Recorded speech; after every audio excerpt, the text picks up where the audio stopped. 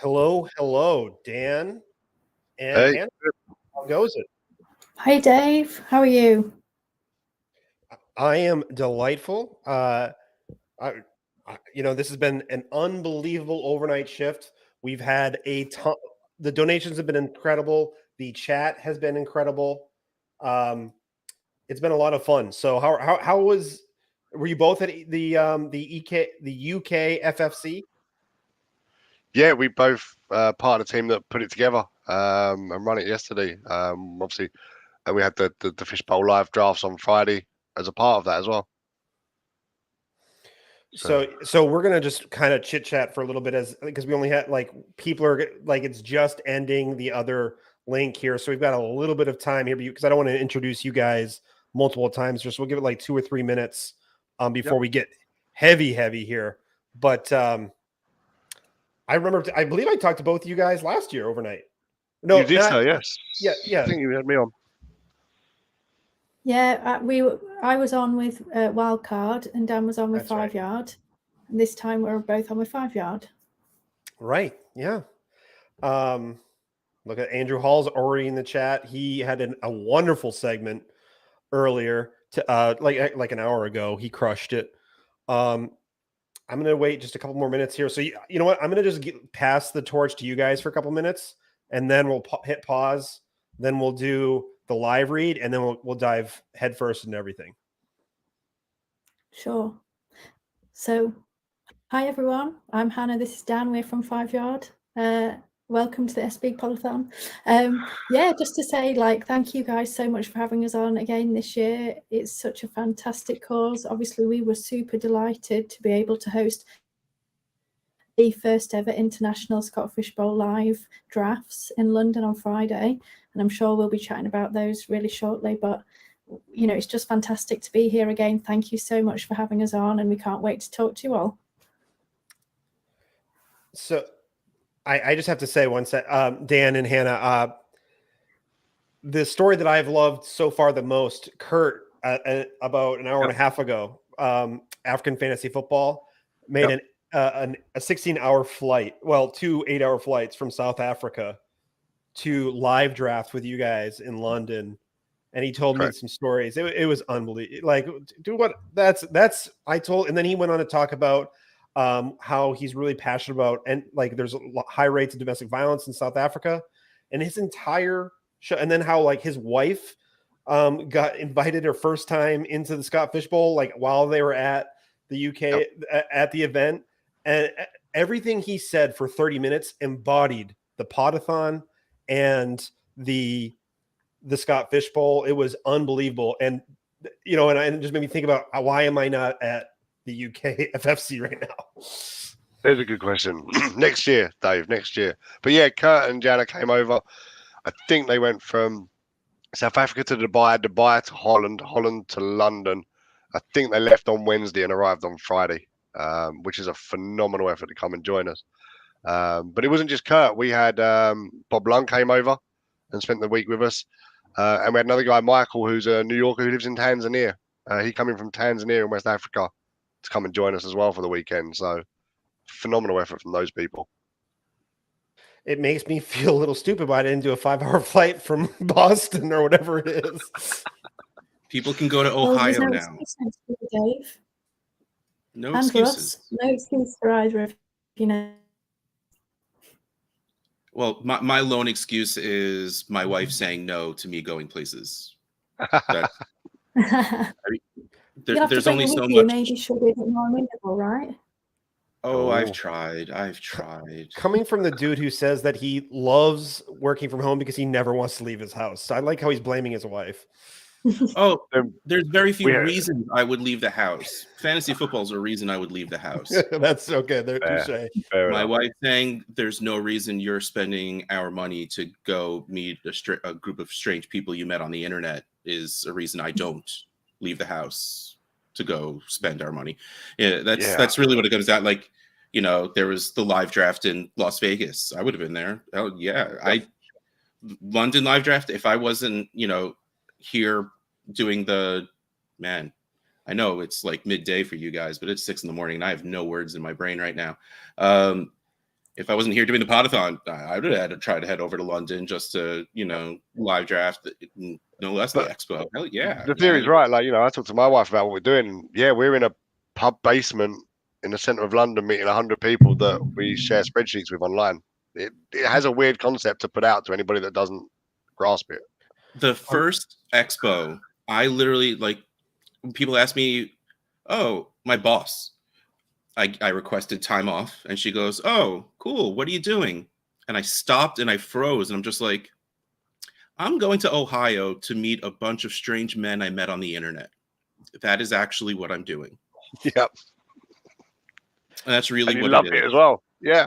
At the basest level, yeah, that's what we're doing. We're going to meet a bunch of, actually, I mean, in real words, I was going to meet a bunch of people that were practically my best friends at that point that I've just literally never met in real life.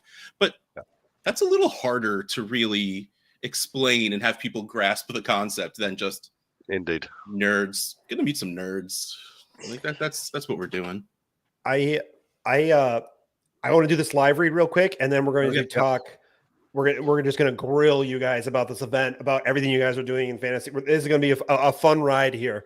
So this sponsorship is by the Women of Fantasy Football. Women of Fantasy Football began as a way to highlight outstanding women in the world of fantasy football. Now, Women of Fantasy Football is a movement through partnerships with sites like Club Fantasy and Fantasy Alarm and organizations like Galvanize. That's Galv, like capital GAL, Vanize. That sounds weird to say out loud like that. We strive to support women who want to pursue careers in sports and build a sisterhood through a shared interest of fantasy football. For more information on Women of Fantasy Football, follow us at Women of Fantasy Football on Twitter and Instagram, or check us out at womenoffantasyfootball.com. And before we start, really grilling you guys, I know Scott always has a ton on his plate, but I hope we can get Scott and you guys to coordinate so we don't have this conflict again next year with the Podathon. So it will not be an issue for us getting over to the UK for your event. We had the Podathon. I don't know if you guys saw. We had the start of it up live on the projector screen. In the venue, so that was on in the background. And I think Bob Lung actually come and joined you guys early, didn't he? Yeah. From the streets, yeah. Actually, my face was on it it looked like he was wearing the Tour de France jersey, right? So, yeah. So we made sure we got it on there and gave some people that were sat drinking, not listening to our talks and bits and pieces, the interaction around it and listening to you guys and that. So yeah, it's all good. I haven't had a chance to see it myself yet, but I'll go back and catch up on that. So talk about the event. How, what made you guys start this event? I'm sure it had been something you guys have been thinking about for a little bit. Talk us about how it got started. Walk us through that process. Yeah, so it came, I guess, through COVID and you guys having the expo and us seeing all the pictures of all these online friends, as Russ says, that we never get to meet. And you all meeting looked like so much fun. So us all to travel to Cleveland is a little bit out there on a regular basis. So we kind of said, is this something we can do here? Have we got the call for it? And it was in February of last year, we sat down and said, look, if we are going to do it, what does it look like? What do we do here?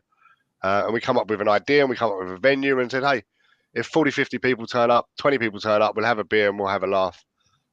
We had 84 people turn up last year. We had panels of speakers on various topics. We had Q&As with people this year added in.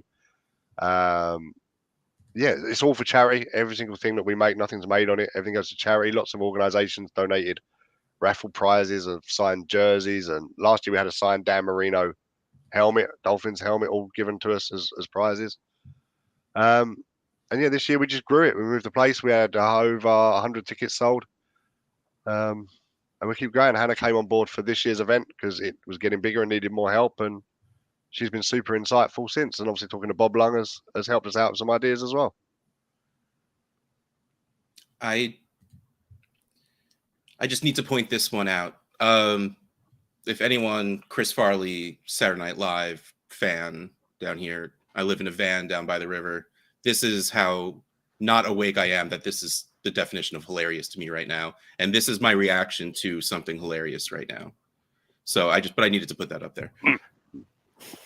So what happened in the draft? How was it? What was it? Okay, well, first of all, you drafted already. So it's not the same line of questioning, but what were your divisions? Where did you draft from?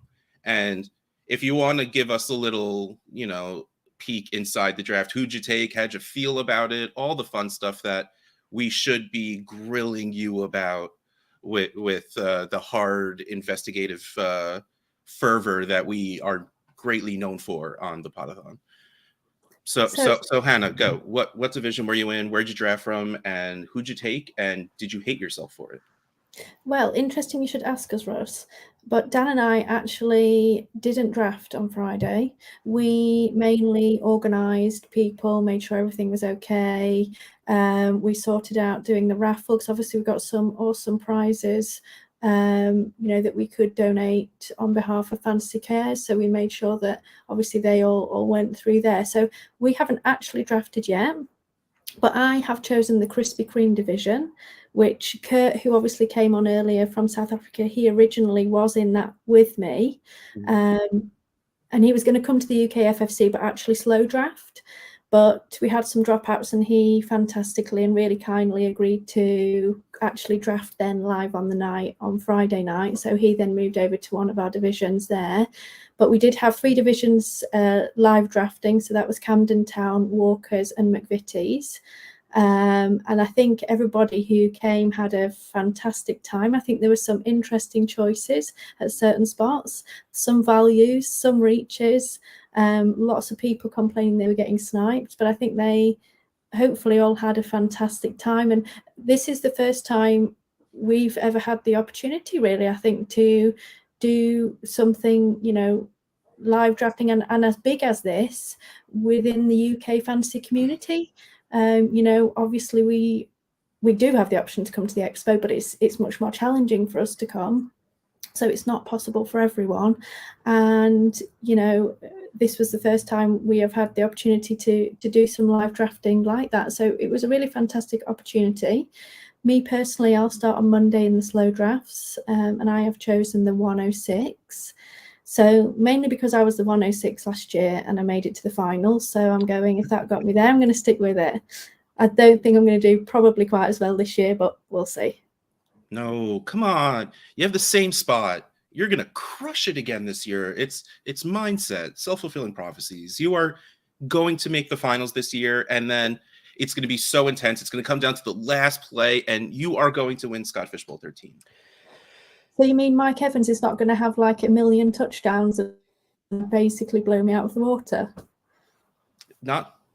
I'm telling you right now, that's not going to happen. Dave, looked like you were about to jump in.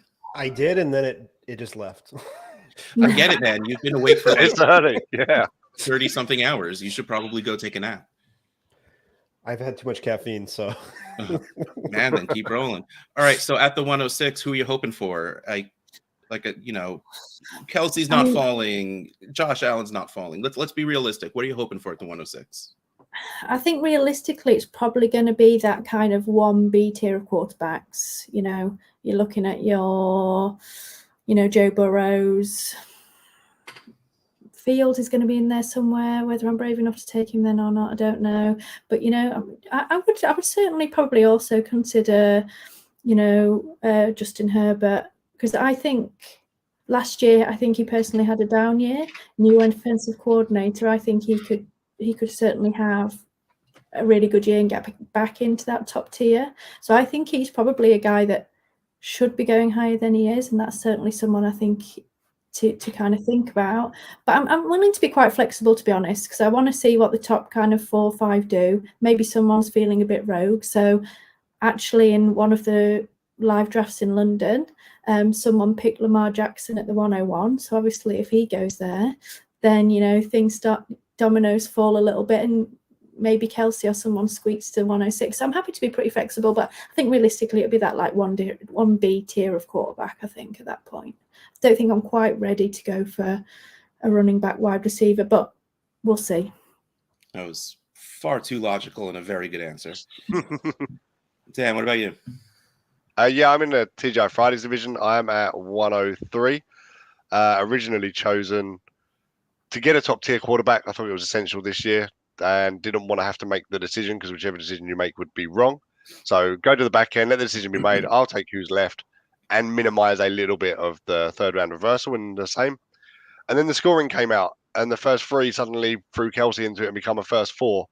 So at 3, I potentially am still going to have a choice to make, and I wish I was a 4 potentially now. But yeah, I'll probably be looking to open with a quarterback there unless something crazy happens, and yeah, we shall see, I guess. But yeah, I was a 6 last year, didn't do too good, just made the first week of the playoffs. So thought I'd change it up this year. Like I need to. Well, first of all, having to flip a coin to make a decision is easier than having to roll a die to make a decision. So, yeah, you didn't get that last spot, but you're close enough to it. Yep. And I love that there are people like me out here where it's just like I don't like making decisions. I'm bad at it, so I let other people do it for me, and then I just take what's left over. I'm like, yes, that's that was the plan. Yeah, absolutely. No, completely. Like, man, now, like, I had a question. I was lined up. I was ready just to be like, yes, this is going to be great. And then I was actually listening to the answer, and I'm just like, oh yeah, I'm supposed to keep talking, and I have no idea what I was going to say. That's perfect because I have 2 things to say. We have not. Russ, do you know how to get the scroll going again? I do. Sweet. So that actually wasn't even what I was thinking about. So I'm glad we got that out of the way. And so number 2 is I'm glad that it took an SFB Podathon and a UK FFC event that was huge, an international success story for me to talk to Hannah again because she's been avoiding me for about months. So this is wonderful. No Now, big Dave, deal, Hannah. No big deal. Dave, that's not very fair because we know that's not true. Because I have been trying to speak to you for a number of months and you've been avoiding me. Oh. It is like, honestly, I have been extreme. Like my schedule has sucked. So to be fair to Hannah, it is me. Wow, that changed on you real fast, Dave. It did, didn't it? I did that just because I wanted her to squash me because I do feel guilty about it. So I wanted to communicate that. You succeeded. You succeeded. No, it's fine. I know Dave is too busy to speak to me nowadays. He's too important. He's got too many, other things to do. So I understand. It's fine, Dave. Yeah, that 2-year-old. Yeah, I don't know why I didn't, why. So no, it's all good. It's all good. In all honesty, I have a special place. Hannah has been a patron of mine for a while, and it's someone who I just have a ton of respect for because I hope you did well in your test. By the way, did you pat? Fingers crossed. I did. Yes, I did pass. So I was just speaking to Dave recently. I basically had to do a specialist exam for my job, and it was a pretty intense thing. So I haven't done a lot of fantasy content. I've been doing pods, but I haven't been able to write so much. I like kind of digging into a lot of the stats and things. I just haven't had time. So I sat an exam in April, which basically took me a whole year to kind of study for, and I finally passed it, which is great. It's kind of the highest place I can probably go in my career now. So I'm like, right, that's out of the way, and I can start until ESPN, again. right? Until ESPN. Yeah. Oh yeah, I'm not sure they're going to come knocking, but you never know. I mean, yeah, you look like you're like 19, so I feel like maybe you're going to have to find a new career sometime soon if you already hit your highest. Unless that's about to just attack you there for a second. I thought it was a compliment. Did I go too low? Is that my bad? No, that's fantastic. You can never make a woman feel too young. It's fabulous. That's true. See, that's true. See, I don't know these rules. Doing, and Dave's just like, Russ, you screwed up. I'm like, did I? No, I thought I was right. No. This is why Hannah doesn't talk to me because I don't know how to talk. No, I wish I was 19. I would. Yeah. Do you two like? So you're in Krispy Kreme, which the hat is fantastic. You're in Fridays. Do you have those over there where you are, or did you just find the spot that you wanted? Yeah, no, we have both over here. Go on, Hannah. No, go on, Dave. Damn. It's all the D's. Look, see, it's like she wanted to talk to me. See, look, there we go. See, yeah, we do have both. I was initially in a live draft because when we first approached Scott and said, "Can we do it?" Over here, we kind of said, "Well, who's degenerate enough to take a Friday off work to come along and do it, and can we make a division?" We was like, well, there's me, you live close enough. Okay, we got 5 or 6. If we put it out to the public, we'll probably get another 6 and we can do one division. that suddenly then become 2 divisions, and then John Bosch approached us and said, look, have you got the capacity to take 3 at the venue because you've got enough people registered for free?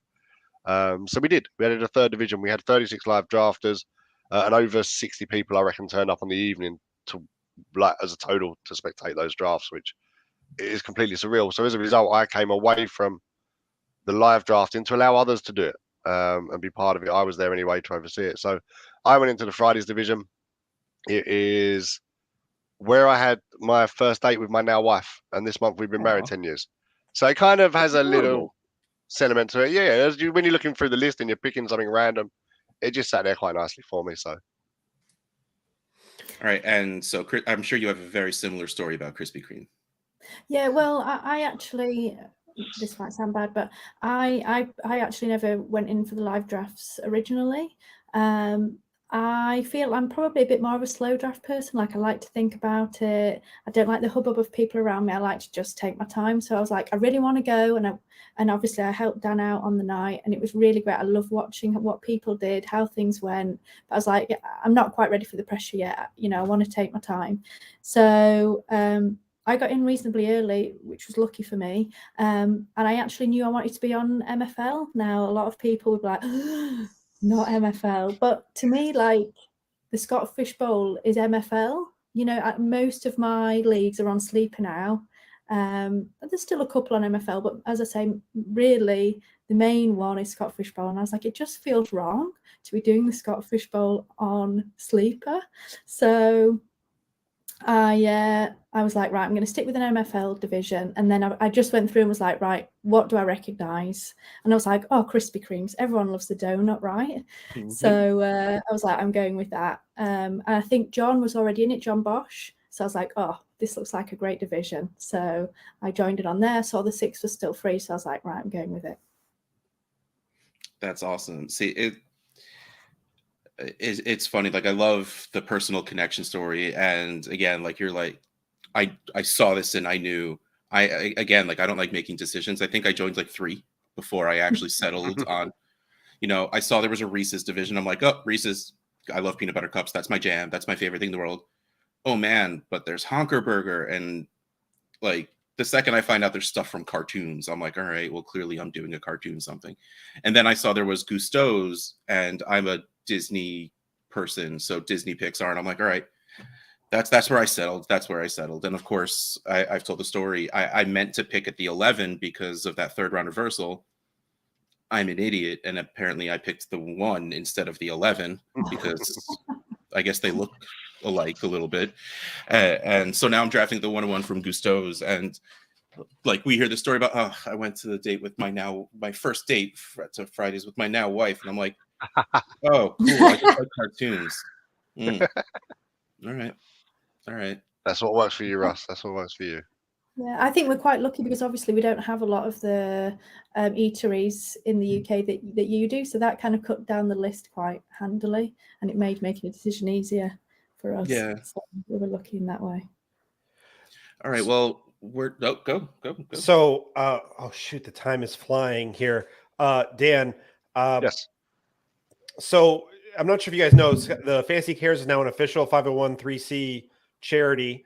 So we can do a lot of big corporate sponsors now. So the reason why I lead with that is we need to use your story about meeting your wife and being part of this big international fantasy football event. And we're going to take your story to TGI Fridays corporate so we can get them to sponsor the Podathon next year. Are you up for that?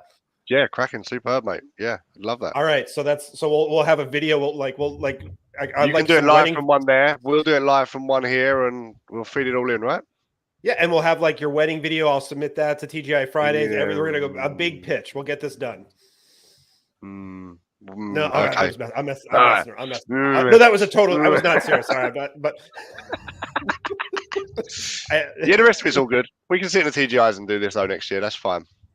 I was kind of just joking about everything, but sure, we can try. But yeah, that was. What do we got to lose? Yeah. No, I love it. Anything we can do. It's just also trying to bring fantasy into your life, I guess, somehow, and things. And it just, I say, that's just there, and it meant something to me as opposed to liking a chocolate bar or something like that. So there's a flat 50-50. We said about making a coin toss decision. It skewed it in one favor or the other. So that was it, really. All right. So we're running up against that wall of our time window.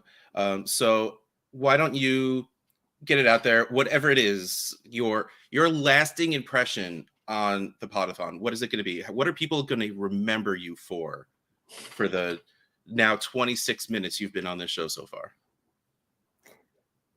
For me, it's probably arguing with Dave, right?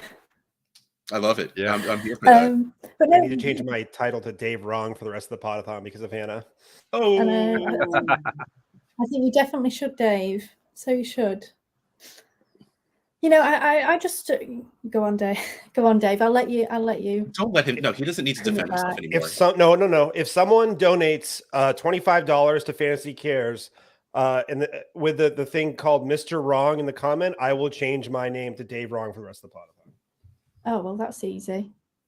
Hannah's like, all right, I'm going to go do that right now. Hannah's on that, yeah. Right, give me a minute, Dave, and I'll enjoy looking at your new name for the rest of the day. I should have gone for higher. That was my mistake. Yeah, I'm you just put that out there Wrong. too easy. Hardcore. But you know, honestly, to be honest, hopefully, you know, just representation of, you know, kind of the London Live drafts, the UK FFC, you know, and hopefully all of the things that the UK community are doing, you know, hopefully as part of the Scotfish Bowl, but also as, you know, generally through the fantasy community. We love everything that's been going on and that you do with the Scotfish Bowl Podathon, and we just really appreciate having us on. I don't know if you've got anything else to say there, Dan. Yeah, no, I will just say I have seen our third party who helps with UK FFC, Rich Cooling, has commented saying he's making the donation right now on your behalf, Hannah. Oh, fantastic. I'll reimburse you, Rich, no problem. Yeah, no, so it's just that, you know, sometimes we feel a little bit outside of the community, if you will, and we have our own community here as a result because we're in the UK and not in the US and things like that.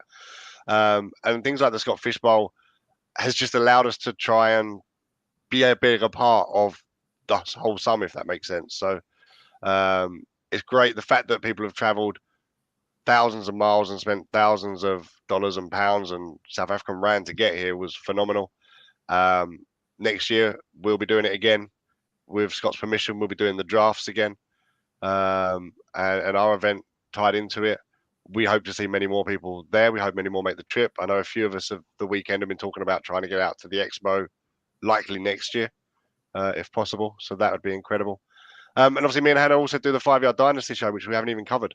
So that's live every Tuesday, 3 p.m. Eastern at 5 Yard Dynasty on Twitter, and we go through content on there.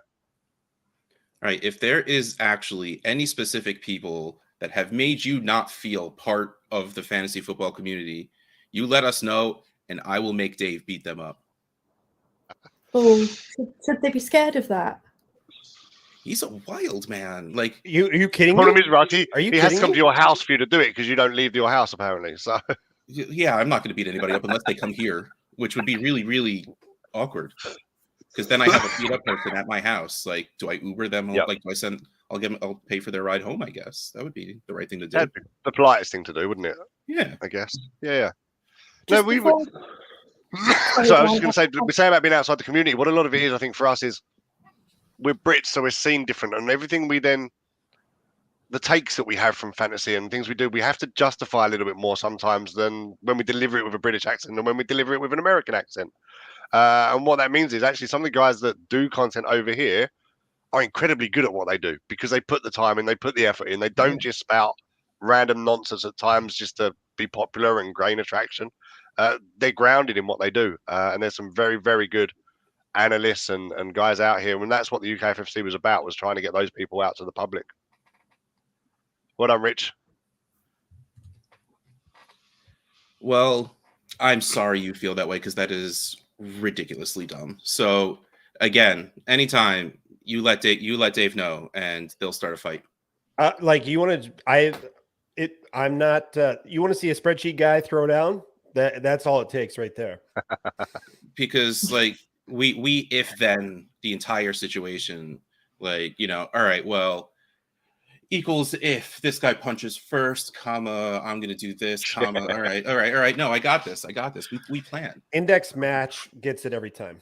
Every time. I was going to say, I do think Dave would definitely win a spreadsheet fight. So if Dave's going to represent me in a spreadsheet fight, I'm all in for it.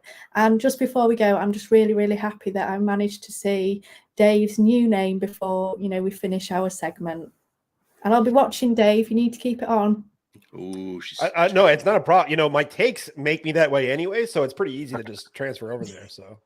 All right, well, thank you very much for both of you coming on. I had a great time. You had a great time. Now, just go away. Go. It's just go.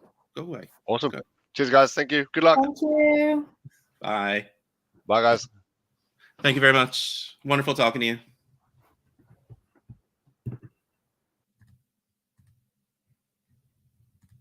There you go. How you doing? You holding up?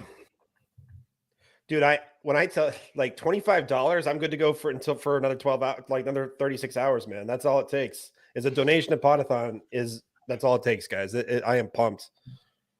I'm not sure if you saw the Undroppables did a $1,200 donation overnight. I did not. Fantastic. Yeah, they came on and did it live, and it was unbelievable. And from 12 o'clock on, we had a steady stream of donations for I think it was small donations of over $1,000 from 12 o'clock on. Oof. Look at that. It's like you're good at this or something. No, it was, what it was? It was the chat. It was over 50 people in the chat until about 4 a.m.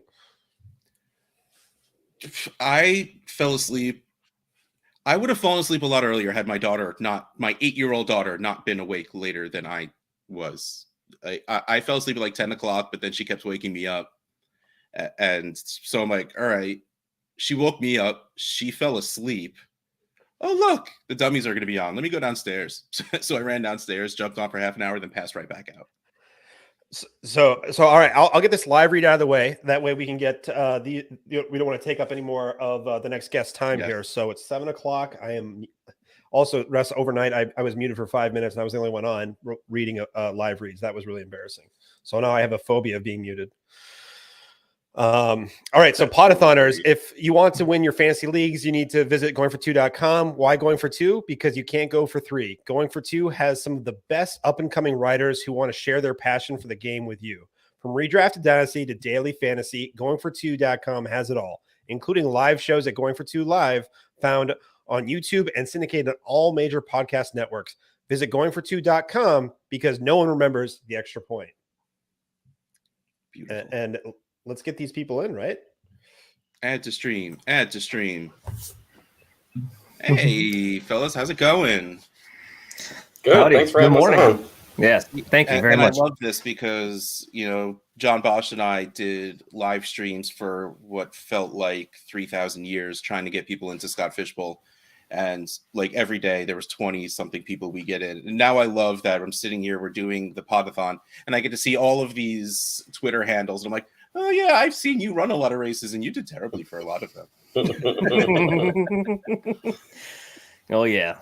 Because that is absolutely a representation of what you would do in real life in all of these contests. That's absolutely what it is. Like, that's how good 100-yard rush is. It looks into everyone's soul. And it's like, all right, this is how they would run emotionally in a 100-yard rush. It's kind of scary how exact that is. Right? All right, so, Hey, how's it going? Introduce yourself. Do all the things you're supposed to do when you are on someone else's stream of something. I'll go first. My name's Leo McNeely. You can find me at Master IDP on Twitter. I'm the owner of RPO Football, and I kind of specialize in IDP. I know Scott Fishbowl doesn't have IDP, but that's kind of been my specialty. But we also have offensive rankings. I was the number one ranker at IDP at Fantasy Pros this past year, and I also this year I got it added on to FTN Fantasy. You can also find my IDP rankings over there. But I have a great team that's working on offense as well. I had a great time, entering those races in the Hopefuls, and I was part of the Hopefuls chat, and it was great to get in and be part of this community. So give it over to you, Mike. I'm Mike Serpico at Streetsathon over there at Twitter. I I do the Roto Slappers, fantasy baseball, fantasy football, over for the Bloodline Entertainment Network. Just a website and network of all kinds of nerd stuff, from fantasy sports, pro wrestling, video gaming, all kinds of things. Oh, real quick. I need to do this. I have someone asked what this was. It's a 3D printed version of a Super Nintendo cartridge for The Adventures of Batman and Robin, and it's signed by Kevin Conroy, who was the voice of Batman in Batman the Animated Series. Someone asked, so I just needed to answer because I like talking about it because it makes me happy. So before we have people flooding, every time we have an IDP person on, we absolutely get flooded with, wait, I play in IDP leagues and I don't know what I'm doing. Give me some good IDP people. So before we hit that, let's get the Scott Fishbowl stuff out of the way. We don't need to talk about that for the long run, but why don't you let us know how long you've been playing, how many Fishbowls you've been in, what division you're in now.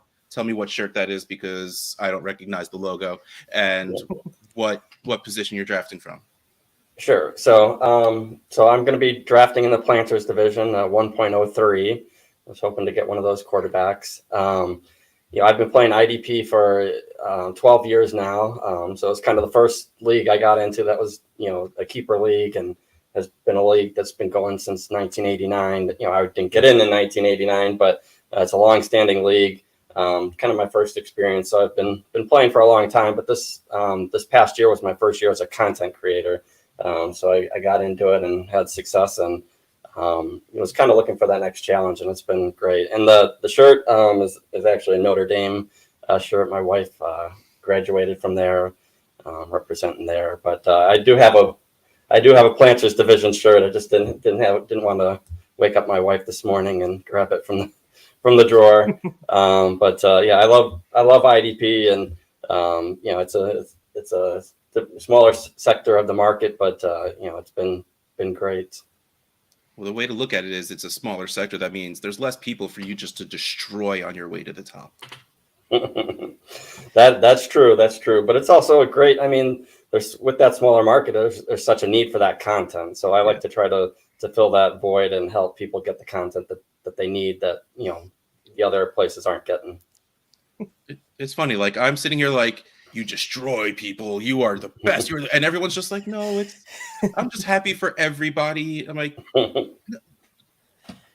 Yes, that's the right answer. That's what besides the fact that you're supposed to say, and that is the right answer. No, they will be under your heel as you hold the championship trophy of whatever the IDP world is, because I'm sure you all have one major Hunger Games style competition, because that's what IDP people do, right? Leo, I heard you're number one on Fantasy Pros in your rankings last year. Yes, that's correct. So I lost my championship belt. I'm in a redraft IDP only, so only defensive players league.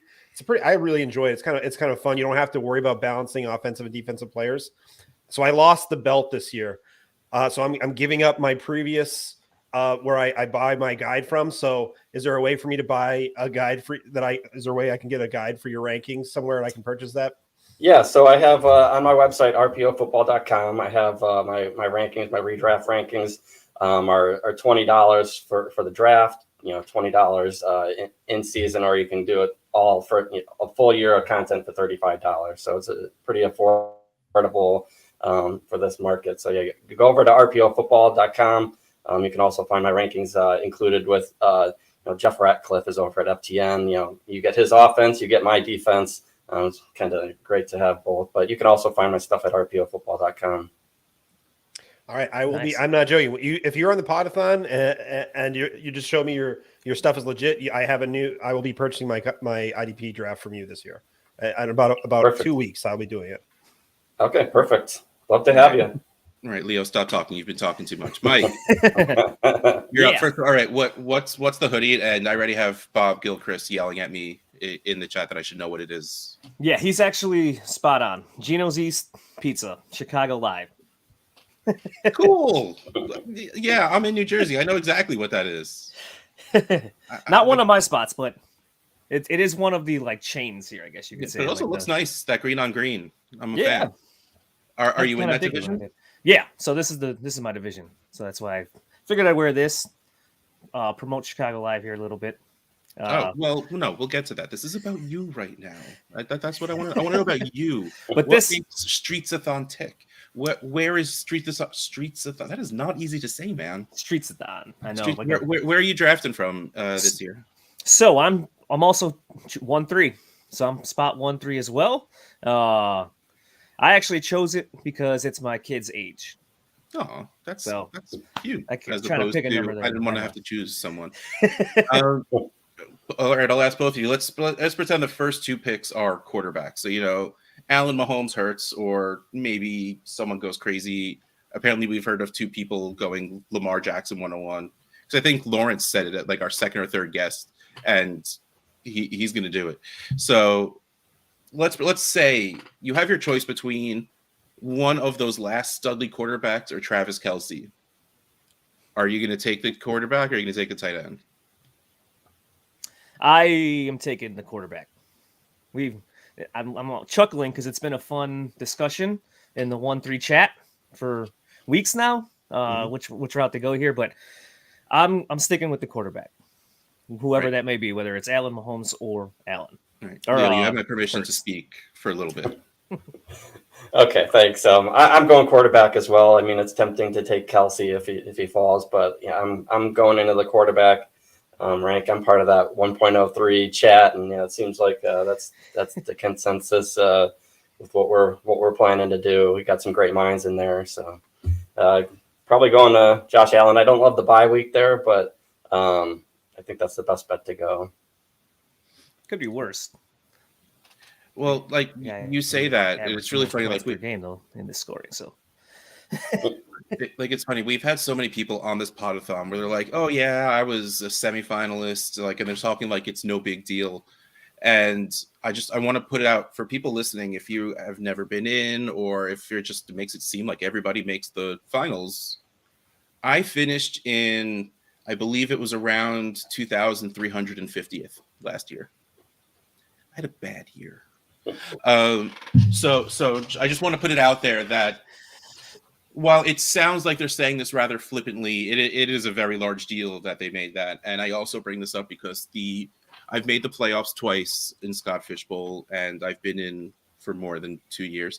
And the last time I did, I had 6 of my starters on the bye week.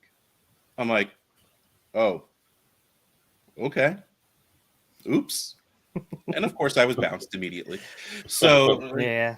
Like you brought up, like, yeah, okay, maybe he gets you to the playoffs, but that bye week, and you're just like, no, it's fine. Like, maybe it's fine if just him. I'm not used to looking at bye weeks because this is my only redraft league. So like I don't look at bye weeks anymore, and I can't trade for no matter. Every single year I've been in Scott Fish Bowl, I've been begging Scott, like, look, you don't like, I get it. There's going to be collusion, but don't worry about it. It's fine. You don't have to look it over. Just let me do it. Please just let me do it. Please just let me do it. And he's still saying no. It's just really funny. Like the entire time that I've been on this podathon, it feels like every single person is making it to the finals every single year. And I'm just like, I just want to finish top half. So this is my second year, and I did make the semi last year. There you go. See, like no big deal. He's got it. Yeah. This is my second year as well, and I think I got knocked out right before the semis at third round. So made the playoffs. Justin Herbert, I wish he did a little bit better for me, but had a great time. I just finished in the top like 4-ish hundred of a 3,000 person tournament. It's no big deal. No big deal. See. I guess that means that we're doing really good job of booking guests. That's what I'm guessing. Like, if we're looking for quality people, we've done it. So, oh yeah, you guys have nailed that. So, has this is ridiculous? Has Jamie been here like literally the entire time? I think he was here all day yesterday. So I've heard Mahomes falls to the 103, 104 in some drafts. Would you take Mahomes, Allen, or Hurts? So if you had to make the decision, let's say the weirdest thing in the world happened and Kelsey and Lamar, like McCaffrey went. Yeah, that's easy. For me, I'd rank him Hurts 1. Besides the rushing upside, he has multiple stacks I like, so you can get 3 different ones with that guy. So I kind of like that one. Mahomes would come second for me, and then Allen would come third because of the bye. Yeah, I'd go Mahomes, Hurts, Allen. So I'm looking at those 3 quarterbacks, and I like Mahomes the best. But yeah, you can't really go wrong with Mahomes or Hurts here. Yeah, I think I've been thinking about just pulling it on Twitter. Like I honestly and it's worse. Like I have the 101, so I have to make that decision. Like I have to pick what I'm going to do, and I literally have absolutely no idea. That's kind of crazy. I'm actually hoping somebody takes Kelsey. Like right. So you don't have to make that decision. You don't have to be there for it. Yeah. All right. So I mean, so Mike, tell me, like, what did you come in number 1 in your market of anything? Because I mean, we had Leo over here being like, oh yeah, no, I was the best IDP guy. That's fine, no big deal. What are you number 1 in? No, next to him, I'm like the Michael Scott meme, the handshake meme. Mm-hmm. That's kind of me right now, sitting here at that point. But you got to be number 1 at something. Number 1. I don't know. I'm trying to. So this is only my second year doing content. So no, it doesn't. Not Scott Fishbowl. Did you have like a mug that says number 1 dad on it? Like, oh yeah, I got a shirt that says that. I got number 1 dad hoodie. All right, no, like brag about it, man. Like you are the number 1 dad. You have the proof. It's gotta be real. I'll take that then. We'll go with that one. I got the number 1 dad.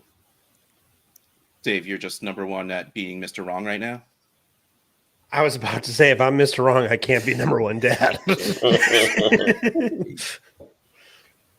You could be the number 1 worst something. Like I like fantasy player. Yeah, my cousin bought me a shirt that says the world's most okayest fantasy football player, and I'm like, this is the most appropriate shirt I've ever owned in my life. It's a lifestyle. Yeah.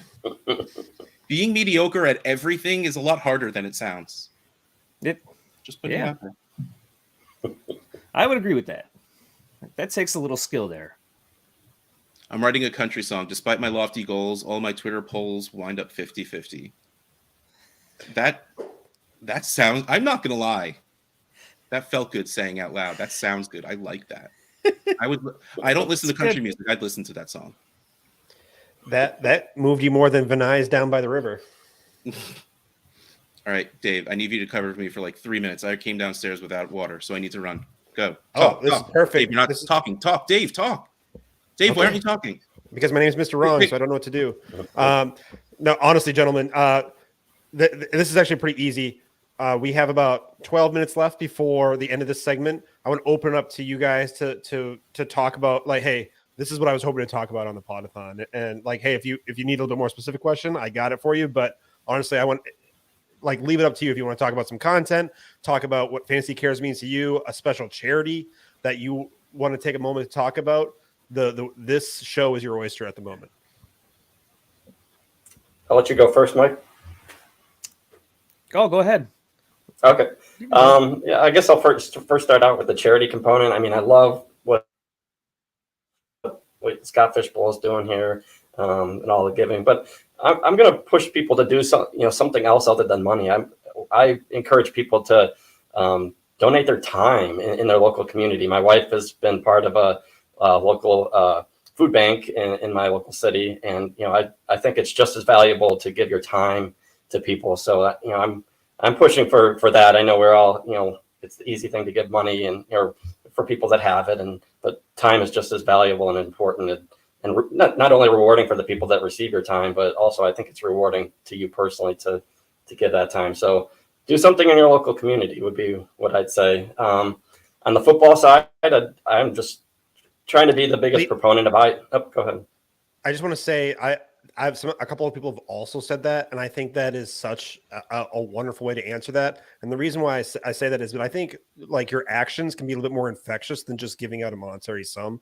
So I think if you lead by example, not only that might inspire your family members or people who are close to you, but it might also inspire someone else in the community too and make a direct impact instead of just a monetary donation. So hats off to you for that, man. So I'll let you get back to the contents piece of it though. Sure. So yeah, on the football side, I mean, I just try to be the biggest proponent of IDP. You know, if you haven't tried it, give it a try. You know, people kind of missing out on the other side of the ball. I mean, I realize it's not for everybody. If it just the volume of players might get too much for people, but I just try to be a proponent of people just giving it a try if they haven't.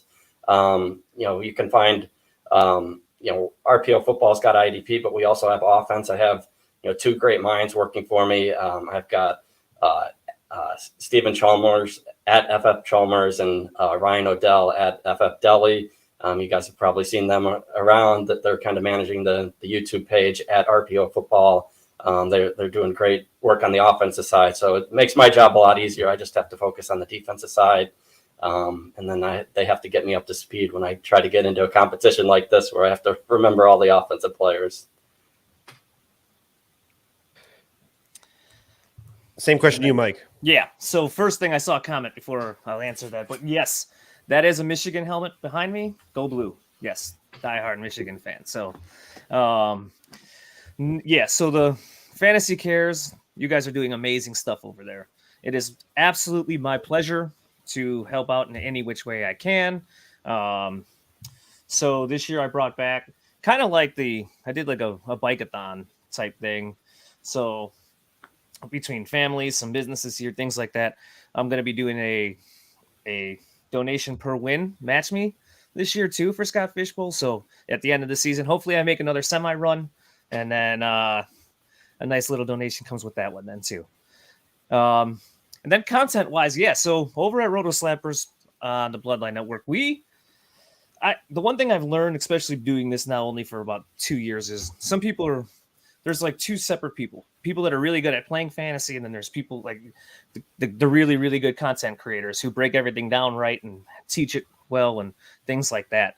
Trying to be sort of in the middle there, not get too heavy on one side and try to teach you more about how to play chess too in fantasy sports more than about each individual player. So, I mean, we get into that also and break down all the analytics. Obviously I do baseball also. So that is a marathon to do. And Scott Fishbowl actually helps me because it's like my break point from going from baseball, and I can shift over to football now and start doing that full time. But even though we have like 4 months to go, or it feels like that, but I think it's only 8 weeks to go in baseball season, and only 9 Sundays to go till football, I think. So yeah, pretty excited. Okay. I don't talk to many baseball people. Is it really necessary to have 300 games in a season? No, there isn't. There is no reason at all. And they started in April. Nobody wants to go sit in an outdoor stadium, especially in Chicago or in Minnesota or anywhere up here for that matter, when it's 30 degrees outside. So like, no, there's no reason to play that long of a season. Start it in May, shorten the season. I agree. So 148 games or even less? I would like 130 be fine with me. Something like that. Shrink I was thinking like 80. Like, can we get it down to like basketball, hockey size? Like, I never understood. Like, I was never a baseball guy, mostly because my dad was, and I had to rebel against my dad because that's what you do as a young child. But like, you watch games that are on Tuesday afternoons, and there's like 15 people in the stands, and I'm like, how is this making money? I guess it has to be that they're still doing it. Television. That part I agree with. The getaway days are the worst. Wednesdays and Thursdays, typically you see a lot of day games, and you are spot on. I have no idea why so many day games are played. Like, yeah, I was gonna say I played baseball in college, and yeah, I'm for it. I assume it's all money wise or revenue. The owners don't want to give up those extra games of revenue, but I'm all for you. Trying 150. The stat geeks might not like, comparing different stats of 162 games versus 150, but yeah, I'm all for it as well. I definitely miss playing baseball this time of year. What position? I was a pitcher. I played Division three baseball in Cleveland at Case Western. Definitely miss it this time of year. So now I put that time into fantasy football here. Lefty, righty, reliever. Sorry, I'm fascinated. I'm always disappointed I didn't make it to college. I was a right-handed pitcher, a starter. I had pretty good curveball, good control. Didn't walk a lot of players. I used a split finger. Was my third pitch. I kind of used it as a kind of a change up and really a strikeout pitch to finish people off. Pitch clock fan? I mean, I understand the reasoning behind it to keep the game moving. Like, I mean, baseball did kind of have to get to things get things going faster. But me personally as a pitcher, I wouldn't be a fan of it. But I work fast anyway, so it wouldn't impact me at all. But I don't like necessarily like arbitrary things being thrown into the game that don't need to be there.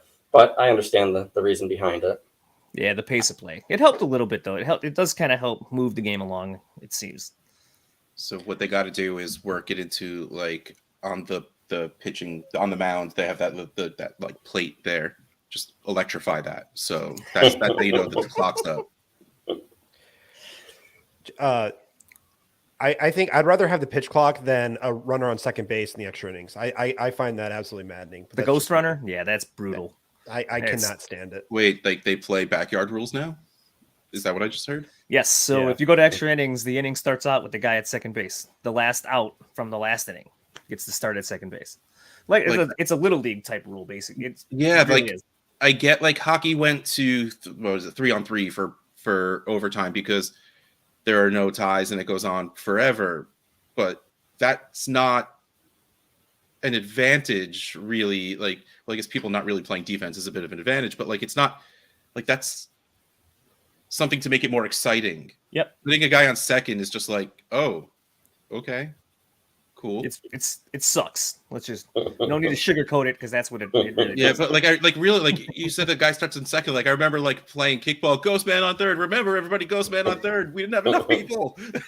That's what it's like because they call it the ghost runner too. It's funny. All right. Well, we're hitting up against that time. So I know as I was running away, I heard Dave give out the, what did you come up here for? And I hope you had wonderful, amazing answers because I haven't been listening this entire time anyway.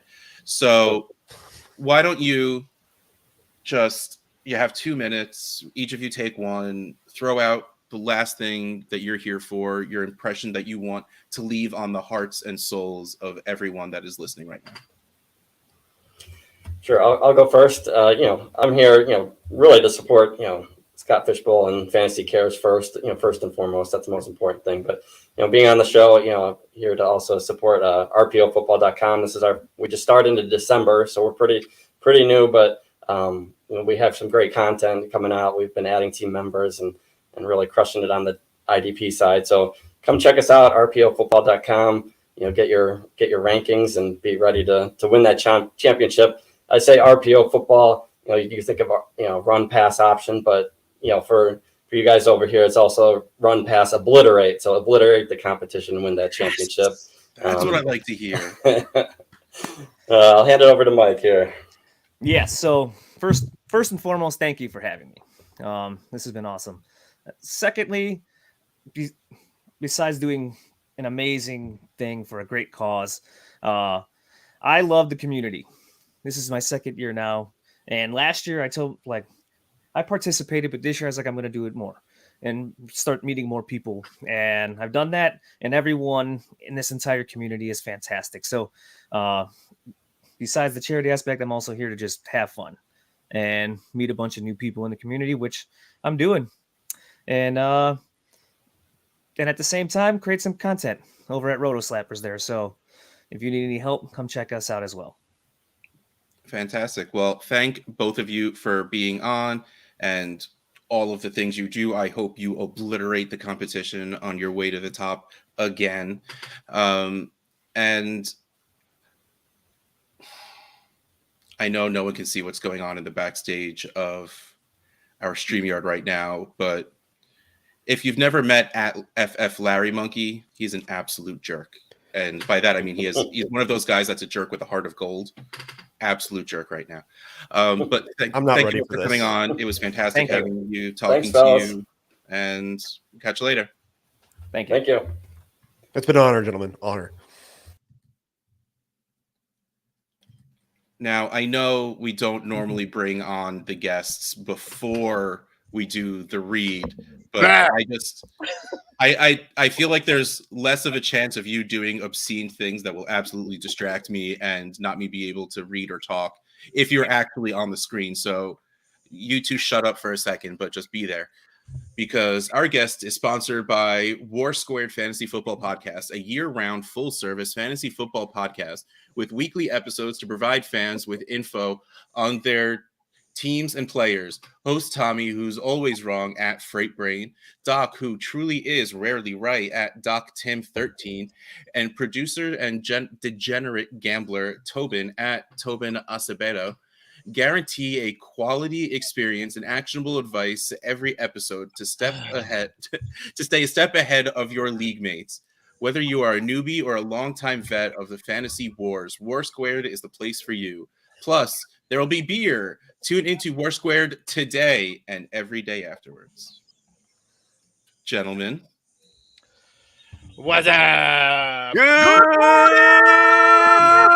Good morning, Vietnam!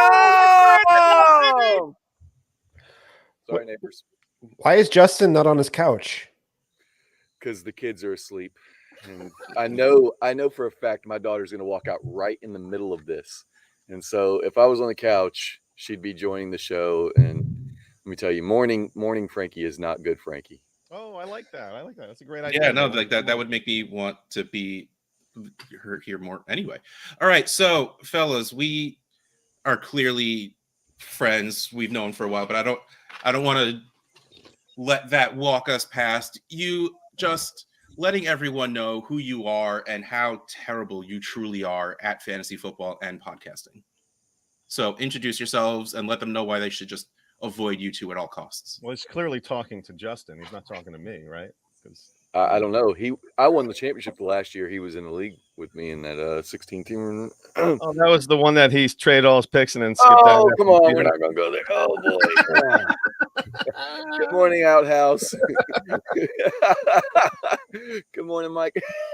Race man, baby. What's up, man? What is with his morning stuff? Dude, I can't stop. The people keep donating money, so I'm still staying because it's pumping me up. Speaking of donating money, I mean, while we're at, let's just get it out of the way. We have a jersey. We're gonna give away a jersey in this segment. Any jersey that you want, and just how are we gonna do it, Justin? We'll do some donations, or Just send us. You know what? We'll just DM us or tag us on Twitter with a picture of one of your donations, or if you donate this morning, that'd be really great. And we'll run a race right after this, and we'll just post it on the hot sauce feed. Dynasty there you go. We'll do it on the hot sauce Twitter, and if you want a I jersey, signed Joe Burrow jersey, you'll get that. That's signed. Oh, actually, it can be signed. it could be a Larry Monkey signed jersey. It's going to be signed by Larry Monkey. Yeah.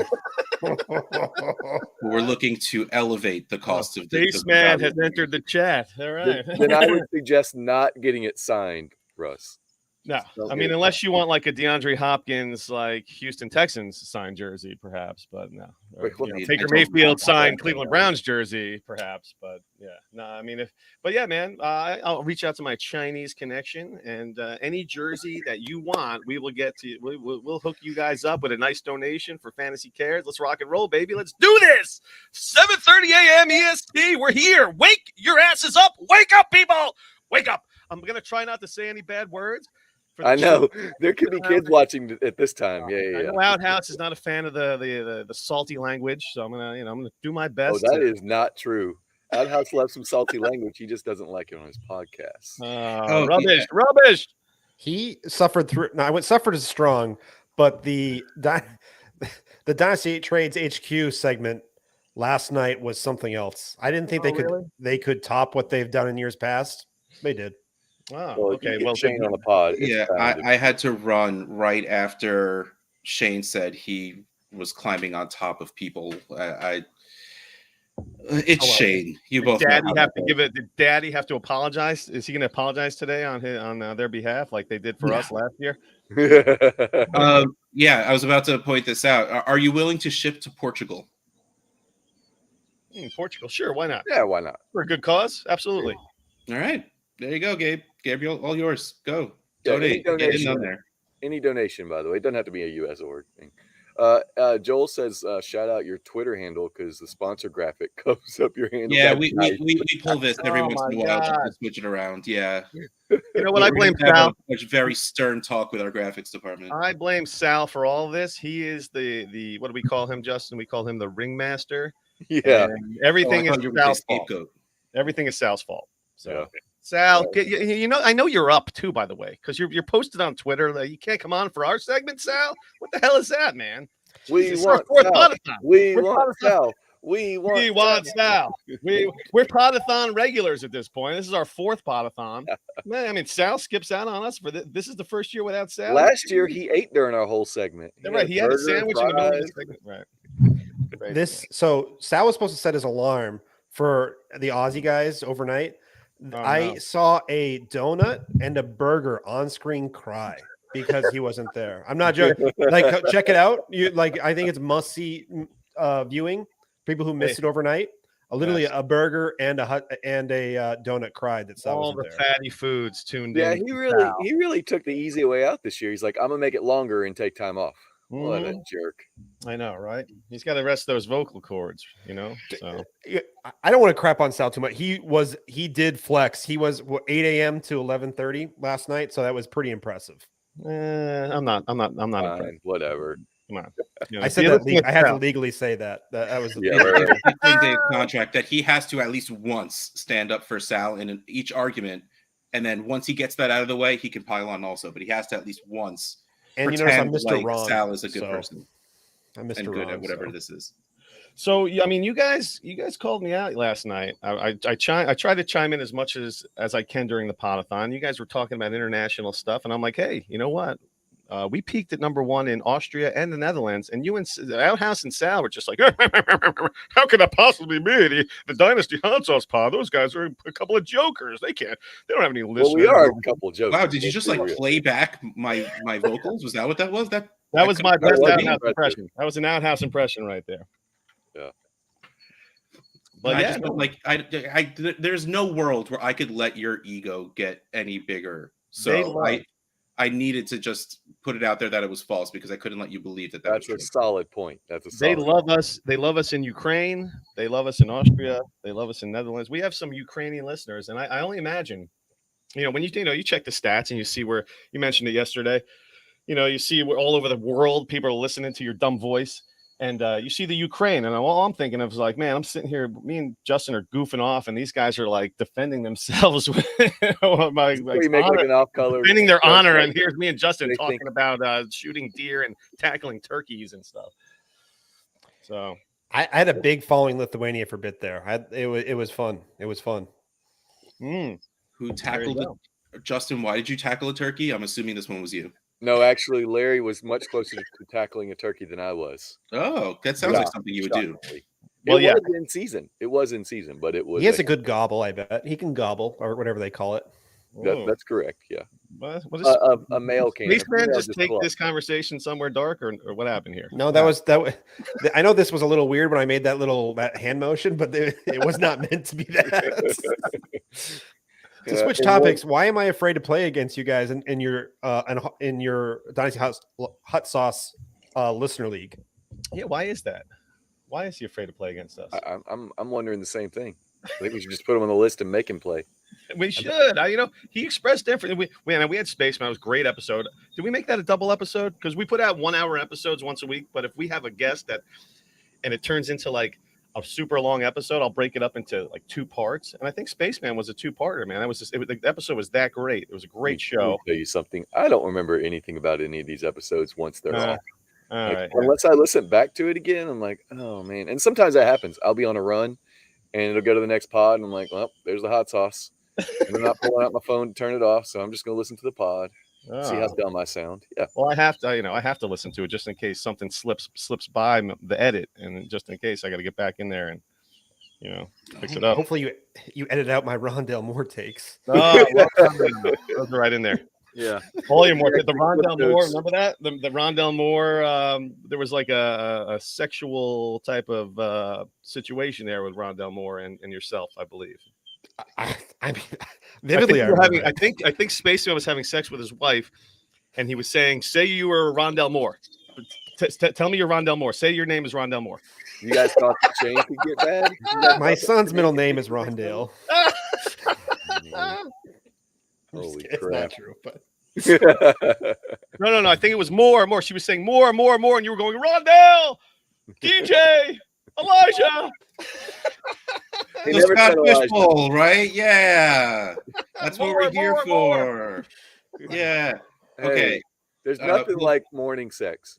Hey, So. morning sex. More. Rondell, DJ, Elijah. Oh my God, Larry, stop talking. Seriously. Okay. Have you never been on the pod with him? He can't stop talking. No. It's the first thing in the morning, man. Let's do this. I was at a 40th birthday party last night. I woke up and I was like, oh my God, I didn't set my alarm. But it's a good thing I have a 1.5-year-old because he's a natural alarm that woke up at 6:30. So I've been up for an hour. I'm I got a little buzz. I was going to pound a Guinness on the show, but I feel like shit right now, so I'm not going to do that for everybody. Hair of the dog, man. Hair of the dog. Yeah, well, no, hair of the dog is like you throw some whiskey in your coffee, you have a Bloody Mary. You don't have a you don't have a stout in the morning for that, like unless that's your breakfast, because that's that's a poor attitude, Russ. I know. $25 donation to Fantasy Cares with the comment Guinness, and then before they leave at 8:00, will you pound it? A pound of Guinness? Yeah, sure. I'll for him. You want to jack up? Let's jack up the donations, and I'll pound a Guinness, and it's going to be a warm Guinness, by the way, folks, because I don't think I have a chilled one. So, if my wife is watching, there is one Guinness on my desk downstairs in the basement. Maybe she could bring it out to me, but we'll see. I'm outdoors, as you can see. But I hate to waste a minute running down to the basement to grab a Guinness, but for a good cause, for charity, I will do that. Pound a Guinness. Let's go. Let's get some charity donations in, and I will pound a Guinness at the end of our segment. John, that's a shout out to you, John. I know you can step up and take that, Dynasty Coach A. Yeah. So Larry, start with you. What division are you in? Where are you drafting from? Because I don't want to hear you talk anymore. Are you actually in the Guinness division? Of course, I'm in the Guinness division. Absolutely. Hell yeah. All right. Where are you drafting from? I'm at the 107. I wanted to secure a decent quarterback while being on it's kind of the back end of that third round reversal. So that was my thought process. Again, I wanted a quarterback, and I wanted not to be in the beginning of that because that third round reversal really blows, especially with, I feel like there's going to be folks in the first half of the draft you can get in this back half, and then you capitalize on that reversal. So, Justin, is that the first intelligent thing Larry has ever said? It's semi-intelligent, but it doesn't matter because he didn't take one of the first 3 picks, so he's not getting one of those big guys. So I'm at the 102. So I'm gonna get my stud because I love a stud. Yeah, since we're talking morning. So, I mean, wait, what? That's awkward. No, I'm at the 102 in the got milk division because hey, let me get one of those stud quarterbacks and then build around that. So he can go over there and take Dak or whoever. I don't know who he's going to take. He's probably not going to get Lamar like he thinks he's going to. I'm not taking Dak. I'll tell you that. You're not getting Lamar either. So let's say Kelsey goes 1. Who are you going to take? I'll just take the safety of Mahomes, probably. Like I've said this entire time, I'm just trying to ask people enough questions so I can figure out what I'm going to do because I have the 101 and I have no idea. Don't do Kelsey. I'm not. I've absolutely talked myself into a quarterback. Someone told me that Josh Allen has like a week 13 bye, and I'm too scared to do that now. So Josh Allen's out. That's good. That's good information there. I haven't started looking at bye weeks yet. That's last year I didn't pay enough attention to them, so I already know that's going to be one of them. 2 years ago that really screwed me over, and now I'm like. And of course, I drafted scared last year and came in 2000 something. So, I've been trying to just tell people, get people to tell me what to do because I don't like making decisions and I want to be able to blame other people if I don't do well. So you're going Jalen or Mahomes. That's it. just got to flip a coin. So far, yeah, and I might just flip a coin on that one because it's you more got to fun. get two quarterbacks. You got to get 2 legit quarterbacks. You need 3 legit quarterbacks in the fishbowl. You have to. Listen, you get your 2 quarterbacks because without your quarterbacks, you're shit. You're turning into nothing. You're just gonna fizzle out. You can get Kelsey and say, oh yeah, I took Kelsey the 102. Don't do that. I mean, I'm looking forward to the scoring this year because it is going to be higher than Larry on a hot sauce pod. Higher than the spaceman, going from galaxy to galaxy. First off, Larry, can you show us the Podathon shirt, man? I don't think I've seen it in that color yet. Oh yeah, baby. Okay. My wife told me I need to put pants on just in case I need to get up. Your wife is on her game this morning. There you go. This is the. That's what Larry doesn't want you to know. When they're doing the hot sauce pod, he is straight up Winnie the Poohing it. There you go. Nothing. So for here the it is, man. This is the I think it's like the heather red, but it came out. It's orange. It's perfect. Yeah, that looks like a nice peach color. Yeah, it's almost salmon, Larry. Oh, you wish it was salmon, mister.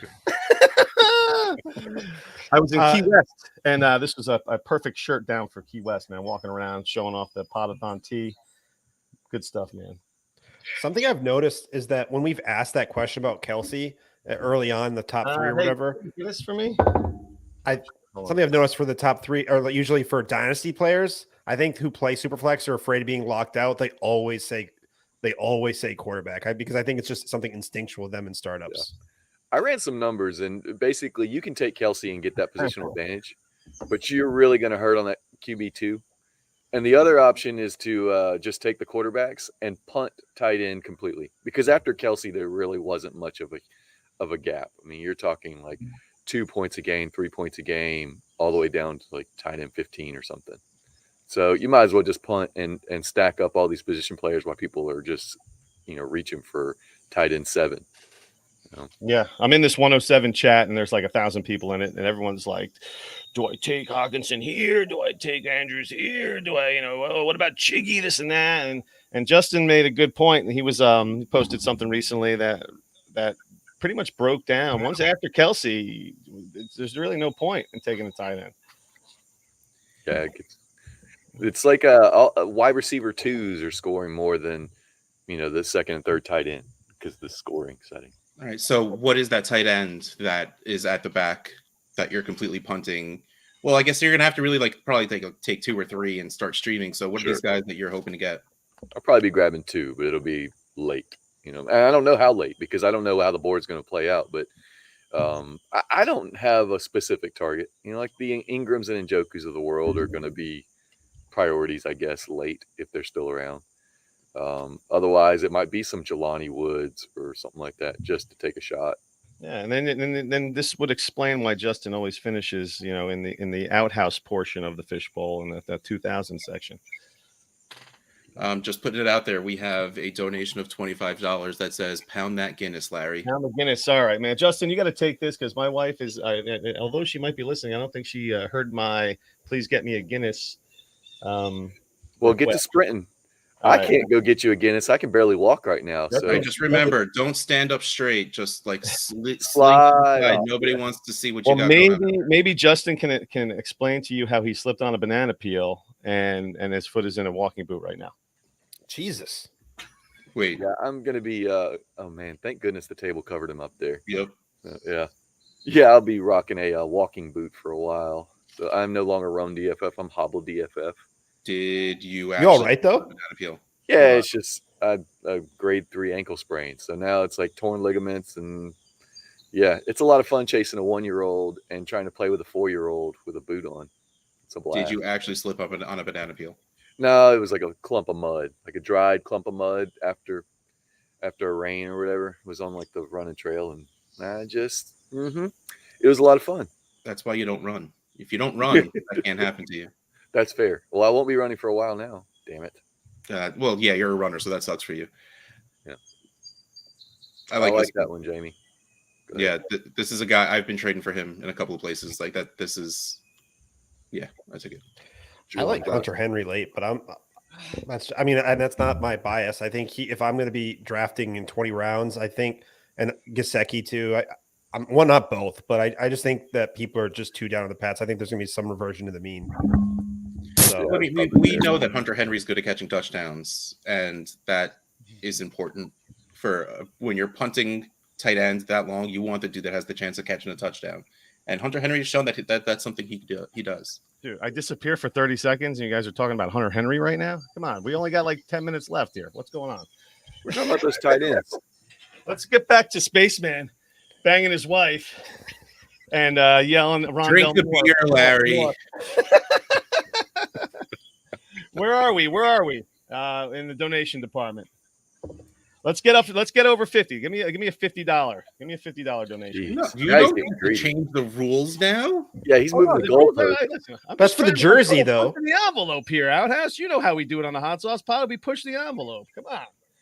It sounds like trying to push the buck down the road and not just pound that beer right now. That's what it sounds like. Listen, I just cracked it open. It's going down, buddy. It's going down. You want me to pound it now? Yes. Sure, why not? All right, let's do this. Ready? Here's the Fantasy Cares, 7:51 a.m. Let's get the donations, and here's to Rondell Moore.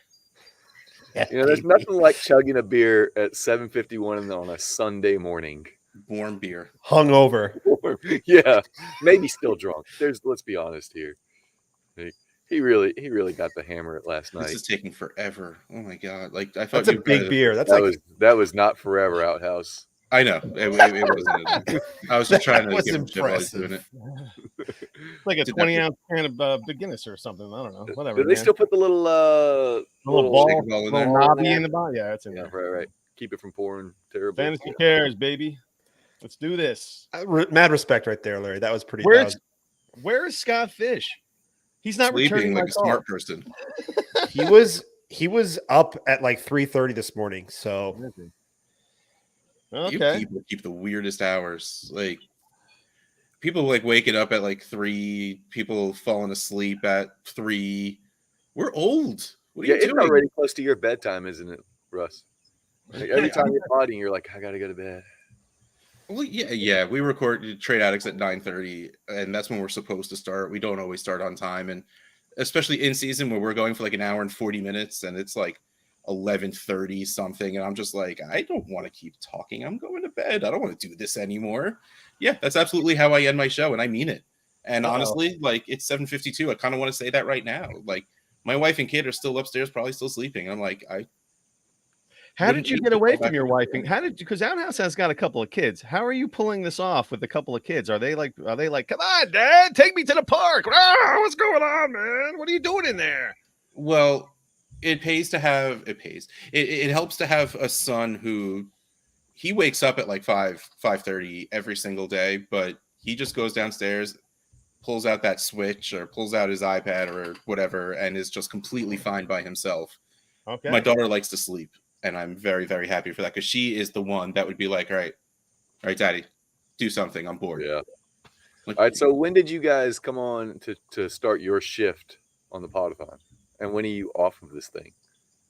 Well, I mean, like Dave's been here since the freaking beginning, and I don't know if he's taken a break the entire time. I started it. I took like an hour and a half break to eat lunch and take a half-hour nap. Not lying, legitimately fell asleep for a half hour, and that was on for most of the night until about like 9 o'clock, and then I got here again around like 6:30. So, Dave, are you taking over the Sal Lito role? You're just going to do the whole damn thing? What's going on? No, I don't have Sal's biceps, unfortunately. His connection, Dave, his connection's too good to do the Sal role. That also that's true. Yeah. I can do an impression like, hey, yo, guys, you hear me? No, you got to get a little. We got to put some. When did Sal get here? You got to drink a glass of rocks or something. Yeah, so man. I'm Lindenhurst, Field 6. That's the nude beach. Yeah. I'm kidding. That was my shoot. You're fired. It's over, Dave. You're fired. I broke the rules. You broke the rules. I mean, Sal's. He's behind the scenes. He's cracking the whip. I'm telling you, man. He's got Dave in shape. He's Dave's coming after me. Where's this? Where's that? I'm like, I don't know, man. Give me a break. I'm like, I just got back from vacation. Look at this shirt. You know, I got my Podathon shirt. When are we? I know you're good for it, Larry, but I always know you're good for it. Hey, so the DLF, the Outhouse is the DLF guy. Are you the podcast guy for DLF Outhouse? Is that what your title is? Outhouse is pulling a Sal right now. Yeah, he's totally pulling a Sal. Sal.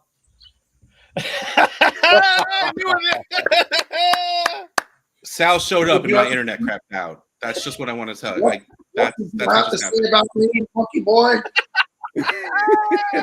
I knew I would get this guy on finally. Look at this, the silhouette of Sal. This is the Lisk, the Long Island serial killer. He was out murdering somebody. That's why he was late to the podcast. This is not the first time I've been accused of that. Now, calm down. Yeah, if you need somebody murdered, you know who to call. Yeah, Sal's your guy. At Salito FF. We discovered this years ago on the podcast. Salito LISK is what it should. Your new handle should be. Did you just turn the flashlight on your phone, Sal, so you were front lit there? I have a ring light so you can enjoy all this beauty. Oh my God! I could see it reflecting off your head. All right, Sal. I understand that it's brand and everything, but that shirt has to smell pretty bad by now. Like maybe you should have changed. This is the blue shirt. I wore the green shirt yesterday. Yeah, I was supposed to say he stepped up and ordered a couple of them. Oh, see, I thought it just ended up changing color through the amount of body sweat that was coming out. Now you go from blue to green, and yellow and blue make green, and that's your science lesson for today, kids. So Outhouse said something important in a tweet the other day. The score, I mean, I know it's very rare when Outhouse comes across us with something important on Twitter, Seriously? but this store is closing, right? With all the shirts. So you need to get that stuff ordered ASAP. Is that true? The store is shutting down and these become instant collector's items, all of these shirts? 9 days on the 18th merch store is shutting down. So I mean, Justin sitting here without an SFB shirt to speak of. I love it. You got to order some stuff, man. I'm in my PJ. You would never know. You would never know that Justin was in the got milk division because he drinks 2 gallons of milk a day. It's a lot of milk going down this house, and 90% of it is me. He showers in it. Like that's how he showers. He just. I hear that's great for your skin. I don't know. I don't stare at my skin much because I'm getting old. So I'll go with it though. All right, man. We're running out of minutes. This is what I hate about the Podathon. It's like when your time is up, they kick you off. We're down 3 minutes. Let's get it. I have my mouse hovering over the remove button on Larry's screen.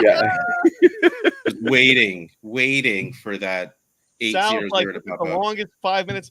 Are you in Lindenhurst right now, Sal? Are you did you break into somebody's house that is on vacation right now? And where you're doing the show? 9 months ago. I am in Brooklyn. That's right. You're closer to your job. That's right. And you think that we would see more of you, but Sal's, hey Sal, let's make some plans. Oh yeah, sure, let me know. And then I text him, hey Sal, I'm right. But every time you text me, who's with you? Shane. I'm not coming out. He can't risk getting arrested. Yeah. Nice. Well, listen, man. 2 minutes to go. Dang it! Did we get some donations for that Guinness? I don't know. You got the one that matters. All right. Well, listen. Also, $20 up there for you. All right. So that's better than nothing. Hey, listen. We're giving away a jersey. DM us a screenshot of your donation. DM at FF Larry Monkey or at Run DFF or at Dynasty Hot Sauce. We're on all the socials. We drop an episode once a week. Our show. We're number 1 in Austria and the Netherlands, Sal. You see my tweet, the screenshot I sent you? You bitch. Did you actually send us? Look, Larry has no shame. He will send anything in a tweet, okay? If there's anything you should know about Listen, Larry. I get it. We know Larry. He's got nothing else in life. Let him have it.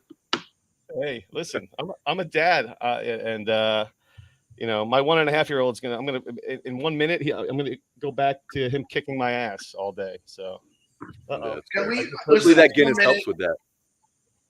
It's 1 minute. Can we talk about how dumb you are for having a kid that young at your age?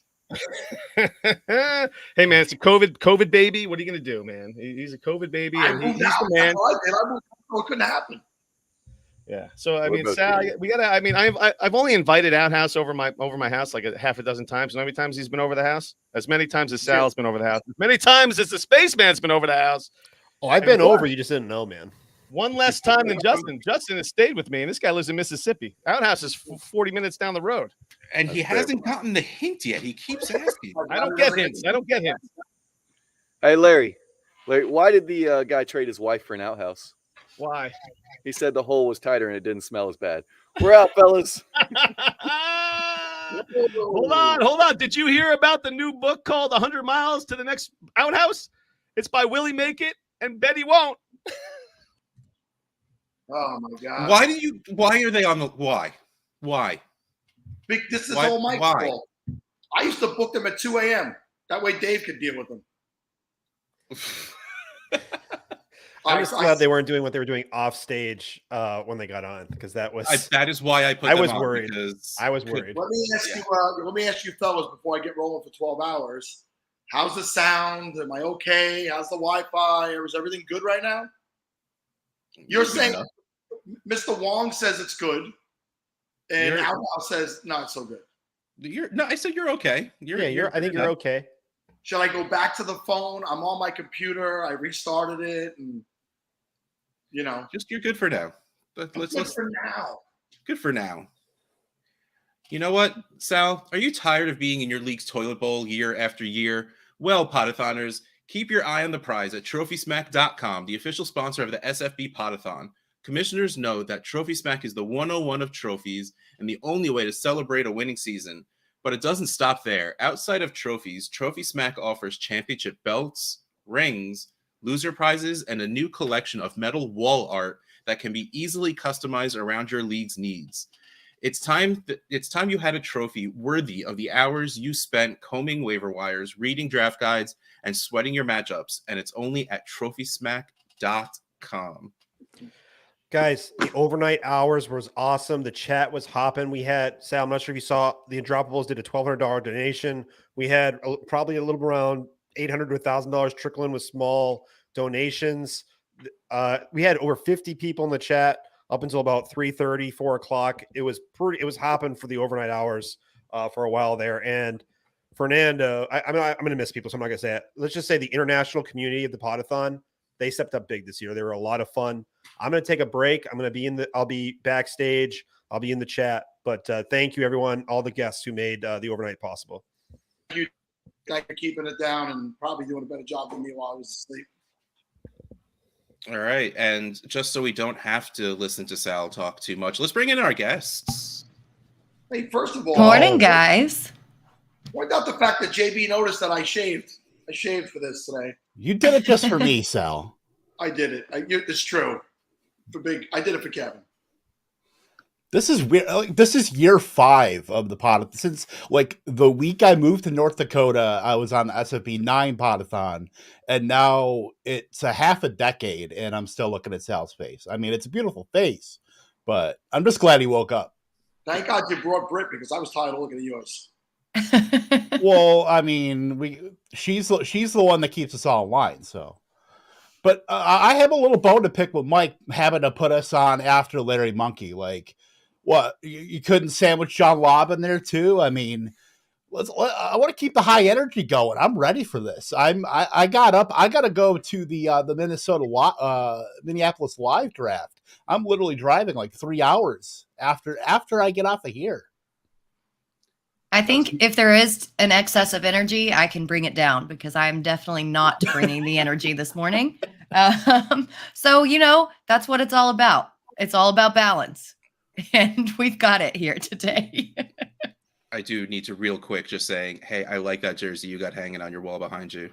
Big T Higgins gang. Love to see it. Love to see it. What SNES game is that behind you, by the way? Oh, it's a 3D printed. It's like really like that big. It's Batman the anime. It's The Adventures of Batman and Robin, and it's signed by Kevin Conroy, who was the voice of Batman in the animated series. That's cool. That's really cool. I need to put some of that up there.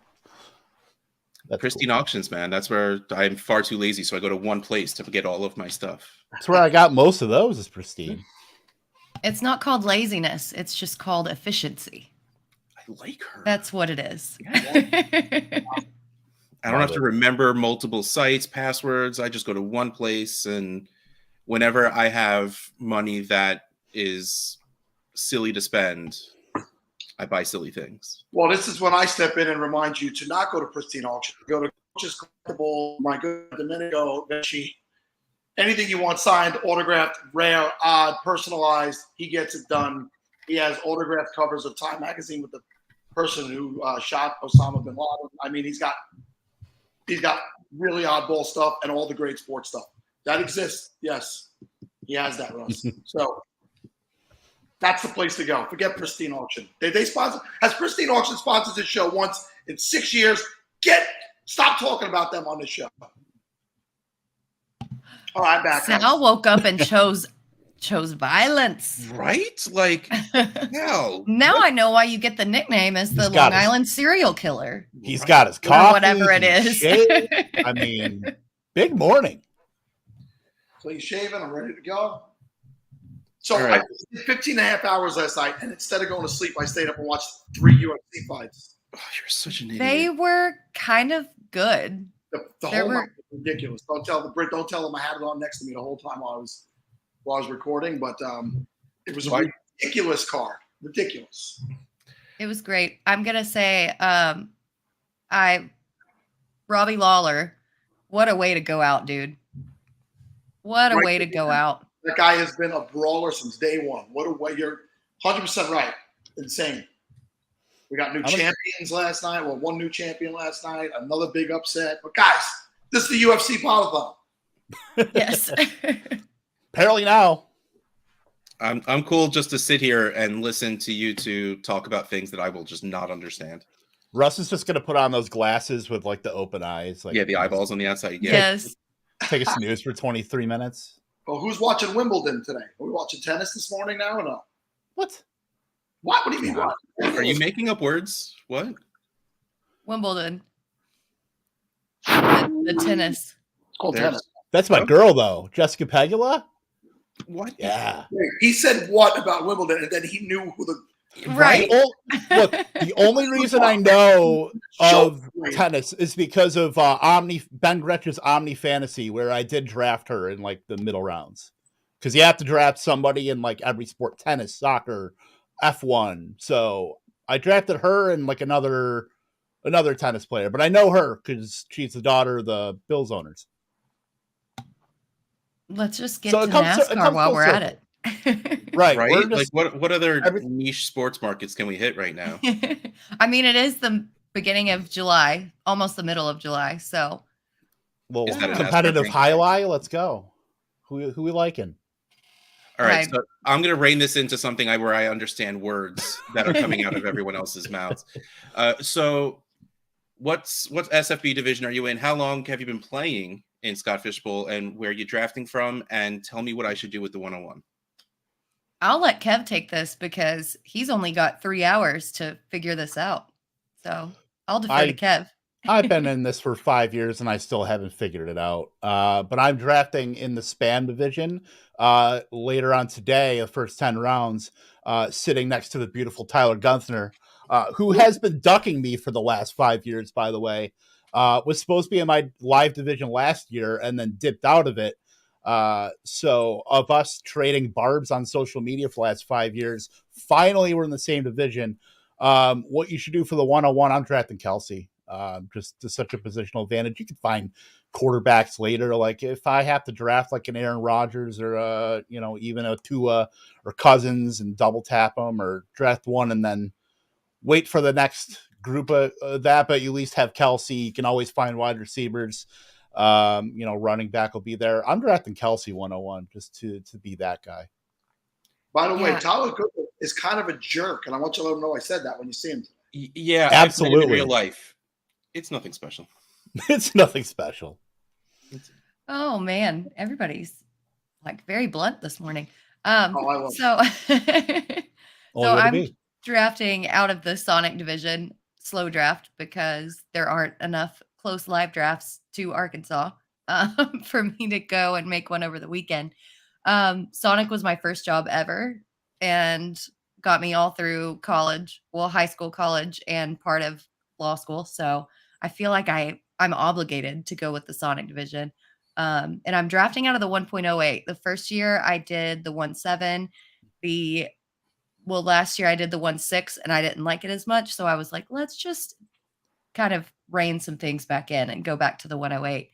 I don't know. I don't know if I can go with Kelsey because of the super flex aspect of it at the 101 and the fact that it's third round reversal.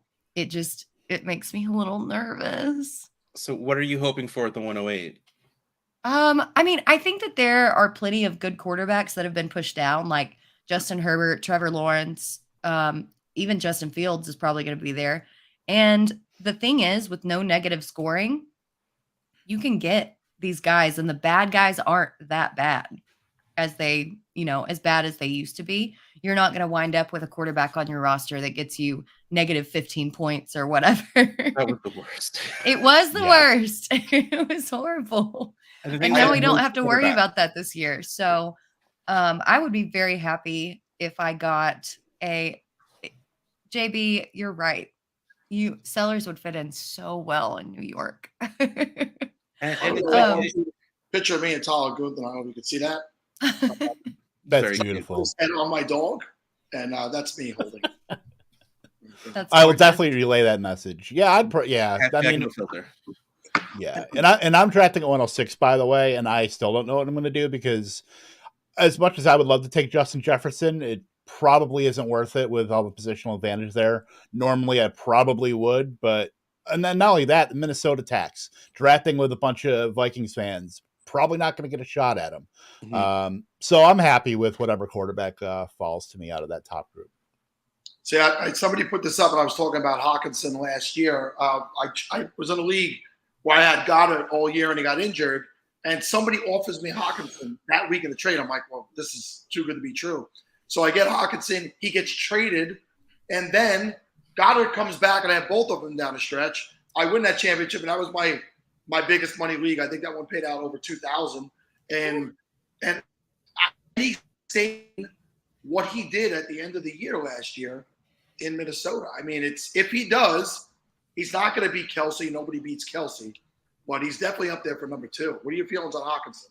There's this little guy called Jordan Addison. I don't know if you've heard of him, but he's little, like you said. Well, the thing about, the offense is so condensed to these with Jefferson, Addison, and Hawkinson. Hawkinson's stretch last year. We're saying Kelsey is like infallible as the tight end 1, but Mark Andrews did it 2 years ago. It's certainly possible with how high volume that offense is going to be. Minnesota was top 6 in pass rate over expected last year, with just the sheer amount of routes those guys run. Volume, like that's the perfect storm that you want in fantasy. Now Minnesota's already gotten rid of Dalvin Cook, so they might even skew more pass heavy. Hawkinson's a big buy. I think he's much closer to the Andrews Kelsey tier than the tier below him. So Hawkinson can absolutely be tight end 1. Do I think it's realistic? Maybe not, but it's certainly within his range of outcomes. So, if you're the main sticking point with these tight ends with the increased scoring is, how early are the next guy is going to be going? Because we know Kelsey's going to be going likely top 4 minimum. So Andrews, Hawkinson, totally fine taking them anywhere, even at the end of the first round, just because I think they hold such a great positional advantage and they have tight end 1 in their outcomes. So here's my Brent, I'm sorry to cut you off. No, you're good. I have the 111. Let's say Andrews is there, and I take Andrews at the 111, and then I take Hawkinson at the 202. I have the third round reversal, and I can get a quarterback. What do you feel about in this scoring, being in that position as opposed to being the 101 and taking Kelsey? Yeah, I don't hate that. Like I said, there's so much value because there is no negative scoring. And you don't have to worry about the interceptions. Hell, you could get Daniel Jones and don't have to worry about his fumbling issues because there are no negative points in this. So I wouldn't hate it. I think that I've seen some really good mocks out of the 10, out of the 11. I think I even saw, maybe it was the Buffalo division that they got Trevor Lawrence in the second round. They got their, oh man, I can't, it's too early for me to remember who they got in the first round. But yeah, it's very possible. There's a ton of value down there. You've just got to make sure that you know your room, I guess, is the best way to say it, and know what everybody else is drafting. Oh, Gardner Minshew. Oh, is that dream dead yet? Come on. You know what? He's plucky and he's very. He's plucky. You know, he lived in a van that he made himself outside the facility, like down by the river. How can you not like that? Man, down by the river. Like, I was surprised that he wasn't a starter for longer, just because that man would sell tickets on any team that he was on. Absolutely. And his yes, no, Ken, you are absolutely correct, because I was like, Matt Ryan going to Indianapolis last year, blah blah blah blah blah, got him in the 4th. I'm feeling really good. No. I never felt worse about a take than I did with Matt Ryan. So I'm with you, buddy. We'll start a support group. Can Gardner Minshew at least do whatever Baker Mayfield keeps getting the opportunity to do? And the NFL, yes. Like, why not use the guy who people like more and just put Minshew in there? Stop with this Baker Mayfield stuff. Well, the same thing with Jameis Winston. I feel like Winston could be a starter, and he got hurt last year with like literal back fractures. It wasn't even anything that he could help, and then lost his job to Andy Dalton. How come we're standing all these old Sorry. How come we're standing all these old quarterbacks, and yet we're declaring Trey Lance dead after all these, the injuries that he had in like 3 actual NFL starts? Well, because Trey Lance isn't accurate. Well, we don't know. Do we really know that though? Because the legend of Brock Purdy. That's why. Yes.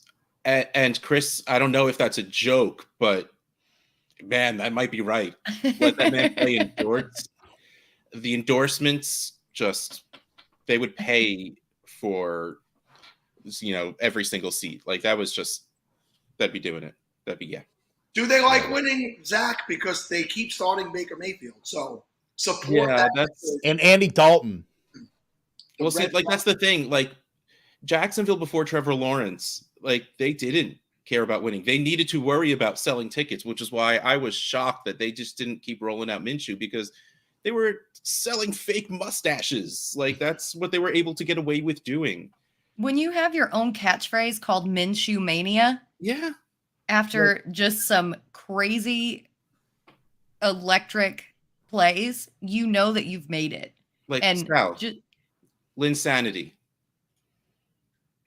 Yeah, like money off the field. Like, isn't that what you're looking for? You're looking for marketing opportunities. Like, I think that was a misstep, honestly. After that Thursday night football game, like his legend was already pretty much cemented. You just had to kind of roll with it. I think it's a misstep, but obviously they ran into Trevor Lawrence being so bad, so it is what it is. Sal, what you doing? What? I don't know. You just gave us a nice view of your crotch for a second. I don't know. I couldn't find my charger, so I put my computer down. I got it, guys. Call it the search party. We're good. I ain't mad at you. All right. What's the over-under on what round Kevin takes a running back this year? So I put this poll up on Twitter, actually. At least 63% of people think I'm going to take one in the first 7 rounds. I don't think my Twitter they obviously don't know you. Knows me. I did take Ronald Jones last year as my RB1 in the 11th round. And then I took Rashad White, which helped certainly mitigate some of that. But yeah, we'll see what happens. Especially in best ball season this year, I feel like I've grown as a person drafting some more running backs. So you made it up to like round 8, round 9, and yeah, maybe we'll dip our toes into the Antonio Gibson pool. We'll see what happens. Maybe I don't draft one in the live portion and stick with the slow draft running back. We'll see what happens. Let's be fluid. How'd you do last year with that method? Not great, Bob. Not great, Bob. No, I almost made the playoffs. I really had to scramble running back. I ended up picking up like Deonta Foreman and Ty Johnson and It was ugly, but I made do with those guys. And I had DeAndre Hopkins. I had a lot of guys that were hurt at the beginning of the year, and actually my roster started as I was out of playoff contention. It actually started scoring like 240, 50 points, and I'm like, great, now thanks. 2 years ago in the Scott Fish Bowl, 2 of my first 3 picks were Cam Akers and what the hell is his name over there in Baltimore who never plays the running back? Dobbins. Yeah, those are my 2 of my first. Neither one of them made it to the start of the season. And I still made the playoffs, so you don't need to take running backs in this league. I'm telling you. Well, now you got 0.25 points per carry. Yeah. Well, shut up, Russ. Okay.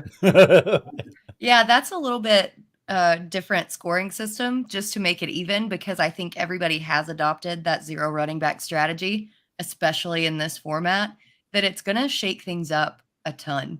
And you're going to see running backs kind of vault up the board and be a lot more valuable than they have been in years past.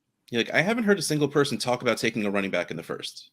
And no, like Bijan exists, Jonathan Taylor exists, Christian McCaffrey, like Saquon, like there are still workhorses. I do think that in the Buffalo draft, somebody took CMC in the first. But that's the only one that I've seen that somebody's taken a running back in the first. I would guess at the end, right? I haven't seen it, but I'm fine. Well, like I'm fine with that at least. I mean, knowing that McCaffrey has, that kind of upside, especially with PPR. So I'm fine with that, honestly. But I do get it. I'm more interested. I want to know more people going like 0 tight end because that could be interesting too. Because especially our old Gary Haddow, SFP 9 winner, drafted like 4 tight ends at the end of his SFP 9 draft, one of them being Darren Waller. So you run into those guys, and there's a lot of like those upside guys late where it's intriguing to not want to spend that capital early, where you can hit on a guy like maybe a Trey McBride or a Michael Mayer or Jelani Woods, guys like that, where if they fall into the right situation, things happen, can find scoring that way, and you can at least compete with multiple guys. If you draft like 3 or 4 late, you're bound to hit on at least one top 12, 14 guy. Right. True. Let's go to the question in the chat though, Kev. What round are you comfortable taking a shot on Kyler Murray? The 23rd. I was about to say, do you have the wherewithal to draft Kyler Murray this season in general? I don't. Yeah. I'm not a big fan of Kyle. I mean, I've drafted him actually, I think 3 out of the 5 years that I've been in Scott Fish Bowl. But this year, we're talking about a team that let DeAndre Hopkins go for nothing, that they got to hit a big reset button now. Whether it's Colt McCoy, Clayton Tune, they've got weapons there, but who knows? Marquise Brown could be gone by midseason, and that team is in like full tank mode. So I don't know what kind of benefit it would stand to put Kyler Murray out there on a sinking ship like that. Not a fan. He's definitely not a target of mine. He's kind of been like that persona non grata. I'm not drafting him. So besides the fact, real quick, that I agree with this statement, how great is it that autocorrect changed the to Tua? That's my husband. And I think that between us two chatting, his phone has gone through a complete brain reset. And so everything is football. And so I fully expected that it changed the to Tua. My old iPhone, before I got my new one, I would put MAR and it would automatically autocorrect to Marquez Valdez-Scantling. I think that sounds great though, because that's a long name to type. So if there's a small chance I'm typing that full name, I want that autofill right away. Right? Yeah. Much vitriols have spewed his way the last few years, being a Packer fan and now fading him as a Chief. Like I love being able to just go MAR, boom, don't have to think about the Z or the S. Which one is it? Yeah.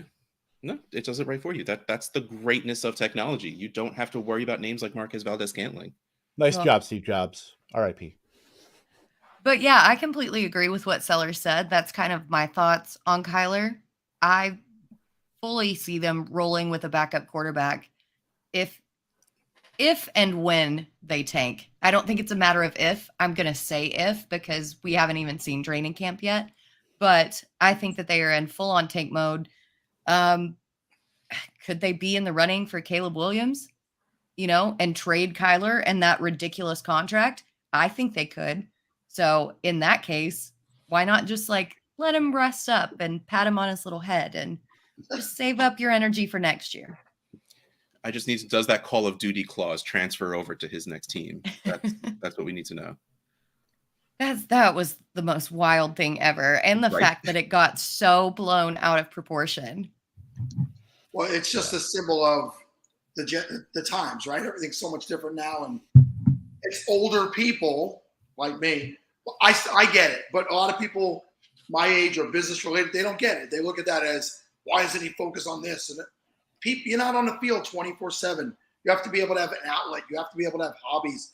And those are hobbies that older people, they just don't obviously get. So, they don't crap on golf. I get it, Sal.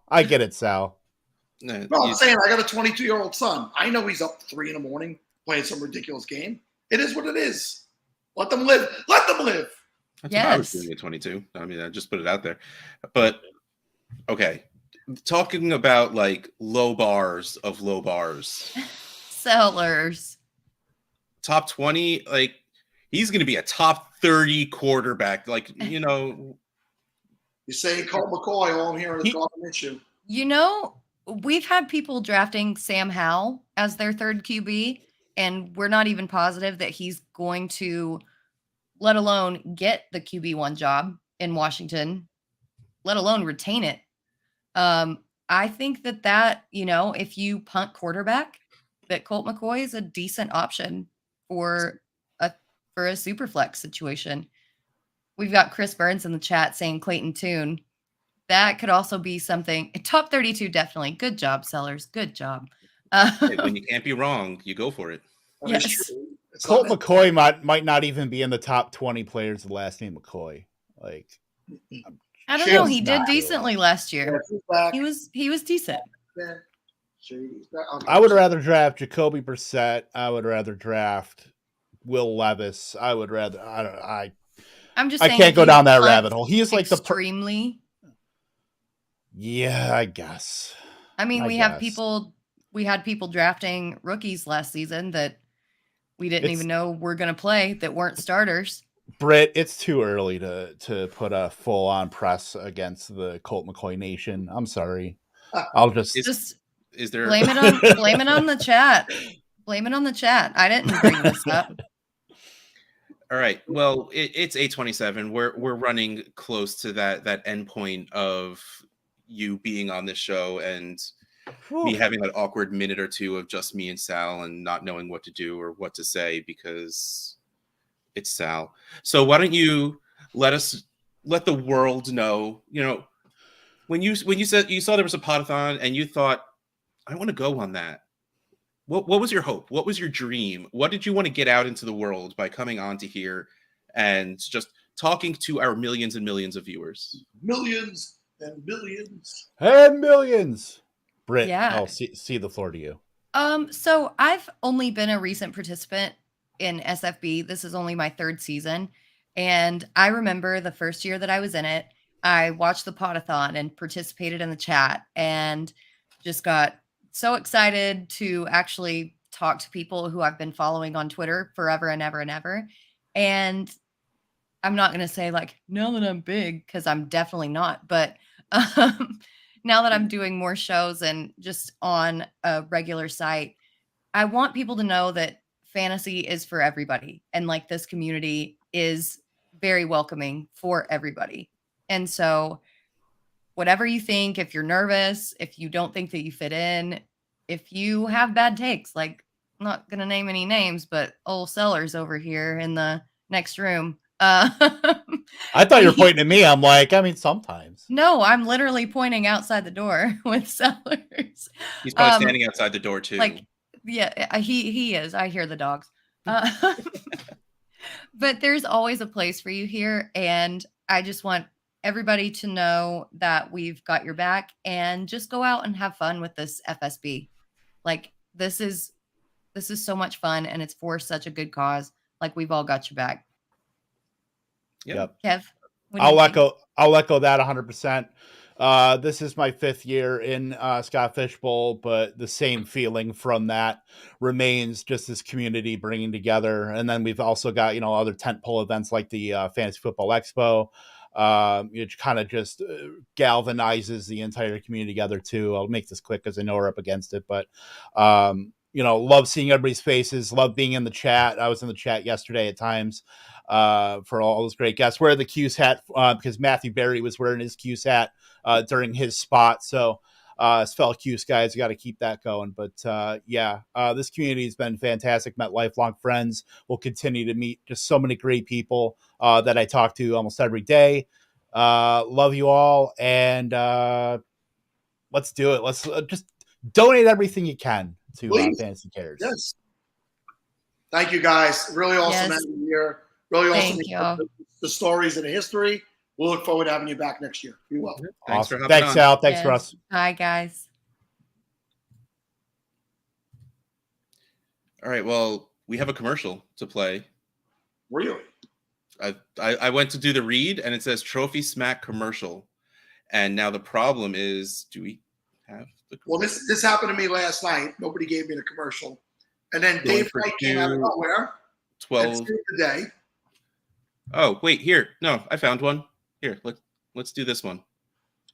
Does your league hold the loser prize just as important as the winner? Then you need TrophySmack.com. Get your loser gear and winner gear at TrophySmack.com. Get yours today. Click now and go to TrophySmack.com. Did that work? Did it look like it was moving to anyone else? Because I don't think that was moving to me. I don't know. Well, Trophy Smack. Go there. TrophySmack.com. Stuff. Do it. I was hoping that was going to be longer because I was going to go run and get some coffee, but then it ended and Sal wasn't there. So I'm like, I really can't go get coffee now. I'm going to tell you why I wasn't in front of the screen. So last night, Bob came on just before I got off the air, and he asked me if I got the special shirt that he made for me. And I love Bob. Bob has killed it, crushed it in so many ways. And if you haven't seen this year's SFB Podathon shirt, so good. There they are. Bob made me a special 1-of-1 with the dates on it and the time. He asked me why I wasn't wearing it. And take a look at the shirt. You tell me why I'm not wearing it. Because it says stay hydrated on it? Because it has the wrong days on it? It's got the wrong dates. So it's a 1-of-1 defect. It's like you're wearing the shirt of the losing team of the Super Bowl that says they won. Like that's in a third world country wearing the shirt that they ship over. So I'm going to wear that to the live draft in New York City next week. It'll be over. It'll be over next week, and nobody will know the difference. What's so good is that's not the first time we've done that. Last year we tried. Everyone was asking when do waivers start? When do waivers start? When do waivers start? So we put a shirt in our shop that says, the Scott Fishbowl logo that we were using, and it says waivers start this time to this time. Bob put the wrong days on it. Zach Reed says I have another 35 and a half hours to go because the show just started, basically. All right. Well, I'm going to go get coffee because I didn't do that enough. So, Sal, host the show already. What are you – come on. Stop being lazy. It's one of my best qualities. What's up, gentlemen? What's up, man? Welcome back. Ryan and Jeff. Guys, listen. Oh, and Mr. Wong is here now, so that's good. Guys, and maybe Dave could speak to it. I think that's probably why he jumped in. Jeff, you guys have stepped up in a major way this year. You're, co-title sponsoring with Trophy Smack as G2 has been up there. GF2 rather has been up there for the entire, what are we on, 24 and a half hours at this point, going for another 11. And so maybe Dave will jump in first and turn it over to you, or Dave doesn't want to talk. All right, Jeff, we're going to turn it over to you. Talk about the things you're doing this year with us to help us and for Fantasy Cares in general. Absolutely. So first thing first, I wanted to thank everybody that's in our Discord, because that's how we were able to raise the money to be that sponsor that we see up there in the corner over there. We have, I think last I checked, we have 498 SFB 13 members in the Discord. It's been amazing. We were running mock drafts literally every other couple hours. So much. And they were filling up so fast. I mean, literally, because I posted in a separate channel, so that it doesn't get lost in the sauce. By the time I would go back to the main channel to say, hey, there's a mock draft opened, the mock drafts were already filled. Like it was that insane that they would fill that quickly. But you know, they stepped up big time this year. We had our goal set to beat what we did last year. And we crushed last year's goal thanks to all the ones in the Discord, all of the Going for Two members, all of our podcasters, all of them stepped up big time, and we're able to come up with a pretty sizable number that I got to now beat next year. Well, did we release that number? Are we releasing that number? Is it still open for a little bit of time? Yep, I can release it right now. I was hoping to get some last minute. I did get some last minute ones in there. So currently the number is at $3,185. Our goal was $2,222, which is what we did last year. So we crushed it by almost a full $1,000. So that's amazing that they stepped up that big and did that for us. It's beyond amazing. It's so helpful for what everybody's doing here at Fantasy Cares. And I'm not choked up. I am just losing my voice, but I am a little choked up because it's just so amazing to see the different areas of this community. It's so big and it's so many corners, but at the core of it, everybody really is giving of their time, of their money, of what they do. And Jeff, I mentioned yesterday, you know, you and I go back to Fantasy Life app in 2015. Yep. We both first showed up there in 2015. And I remember when you were getting Going for Two started. And it always reminded me of Derek Jeter for some reason when you get Going for Two. I don't know why, it just did. And excellent job by you building your brand, building Fantasy Life app koozie that I got way back in 2015 when I was writing for the site. I think I have the things that still stick on the back of the cell phone with your logs in and stuff. They sent me some clips from my bags.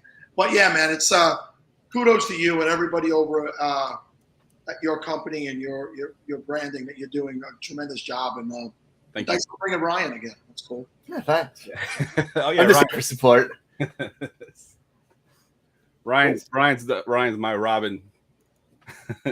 Nice. Well, listen, I've been showing this guy for the last couple of days. Got this for $10 at Marshall. I don't know if you can see him. Nice. Yeah. Batman and Russ just came That's back. fantastic. Yeah. Russ, you ever see Russ's tattoo? Hold on. I'm going to try and not Watch out. Woo! That's like a Broadway move right there. That's a Batman tattoo. So let's talk a little SFB, guys. So Jeff, how many years have you been playing in the SFB? I think this is my 6th year. I think my first one was SFB 8. So yeah, this will be year number 6. I think Ryan, you're at 6 too, right? Because I think we got in the first year together. I think. I thought I was at 5. It might be 6. Yeah, I think it was SFB. But you're right. I think we got in the same year. Yeah, I think I actually learned about Scott Fishbowl through you after a podcast. You mentioned you got in, and I was like, "What is that?" And then you told me, and I went and signed up, and luckily I was able to get in that year for the first time. So yeah, it's going on 6 years now. Yeah, that's how it goes. Like back then, when I first seen it, when Kevin and Steve and I were still hosting the Falafel House show together, I seen SFB 480. I said, guys, go sign up for this immediately. We have to get into this, and this league, this charity event has actually helped so many people in the industry grow their brand and network. It's just an amazing networking event.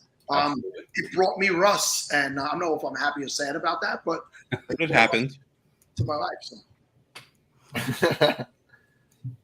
So what divisions are we in this year? You meet awesome people with this. Yes, yeah, definitely. I'm still in shock at that number, guys. I'm sorry. That is unbelievable amount. What you guys have built for that community. I know it's probably been talked about a little bit already, but to have that many people in talking Scott Fishbowl, and it's something that's totally off Twitter and just something that you guys have created. And then I'm trying to piece this together through DMs, but $2 donations, $22 donations, up to $222 donations with matching numbers. Yep. And it was like a competition between members. And we had someone do it when we first kicked it off. Someone did a donation match of $500, and then we had a couple people that did the 222 matched donation because of got to be going for 2. So it was pretty cool to watch and just to see because I was like, I saw last year's number and I'm like, I don't know if I can get to that number this year. And the fact that we were able to not only get to it, but surpass it is amazing. I'm looking at our account right now, right? And I'm not sure if it, whatever, but I hope that really inspires people who are listening now. We're getting up to, people are starting to wake up. We're about 50 people in the live chat now. You just realized the Going for Two members just donated $3,000+ to the Scott Fishbowl Podathon and Fantasy Cares. Let's go. There's still shot glasses available. There's still jerseys available, signed footballs from DK Metcalf. There are, I think I said shot glasses already. There's football cards, signed football cards valued over $200, still available with certain codes. Look back at certain tweets from certain, like Roto Heat Craig, I think, and JB Barry, who's been hosting, who's been giving his time overnight. He woke up early. There's so many opportunities to get your donations matched or get free swag with this. And the Going for Two community didn't ask for anything in return. Yep. And they stepped up just for what this is about. So I don't want to take up your time because I think you guys do a lot of great work, but I'm going to hop off. But I just wanted, last year I was sleeping when you guys made the donation, and I wanted to be here for this. My respect for you guys, I cannot express. This is why I'm here, is what you guys in your community did. And I mean that 1,000%. So thank you guys. Thank you. Thank you. Sal, you're on mute. Let me get to it. I got it. I know. I saw it.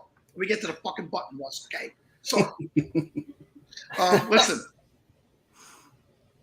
$10 donation and write Roto Heat, and you'll be entered in for the 2 Justin Fields PSA rated 10 cards, rookie cards that Roto Heat's giving away. So donate $10 or more, write Roto Heat, 7:30 tonight. They're going to raffle off those cards. And with the donation that Going for Two has given us, we're approaching $17,000 raised over these 24 hours. We want that number higher than that. We realize we've spread the money out a little bit differently this year than we have in the past, but we'd love to hit 30,000 by the time we wrap this up. That's the goal. But the goal is really to get anything that we can. So, yeah. And for the card people listening, the Justin Fields cards, they're Prism, Red, White, and Blue, and Prism Cracked Red Ice. They're very good cards and have a lot of, even if you know nothing about cards, donate $10.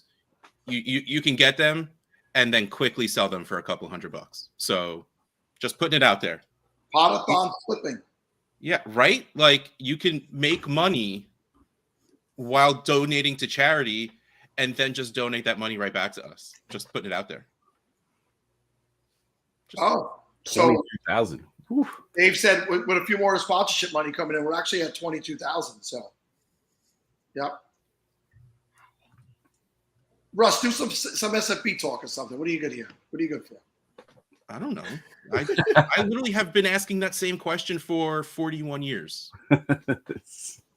Okay, so fellas, why don't you let us know what drafts you are in? You stole one of my questions. I like to ask how long people have been playing in SFB, but you're just so darn good that you were just feeding us that information on your own. But what divisions are you in? Where are you drafting from? And tell me what I should do with the 101.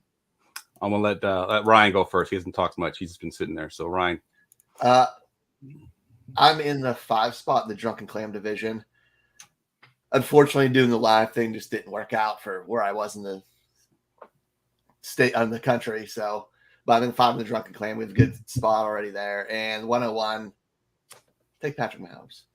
Play it safe.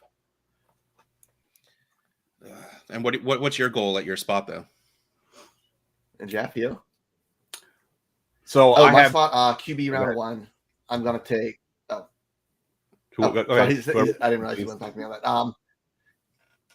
Yeah, my goal round 1, start quarterback, get one of the big ones. Whoever falls, probably like a Lamar or Fields, and follow up with high volume running back in round 2. Love it, because again, like I keep bringing it up, like there with best available. Yeah, like it hit me this morning. It's just like, oh yeah, points per carry. No one has talked about taking running backs early, and then we have Kevin on last lot, who's like, yeah, I'll probably take one by the 9th. It's so much volume. So, all right, hold on real quick. Like we talked about Batman for a little bit, and now we have hitting 22K at the going for 2 slot. Is Two-Face going to come in and start shooting people now? Like, that's what I need to know. Like, this is getting a little bit too much. Like, a little bit too much.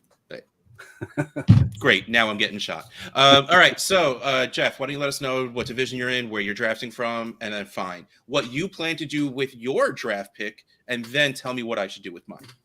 All right. So I'm drafting in the live division today. I'm actually, me and Joe Bond from Fancy Six Pack are hosting the DC live events today at 2 p.m. So I am in the Capital City Mumbo Sauce, which is a local barbecue sauce here in Washington, D.C. So I'm drafting from the 5 spot, just like Ryan. It was not planned that way. It just happened to work out that way. And I'm looking at getting Lamar Jackson. That's who I've been getting in pretty much all the mocks, unless, obviously if Josh Allen or somebody falls to the 5 spot. But typically it's Lamar Jackson there at the 5. So I'll take Lamar Jackson. And then, on the comeback, it's a little bit hit or miss there. I've been taking, if a tight end falls to me that I like, I would take a tight end there. But more than likely it's going to be a running back in that second round. How low on tight end rankings are you willing to go? Like, clearly, I'm guessing if Andrews is there, you're good. But are we talking Pitts, Kittle, Andrews, or Hawkinson? I think those are the only 2 that I think I would take in that second round. And then if not, then I'm going running back. Jeff, don't do it again. Don't do it. Yeah. Again. So last year I did bully tight end last year. I had Mark Andrews and Kyle Pitts, and then it didn't work out so well for me. So I'll be nervous taking 2 tight ends again this year. Yeah, I'm still holding a grudge against Mark Andrews for not winning me championships last year. Okay, so you ended up at the 106 or whatever. Wow, brain. 5. Yep. See, no, not there yet. I am not awake at all. But you said it just happened that way because that's what there was in your live division. If you had a choice, where would you be drafting from? I think 105 is good. I think originally before the division started to fill up, I had the 106 is what I had last year. And I did a few mocks and realized that I thought the cutoff for the quarterback was at the 105. I was like, Lamar Jackson going to Justin Fields is a little bit scary. So I was like, let me just step up 1 spot to the 105, which is what I went ahead and did. But yeah, that's I think the teardrop is right there at the 105. I think there's the 5 guys that are pretty much going in all the mocks are right there. And then after that, it gets a little bit dicey. It's either Justin Jefferson. Sometimes I've seen go high. I've seen people take running backs that high. I've seen Justin Fields. I've seen Trevor Lawrence. But those first 5 picks are pretty much locked in. Yeah. Oh, Kelsey goes before for 5. Kelsey's going like 3, I think, in the current ADP. He's the 3rd pick in ADP. 2. We've had a lot of people saying they're going 101 with Kelsey. Similar to last year, I had Andrews and Kittle in the fishbowl last year. It didn't turn out well for me either. Thinking I'd have 2 stud tight ends. But at the 111, I mentioned in the last segment, I am considering, if they're there, Andrews and Hawkinson, if I could get them on the 111 and the 202, because I have the 3rd round reversal where I could grab a quarterback. So I may, because it's later in the round, you got in this format, you got to zig a little bit when other people are zagging in order to win. You're not going to win if you go chalk in the Scott Fishbowl. So I may go back-to-back tight end around that turn. Yeah. I would love to. Well, I was about to say I'd love to see that, but I'll be there. I will see that if that happens. Live in New York City, 1 week Live from in New York yesterday. City, baby. All right, so it's really funny that you 2 are just like crushing this as guests, because every time I'm about to ask a question, you answer it on your own. Because you said Lamar's there, Lamar's that tier break, and we had a really long string of Bears fans yesterday, and everyone was all about Fields at that 5-6 spot. So I was curious on why you thought there's that tier in between Lamar and Fields, and then we'll answer the question that's on the screen. I just think last year Fields was so amazing in the running game. I mean, he had some of the top 5, top 10 plays of the season with some of his runs. And I just don't know if you can count on that. I think he'll still be great. Don't get me wrong. He's still going to get all those tons of rushing yards. I just don't know if on the passing side of things, if the team start to game plan against stopping him from running, if the passing ability is going to step up enough for him to be worth that 5 spot there. All right. I like it. All right. And I guess, Jeff, technically you're the one that said you're going to take running back in the second. So let me know like which running backs you'd feel comfortable taking there. But Ryan, you need to like say something at some point because don't get me wrong, you're nice to look at and all, but like you're here to talk. I know. I'm just let's Jeff set everything up, and normally I don't shut up. So, but yeah, with that second round running back, I'm looking. I mentioned like the volume guys, so I'm hoping to get Barkley be my dream chance in the second round. I don't think he's going to fall to me coming back around. I think you get something good out of Jonathan Taylor, who's just slipping because of last year was kind of a dud. But even with that, he was 300 touches or over that, which we're looking at that high running game so bad, and that point per or the 0.25 per rush. It's yeah. All right. So and what's the lowest level? And the running game should open up with the addition of. No, go ahead. I'm sorry. I think Ryan's lagging. Okay, yeah. What's the low level of running backs? Like, all right, Breece Hall, of course, Travis Etienne. Like, are these guys that you're willing to take? And that we'll say, you guys are drafting from the 5-6 area, so let's say they're there at the second. All right, I don't know, at the third, still like, are you willing to spend picks on running backs that aren't workhorses just because of this 0.25? Like, is that enough for you to boost up running back enough for you to take them at a spot where maybe you take them instead of a quarterback instead of, I mean, Justin Jefferson and Jamar Chase aren't falling that far down, but instead of the Waddles and T. Higgins because he's the best wide receiver in the league, like, are you pushing up running backs?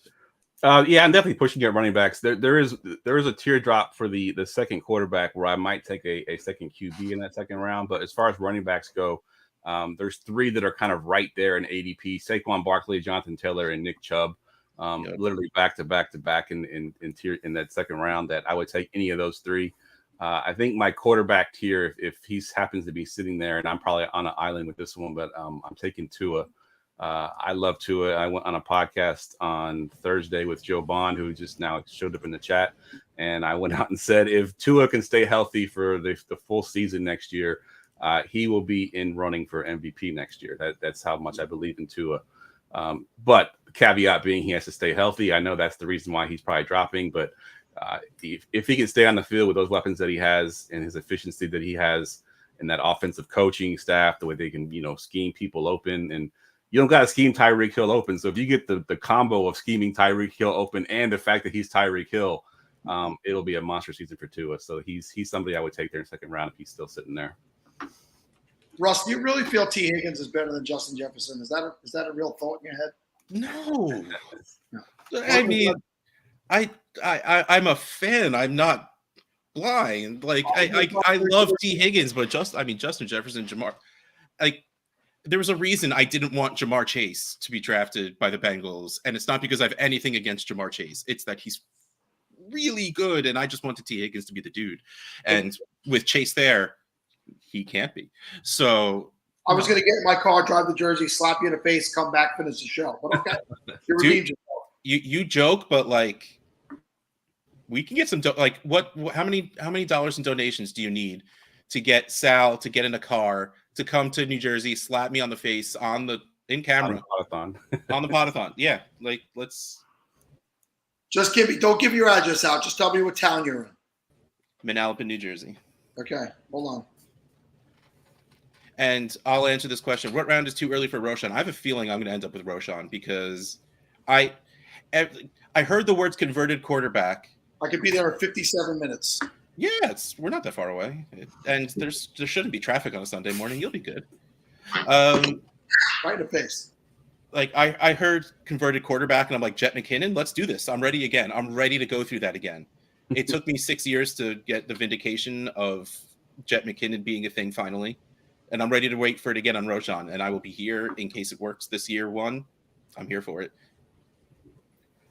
So I'm trying to find. I love I disappear and come back to Roshan. And of course, Jamie's the one that brought it up. Jamie is like the conductor of obviously Russell Johnson hype train. Yeah, every not far podcast behind, and I listen to what Zach says. Yes, add an extra half of whatever Sal's dollar amount is. and JB will come along with him. Let's do it. They can same time. They could just let's go. I'll take a slap in the face for charity. And Roshan's at 154, Jeff. 154. Yeah, that's probably where I'd take. Someone do math. What round is that? That is. What is that? 13th round. 13. Yeah. That's bad math. Because like people are going to be drafting like their second or third, like their third or fourth wide receivers, and it's just like in this format, no, I'm going to start taking stabs at running back, and Roshan will be the first person to take a stab at. Yeah, right before him is Jacoby Myers, Sky Moore, and Juwan Johnson, the tight end, and behind him is Tyler Boyd, Darnell Mooney, and Devin Singletary. So in that little group right there, it's Roshan Johnson for me for sure. He has the high upside. Easily. Yeah, that all sounds gross. Yeah. And Jamie always being in our chat in the Armchair Fantasy Show on Wednesday nights, he's always talking about Roshan. Any chance he gets to bring up Roshan Johnson, he's doing it. So he's kind of embedded in my brain that it's Roshan Johnson. All right, everybody. I'm staying on Jamie's couch when I go to Ohio for the expo. The offer was made yesterday, so nice. No backsies. We're hitting that wall of running out of time. So why don't you take the next few minutes, put out there whatever you want to put out there. What made you want to come on to the Podathon? What did you feel that you had to offer in front of our worldwide millions of viewers? You go first, Ryan. Yeah. I honestly just wanted to come on and sit here quietly while Jeff talked, but no, it's such a great opportunity to get out, help, talk about charity, give back to the community, and it's awesome to talk football at 8:30 in the morning. Like everything about it's great. Everybody, I mean, this chat already has so many people involved and talking. It's what fantasy football is about. It more than anything is just getting to know everybody. It's great. I love everything about it. And this is probably one of the favorite events of the year, not just sports related. Absolutely. So for me, before the Scott Fish Bowl, and I'll just out myself, I had never donated to a charity before.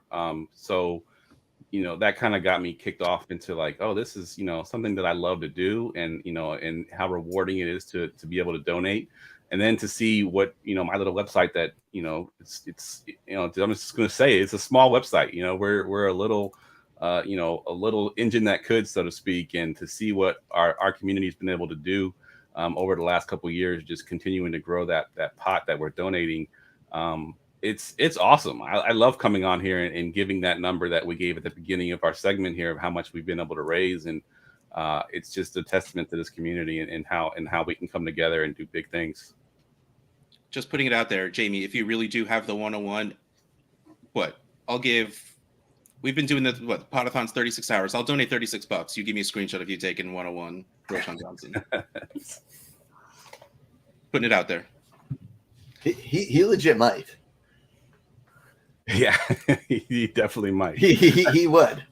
I do remember a couple years ago when Shane Manila took, because he was right in front of me. He had the 111, I had the 112, and he went out there and said, if somebody gives me X amount to my charity, I'll take Matt Barkley in the first round. And I was the first one to donate because he was right in front of me. I was like, yep, that's done. Who'd you get? Didn't somebody take Matt Barkley by accident? Yes. One year? Yeah. Someone took Matt Barkley instead of Saquon Barkley. Yep. And then even Matt Barkley was talking about it on Twitter. Yeah, it was awesome. That was wonderful. Yep. That was awesome. I asked a question and then people were talking and I completely forgot whatever it was that I asked. Oh yeah, I think you asked who I got in that. Oh yeah, who'd you take when you made Shane draft Matt Barkley? I want to say it was Nick Chubb. I think that was the year I went hero RB and ended up picking 4 running backs to start in the first 4 rounds. And it didn't work out because I also had Saquon Barkley who ended up getting hurt, and I had somebody else that got hurt. I think maybe it was J.K. Dobbins the year he got hurt. I get them all mixed up now, but yeah, I know I definitely had those running backs that when they were out for the season. All right. Well, we are out of that time. We appreciate you all of you apparently everybody in that Discord, everyone, everywhere. Thank you guys so much for everything, for being here. And, you know, Ryan, you tried not to talk, but when you did, it was okay. But looking at you this whole time, it was wonderful. I'm glad you were here. You guys want to be in a separate room? Guys, let me just say I apologize. A little behind the show stuff I was doing with some guests that are coming up, so I didn't get to speak at the back end. I can't thank you enough. As a guy who started this 6 years ago, to Podathon, and it's grown, and I have so many wonderful people helping us now. To have you guys on board these last couple of years, donating at the level that you're donating and expanding what we've started, but everybody else has enhanced. Thank you tremendously. Have a great day today at the drafts. Jeff, running that. I mean, you're just doing so much. It's amazing. And we'll see you guys around the threads, maybe. I don't know about Twitter. Maybe we'll see you over on the threads. On threads. Pictures from live draft, please. Pictures. Absolutely. You have a good day. All right, guys. Thanks for having us. All right. I'll hit up our next reads while you keep going on whatever you're going on about. This guest, sponsored by the Dynasty Rewind, a fantasy football podcast that entertains and informs listeners with the best rookie breakdowns and strategies in the industry. The Dynasty Rewind team consists of founder Michael Bauer at Rewind CEO, Chevin Noon at Chef Boyardee, and Nate Christian at Nate NFL. And we strive to provide you actionable advice and have fun doing it. For all things rookie related, strategy, team building, and so much more, the Dynasty Rewind has you covered. For even more access to our crew, head on over to our Patreon, patreon.com/Dynasty Rewind, now offering a 10% discount for yearly signups. And as always, be kind, please rewind. And Fantasy Six Pack is your one-stop shop for all your fantasy sports. They do fantasy football, baseball, basketball, hockey, and golf. They've got you covered with their award-winning rankings, draft cheat sheets, DFS betting advice, their Discord, and much more. Become an all-access member today and get access to all of their premium content and the Fantasy Six Pack on your favorite platform today and every day going forward. This next guy, Moody! What's up? What is going on, gentlemen? Like, I'm fully caffeinated, hey, ready to rock and roll. And I keep looking at Russ's background, looking at those video games or whatever he has back there. You got to tell me more, Russ. Like, what do we have there? What do we have there? All right. Well, we have T. Higgins signed jersey with this very cool custom framed, and I got it surrounded by a bunch of cards. And over there it's a 3D printed thing. It's actually rather large. I love this thing. Well, I taped the certificate of authenticity to the back of it and it's fallen off. It is a very large version of the SNES cartridge for The Adventures of Batman and Robin, and it's signed by Kevin Conroy, the guy who did the voice for Batman. Oh yeah, I know Kevin Conroy. Yeah, this is like prized possession, which is why, this is my fantasy football podcasting spot. I don't care. I'm putting, a video game on the wall. Let's see if I can actually get it back on though. Love it. So Eric, I woke up this morning. I did 15 and a half hours yesterday.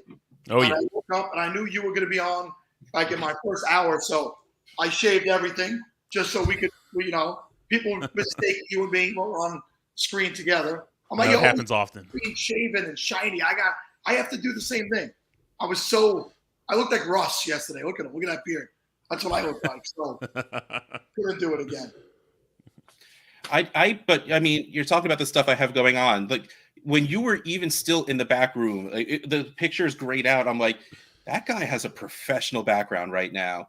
The symmetry with the two towers going on and the bases on either side, like that is a beautifully set up background. I love it. Yeah, thank you. I appreciate that. Got my my two Fender bass guitars, the jazz bass, and then the precision bass. So had those in the collection for many, many, many years. So I was a bass player in a former life. In a former life or in a dream? Can it be both? Good question. So can it be both? Sure, it can be both. So Eric, we had Mr. Berry on yesterday, and I harkened back to last year. Okay. Matthew came on, and you were kind of just getting the ESPN at that time. Is that true, or just kind of stepping up a little bit more at that time? And because it'll be 2 years in the end of September. Yeah, so that was entering. That would have been entering season 2 at that point. Yeah. He made the announcement that he was leaving literally the day after the Podathon. So when he came on, he talked about you and all these people coming. But then he was like, wham, we're leaving. So your role has increased, obviously, in the fantasy community, fantasy world there at ESPN, and some other new faces have come on board. And obviously, Field is still there. Mike Clay was on with us yesterday. And we talked to Mike a little bit about the changing landscape at ESPN. What have you seen? And Matthew spoke about it. It's not like we're telling any tales out of school. What has changed with Matthew moving on and them spreading out the talent, so to speak, more diversified? Yeah, I would say where you have someone like Matthew Berry, kind of moving on, especially with everything that he would do, with the, with the fantasy focus, show, podcast, fantasy football now, like on Sunday. So, obviously Field is taking on, a bigger role. And I know Daniel Dopp was able to move up and become more of even more of an on-air talent. And so that's obviously some changes that have taken place. And obviously, I can pitch in to help with some things. Same thing with Liz Loza, who came on last year. But with my role, it's kind of unique. I kind of think of it as like a hybrid role, because I've got my hands in so many cookie jars. Because I'll do fantasy football, of course. I'll do sports betting for the NFL, but I also cover like the NBA from a fantasy and sports betting standpoint, and now the WNBA from a fantasy and sports betting standpoint. So I know those are three kind of cookie jars that I have my hands in. But I have done more over the last year. Like with television appearances and, digital show appearances. Like, I had an opportunity last year to co-host ESPN Bet on Sunday mornings with Aaron Kate Dolan. So that was fun. Also appeared on the Fantasy Focus show, talk about the waiver wire, Daily Wager, This Just In, and some other shows that are out there. And so since Matthew's moved on, they've obviously kind of spread the load amongst all of us, but we're still grinding and still making it happen. And that sounds like job security right there. Oh man, football? No, I got so much more than that right now. I see the comment. Hey, we're twins, man. We're twins. You should have gave me the memo about the T-shirt though, the gray shirt. I got one. I could have put it on. Well, the thing is, like, his lighting is just bad. That is actually a blue shirt. Oh, it is blue. Okay. He's got multiple colors. I love it. He does, and he wore a gray one, or I think yesterday. Like he did buy like 18 of that shirt. You're muted, man. Mute. You're embarrassing not just yourself, but the rest of us. Unmute yourself if you're going to talk. You're still.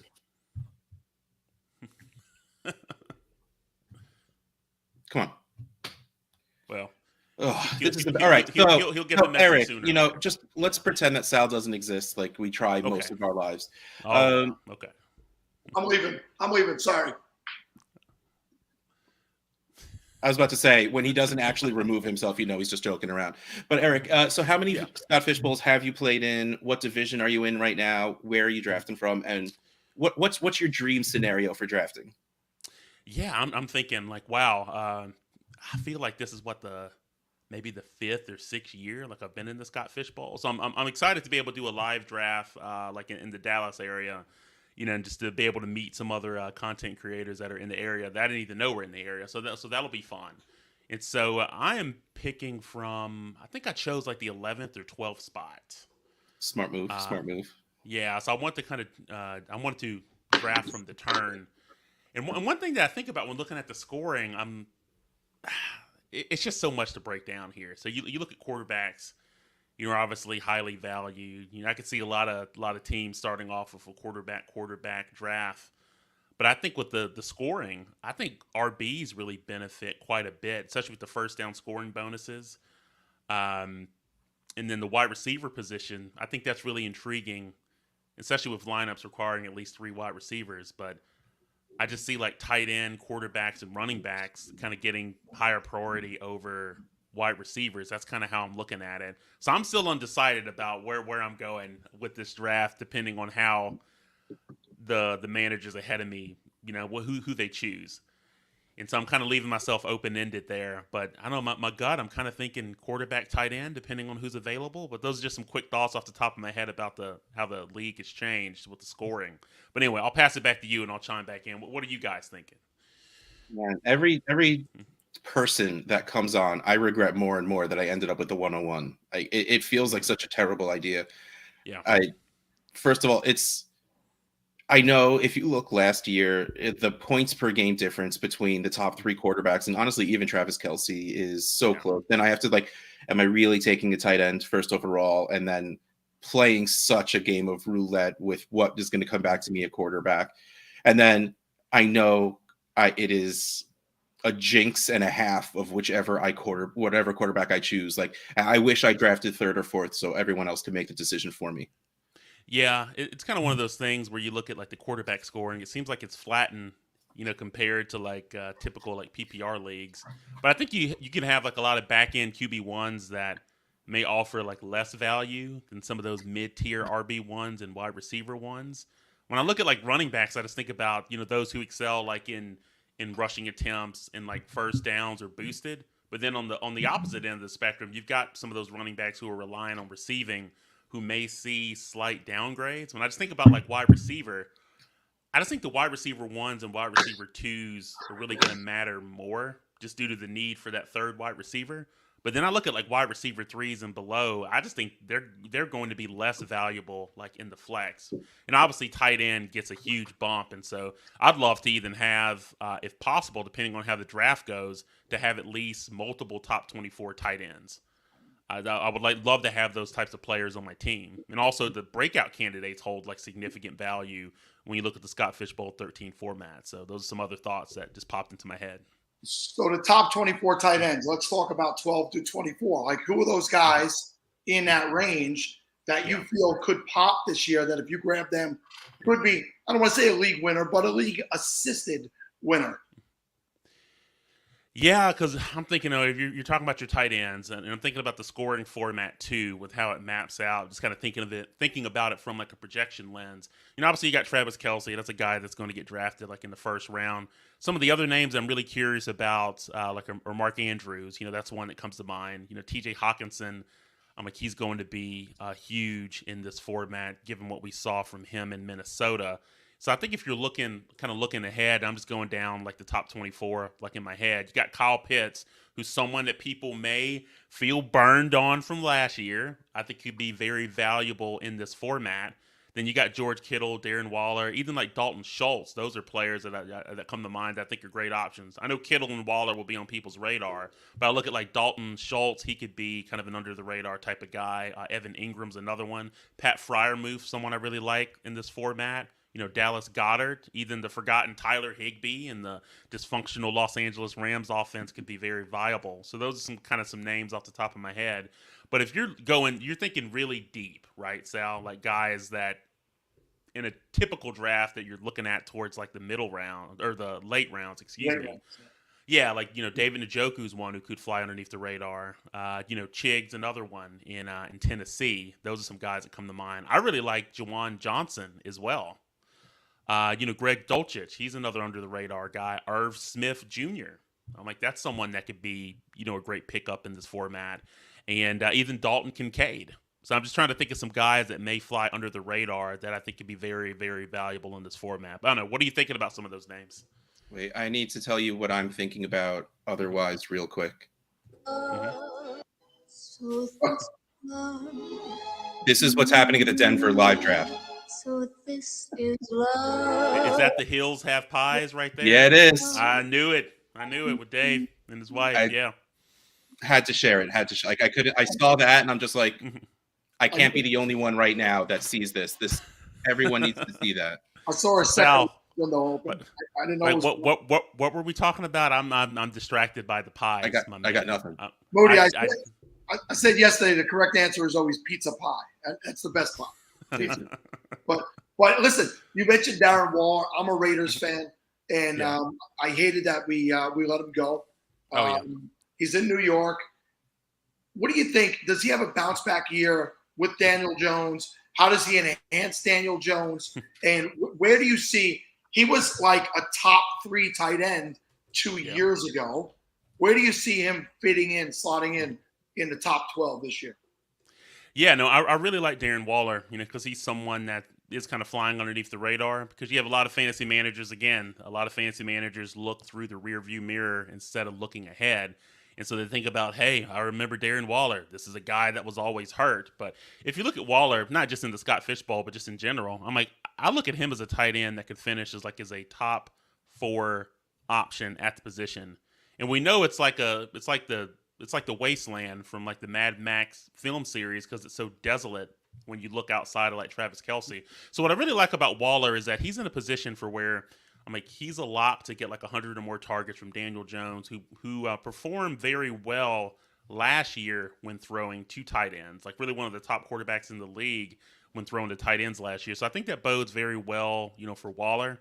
And so he's someone that, if you miss out on some of the top tier upper echelon tight ends, I'm very comfortable with Waller at his ADP. So I think it'll be great in typical fantasy formats, but also in the Scott Fishbowl as well. If any of my New York City live drafters have been watching, I've talked about Daniel Jones quite a bit over the last 2 days. And I know JB is in the chat and he's in my division. So I do like Daniel Jones to progress a little bit more this year. He's not Josh Allen, right? But he's got the same coaching staff that brought Josh Allen to where he was at that jumping off point. We saw major progression last year, second year in the offense, a little bit more comfortable. He's got the running ability, albeit not as good as Allen. Doesn't go down. Allen doesn't either. We all worry about him getting banged up. But Jones is fragile. But if he can stay healthy with the added weapons, with Hodgins, who we brought up yesterday, who finished off well. I've always been a big Paris Campbell guy. I brought him up yesterday. I think he will stretch the field. I think another guy being healthy in a new situation. I like the passing game in New York this year. Yeah, no, I'm with you. If you look at Daniel Jones, whether you're looking at a super flex format or a single quarterback format, I think he's very undervalued. I'm like, he's someone that can even finish like as a low end QB1 in my opinion, and someone I'm very comfortable having like as my quarterback one. One thing that's interesting, I know we'll have like the ESPN Fantasy Football Magazine. I'm like, it's complete. It's getting shipped out probably now, as I speak, so it'll be available like in stores like in a week or two. But in the mock draft that we conducted for that magazine, I actually have Daniel Jones like as my QB1. I was looking at Daniel Jones and Deshaun Watson, but Deshaun Watson was selected like a pick or two before I was on the clock, and I felt very comfortable looking at Daniel Jones and drafting him as my QB1. So again, I think he's someone who's underrated. From a passing attempts perspective, I think he's someone that can top a little bit over 500 pass attempts. And then obviously you kind of hinted at this a little bit.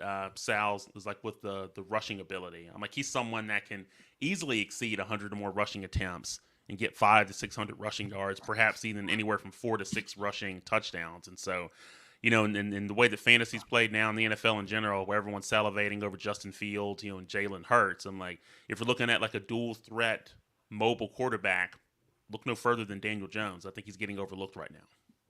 Finished as QB9 in Scott Fishbowl scoring last season. In this year's scoring, he would have been QB9, and that's with literally no healthy players to throw the ball to. And he won't be drafted. He won't be drafted QB9 in his draft. Nope. Right? He won't be. No. He'll be probably somewhere towards 15 to 20. Like if there was no third round reversal, I would feel safe taking Kelce at 1 because in that 2-3 turn, I know I'd be able to grab Daniel Jones and someone else that made me feel safe enough at that, like Aaron Rodgers and Daniel Jones, and I would feel great about it. Yeah. But oh no, we have to be fair and make things good and do a third round reversal because it makes it even. As a guy with the 111, balance. I agree. You have the 111. I meant to pick 11. I accidentally picked 1. I got nothing. Yeah, and with that third round reversal, that's why I wanted to pick towards the tail end. But something else I'd like to talk about. Let's get into this. So, what I really like running backs like in the Scott Fishbowl for this year. And I know my most recent like fantasy column over at ESPN, I talk about running backs and offensive line play. So I'd love to talk about some of those players and how their offensive line has improved. And these are some players that they will definitely be on my radar, like in the Scott Fishbowl. So let's start with the guy that I think in all formats is getting like overlooked, especially when we look at his ADP. But that's Najee Harris. So you look at this Steelers team. They ended last year ranked 14th in run block win rate. But the offensive line, if you look at it from a film perspective, they did show improvement really as the season went along, in my opinion. And this coincided with Harris. I'm like he kind of found his stride later in the season. I know he had like the foot injury and other ailments. It hindered him early on. But if you look from weeks 10 through 17, Harris was fantasy's 8th ranked running back, average about 15.3 like points per game. So I love where he's going really in any draft right now. And he's someone that's on my much draft list. So what do you guys think of Harris? And I got like 4 other names to rattle off for you guys. I'm all there for it. Like, it's really like you made a lot more well put together argument. My argument has been that offense can't get worse, and it was already getting better towards the end. And it looked like Najee was playing hurt the entire year. Totally. So absolutely. If that offense has a year to gel, that offensive line that did start to play better, hopefully gets healthier, plays through the offseason together, gels a little better. Yeah, like I am all in on this Najee Harris call. And I agree with Russ about the gelling, right? Najee came in at a time where that team was in major transition. Pittsburgh has been a very stable organization from a player standpoint, and Ben went, transitioned to the new quarterbacks. You had a couple of wide receivers, coming in and out of that offense, young guys. And Najee had the pedigree. I think he's every bit the good player we thought he was coming out 2 years ago. And he'll just now get a little bit more comfortable. Pickett's got a year settling in. It's the same coach that's been there all these years. They will get back to what they do, which is involve the running back in both running and catching the ball.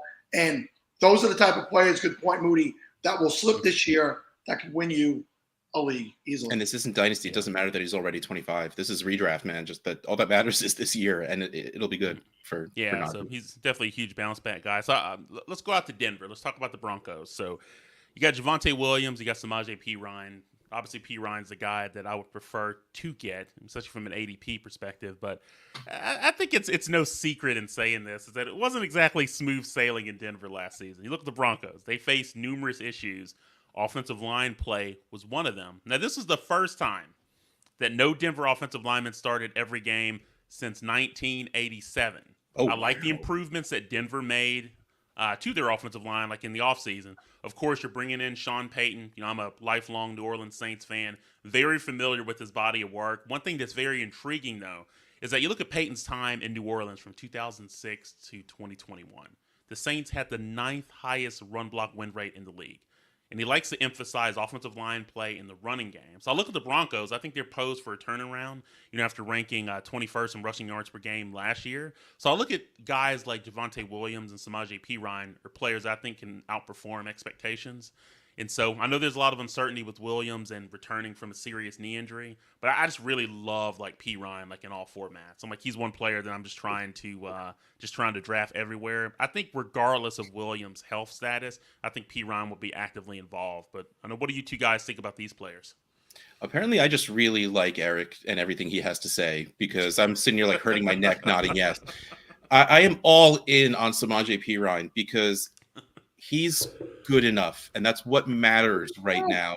He's going to be good enough until Javonte comes back, and then even with a healthy Javonte, Denver never really seems to want to be a one running back team anymore. So yeah, you're right. Samaje Perine, and also he showed last year that he can take advantage of that 40-ish% he's going to get, and with a well-running Sean Payton offense, that's going to be good. So, yeah, and especially with how late you'll be able to take him, and you'll get starter numbers in the first few games. And, don't get me wrong, I want Javonte to come back quick. I want him to be healthy, but we don't have a lot of, it's anecdotal, but, man, Dobbins coming back last year and it taking months to get healthy. Took him some time. Yeah, that worries me for Javonte. So, yeah, I love the Perine. Let me say this about Perine, and it's a personal thing. Did he say something bad about your mama? I'm sure everything you have to say is correct, but we all have those players that have burned us in the past that I can't have him. So when he was with Washington and I had him in some important leagues and he just didn't perform, that's it. Him and I don't talk anymore. We don't draft. We don't play together.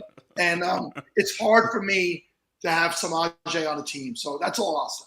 I'll get it. I'm still grudging against Mark Andrews. I will not draft him. No, he could fall to the 212, and I'll be like, You're going to pass. I'll take George Kittle. It's fine. You know, like Mark Andrews hurt my feelings last year, and I don't think I can recover. All right, so who else you got? All right, so I got two other names for you. Another guy that I like in all formats, Isaiah Pacheco. So yes. So you look at what he did last year. I know everyone was like, it was all this preseason hype. Pacheco, training camp, preseason Pacheco. And he really delivered. I'm like, this is a guy who led the Chiefs with 830 rushing yards as a rookie last season. Really showcased his skills. He had an additional 197 yards in the postseason. We all remember that touchdown in the Super Bowl. But you look at Pacheco. If you dive deeper, if you're an advanced metrics, kind of person, I like film, I like metrics to try to combine both of them. But you look at Pacheco, he ranked 14th in the NFL with 2.91 rushing yards per carry before contact, had the third highest success rate among running backs with at least 150 rushing attempts last season. So we rewind the clock. You look at weeks 10 through 17 last season. But this is a player who ranked 6th with 569 rushing yards, tied. He's tied to a high-powered offense. He's got an improved offensive line in Kansas City. I think the stage is set for, I would say, his talents to shine brighter. And he's someone that I know with Mike Clay's projections, he has him projected like as a low-end RB2. At least in my opinion, he's likely to surpass those expectations. And I'm just looking at where Pacheco's available. Like I've seen him available in rounds 5 and 6. I would even consider selecting him a round earlier. And to kind of close the loop on that and kind of pass it to you two gentlemen, I know we did a mock draft. Kind of the article's available, at ESPN.com/fantasy for where it was like a 10-team standard kind of draft. And I was still able to get Pacheco like at a really, really good value. I kind of started off, and you guys can check out the team. I tweeted about it, but I kind of started off with like wide receiver. I had the 103. So I started off with Jamar Chase and Amon-Ra St. Brown. Ooh. And then I just hammered after that like 4 straight like running backs. But I was very pleased with how that team turned out. But anyway, I'll pass it back to you two gentlemen. What are you guys thinking about Pacheco? Here's what I'll say about Pacheco. I listen to guys like you for the deep dive data and analysis. Mm-hmm. So if you look at the film, there were large chunks of time he was not on the field. So if you give him the playing time, 830 rushing yards, and he didn't play sometimes for a full quarter at a time. That Chiefs team was very frustrating from a fantasy running back owning standpoint. Absolutely. Because CEH came out and was scoring all these touchdowns, which was keeping them relevant for about 6 weeks. Then they realized he really isn't that much of a high-powered, important part of this offense. Let's get the rookie in there. And if this guy gets, nobody gets full-time really anymore, but 60%, 65% playing time, those numbers, I think is an absolute, Moody of banging them out. It's all I'll add to that, because everything you guys said is absolutely right. They didn't bring in anyone worthwhile. No. So yeah, I'm all in. Yeah. I would say the last name, it really shouldn't surprise really anyone, but I'm very high on Nick Chubb this year.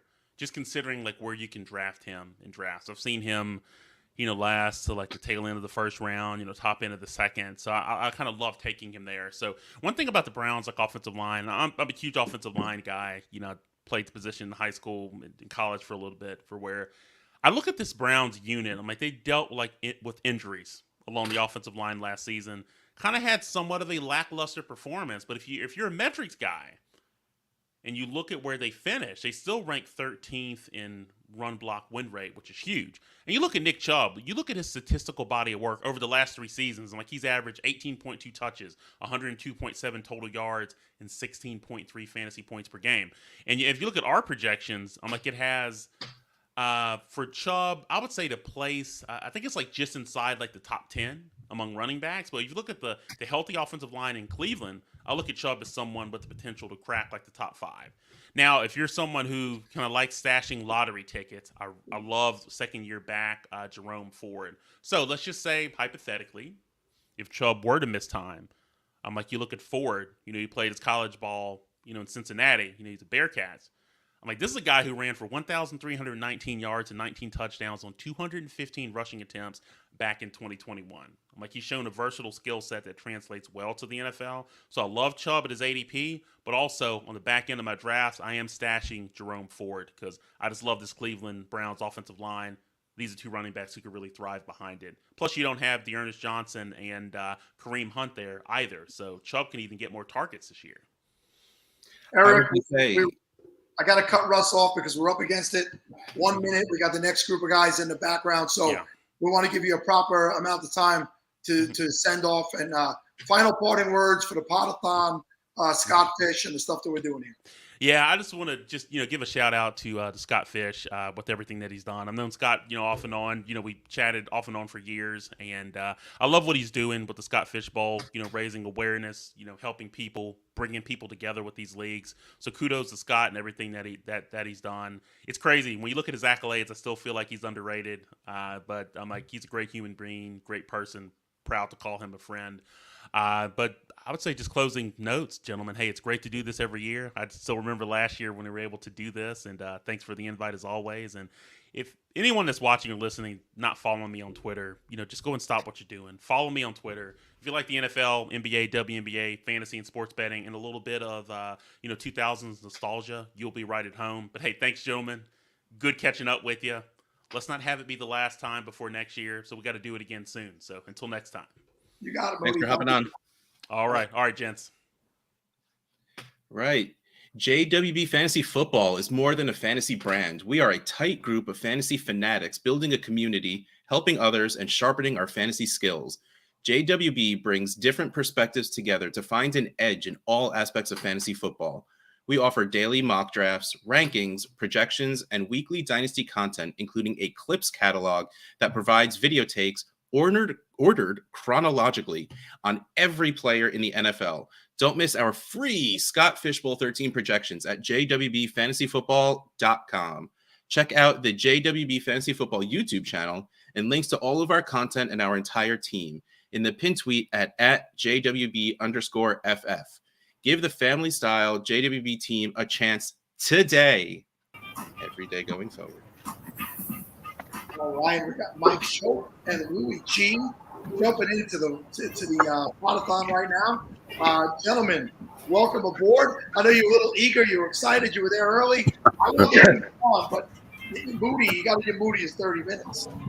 I'm sorry. I don't know how I misread that. It's been a scramble. I'll just say this real quick. So I live north of Buffalo, near where Louis is, and I'm in Erie, Pennsylvania today for my son's lacrosse tournament, and just sort of broke away from them because of Wi-Fi stuff. So I thought, Starbucks. So I'm sitting outside of Starbucks, trying not to be too annoying as people come and go in the music. Hopefully, if there's a problem with how it looks or sounds, you'll tell me. And Lou will definitely tell me. Just tell them you were on the SFP Podathon. They'll be, oh, okay, I get it. Right. Everybody knows. I didn't have time to make the banner, to make that clear to everyone. What's going on? Yeah, they actually, I was around when you commented on Moody's background and how perfect it was, and now me and Mike come in with two beautiful backgrounds to compare with him. I have windows behind me, but look, this is it. I didn't really go crazy with this, but so you guys have both been instrumental with the Buffalo Live Draft, and that went off Thursday night. Is that Thursday? Right. So tell us how that went, the whole event and the atmosphere and all that good stuff. Well, I'll start by going back to last year where we kind of just kept bugging Scott, who I've known for a few years, to include Buffalo in the live draft rotation.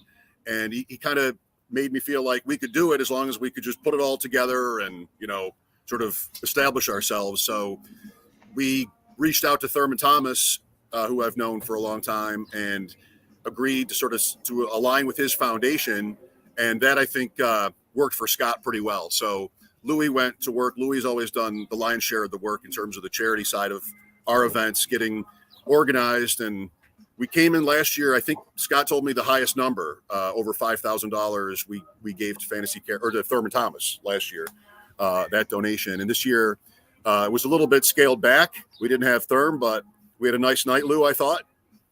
Yeah, the night was perfect. This year we did it at a local brewery where the friends of ours, Fatty Beer, and we did keep it scaled back a little bit to not as big of an event where me and Mike were stressing all night, but we really made it about the drafters, and they brought enough friends and family. The bar was great where they really helped with advertising, gave us the space for free, was really helpful as far as bringing in a crowd outside of the drafters. So we had a really good night. We had cornhole tournaments, we had cool giveaways, and actually people that were there surprisingly interested in watching the draft itself. So it was kind of better this year, even though we had a much bigger event last year.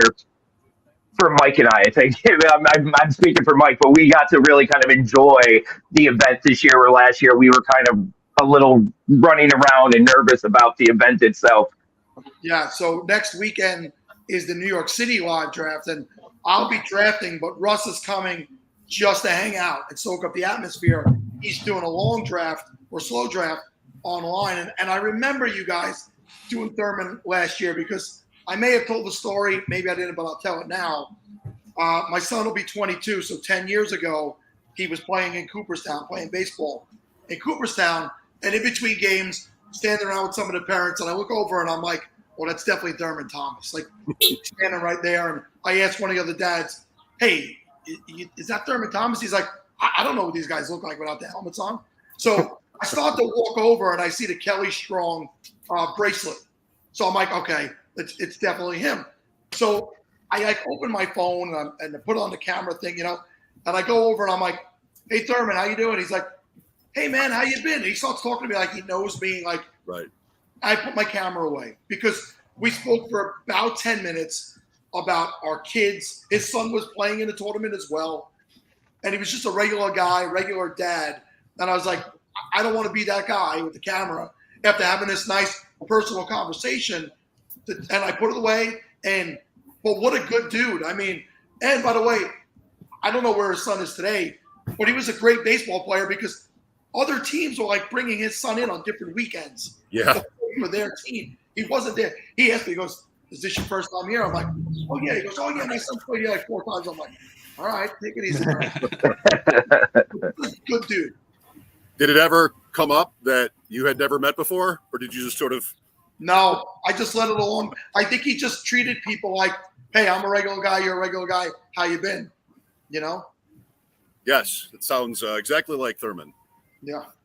See, I don't know if I would recognize him nowadays, because I think of Thurman Thomas, I think of like football cards and posters from the 90s with the, the high flat top and like if he's not in a jersey and like a ridiculous pose, I'm just like, no, because that's what I think of when I think of Thurman Thomas. Like, well, I actually said to the guy who told me he didn't recognize him without the helmet, I said, one of his most famous moments is not being able to find his helmet at the Super That's true. I was thinking it. You said it. I was thinking it. Oh, sorry, Mike. Go ahead. No, please.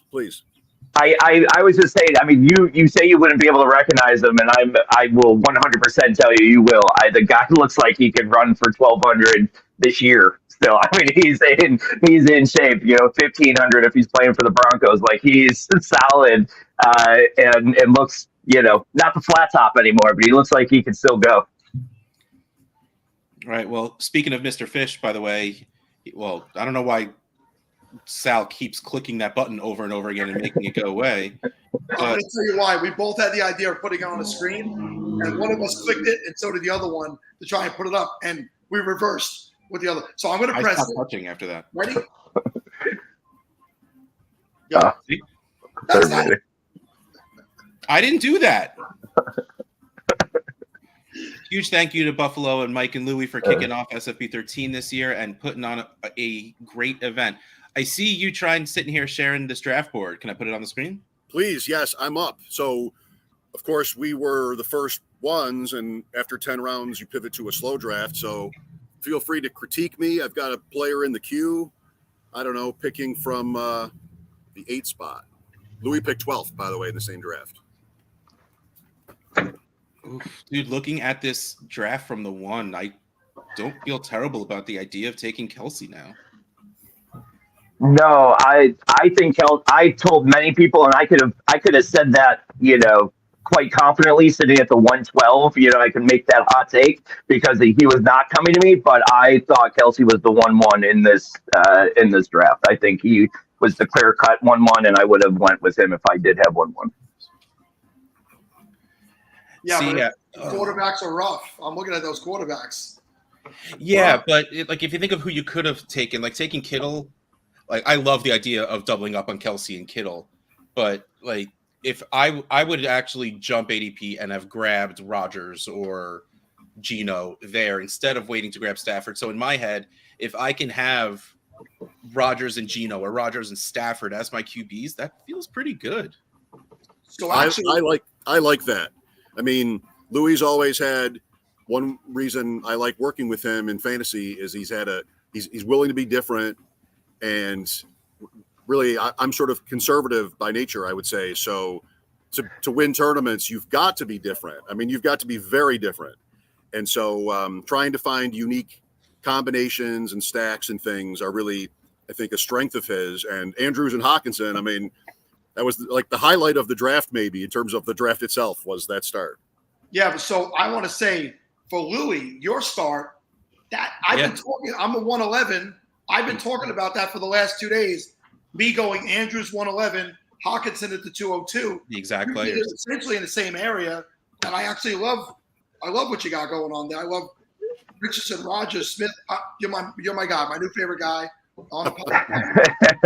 Hearing you say that you're thinking about that strategy doesn't make me feel as good as I did, doing it. But that's what I was thinking, is that that start is going to be pretty unique. And I think, and Mike's one of these guys, so I'm not trying to, talk down on it. I do think that I think the underdog kind of correlation crew here is going to be a little bit more concerned with specific stacks and stuff like that in correlation, which I'm not going to be as much as I am in best ball.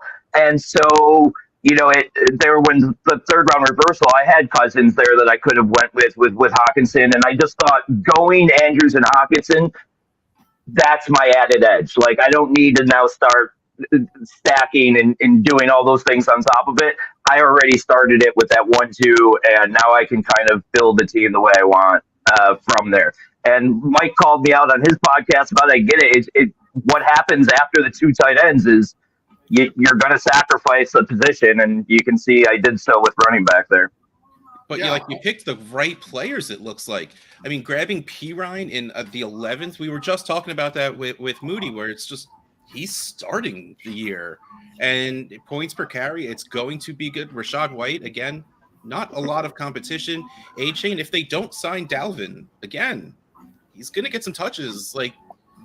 I feel enlightened having seen this. Because we keep talking about mocks, and then we're just like, well, it's never like that in the real draft anyway.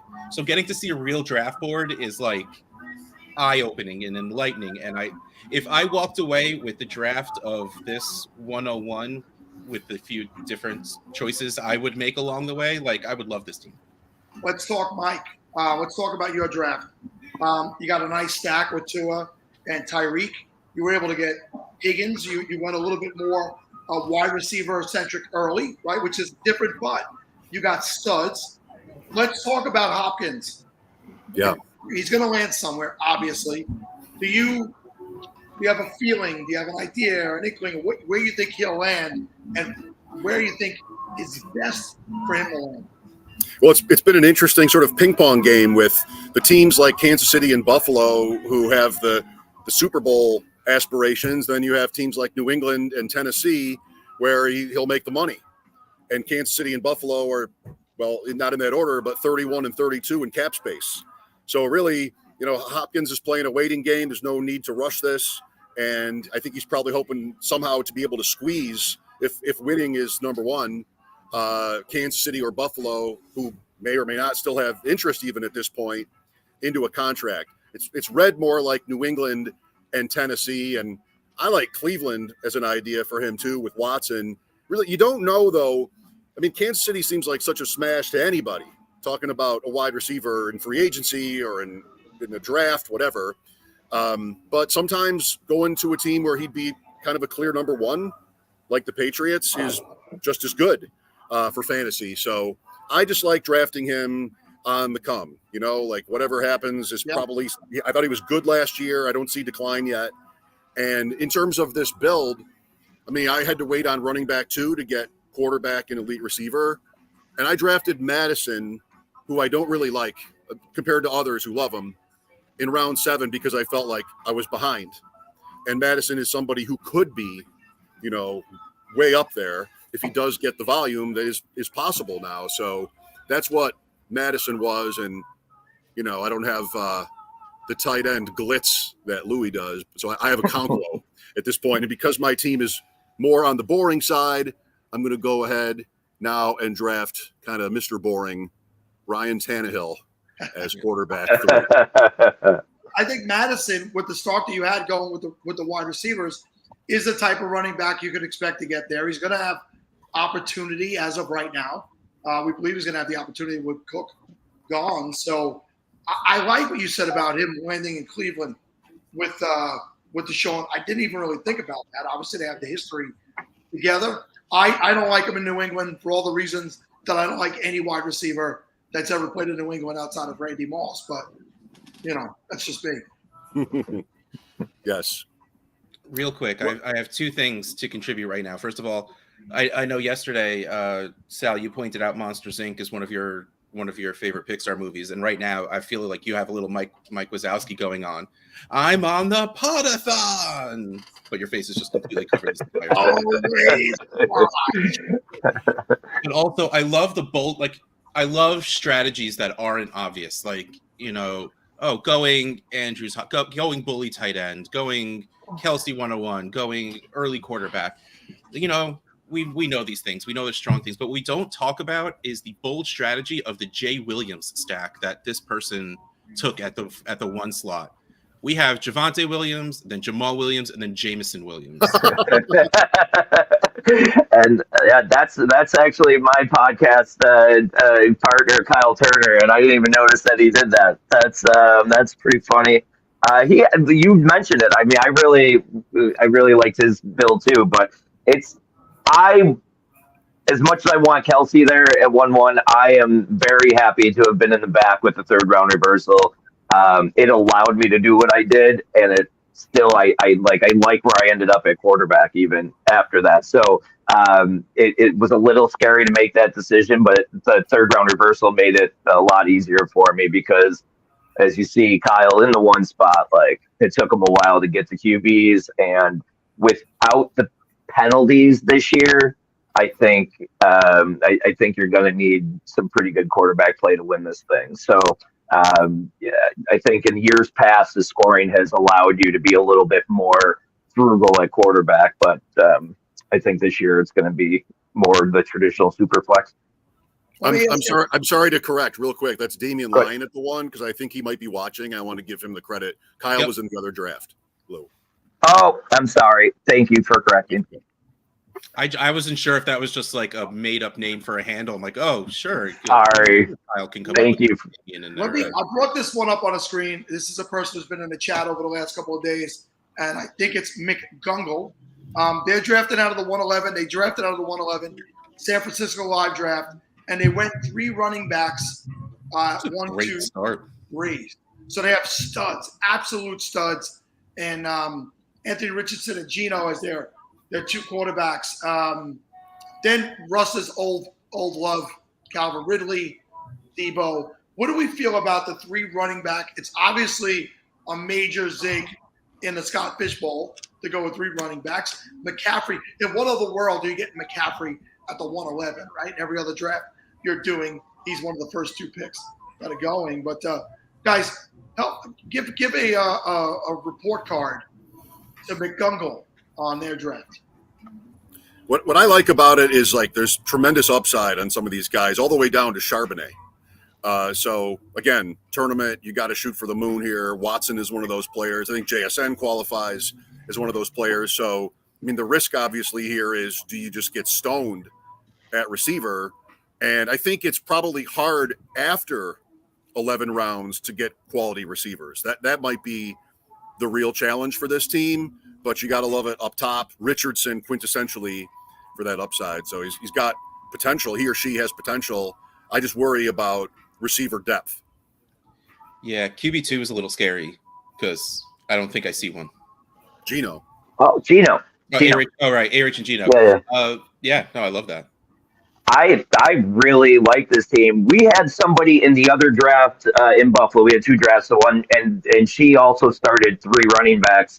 And I know that there was like a little bit of like mocking of what are we drafting in 2005 here, but I like it, especially with the scoring. It's again unique, right? So anything that's going to and this guy, I mean, he got the big A-Rich. I'm a big Anthony Richardson fan, and he's going to have a lot of boomer bust potential, but without the penalties this year and stuff, I really like him in this format, and I don't think they're as bad off as wide receiver as Mike does. I really am a big Watson guy. Debo's going to have another big year, and like Mike said, it really has upside all the way through the thing. Dulcich, I'm not big on this year, and obviously you got to punt a position when you start that way, but I really like that team. I think it was a good start. Cool. Yeah. Like spend the next couple of rounds just hammering wide receivers and tight ends, and I would probably add one more. Hopefully, like Sam Howell or something is still around, just in case A-Rich flames out. Like I don't think it'll happen, but just in case it does, but otherwise, I love that. That is a very good, and it's one of those things where different enough in this size of a tournament that it might boost you a bit. I like it. I have the other board if you want to see it. Louis mentioned the woman at 12, Mary Rose, started 3 running backs like that. There it is. We'll check it out. Bring it up. Is it up? I just did. Yep. So that was what Bijan, Eckler, and Henry there at the 112, and I mean, that's pretty impressive to start off that way, and didn't even turn out to have get horrible QBs there with Carr and Stafford. She later stacked Higbee with Stafford. Like, I don't know, it worked out pretty good for her. I think that start. This team, the one from McGonigal, the ones we were talking about on the other board, at least they all have a plan, right? Like you want to have a plan, and then sometimes it gets shot down in the middle and you have to move to a different plan. But these examples all to me look like they're well organized and well thought out. I'm sorry. That's what I was going to say. If I may, is like, that's one thing to point out here is me and Mike said this last year, and we probably feel pretty comfortable about saying it again.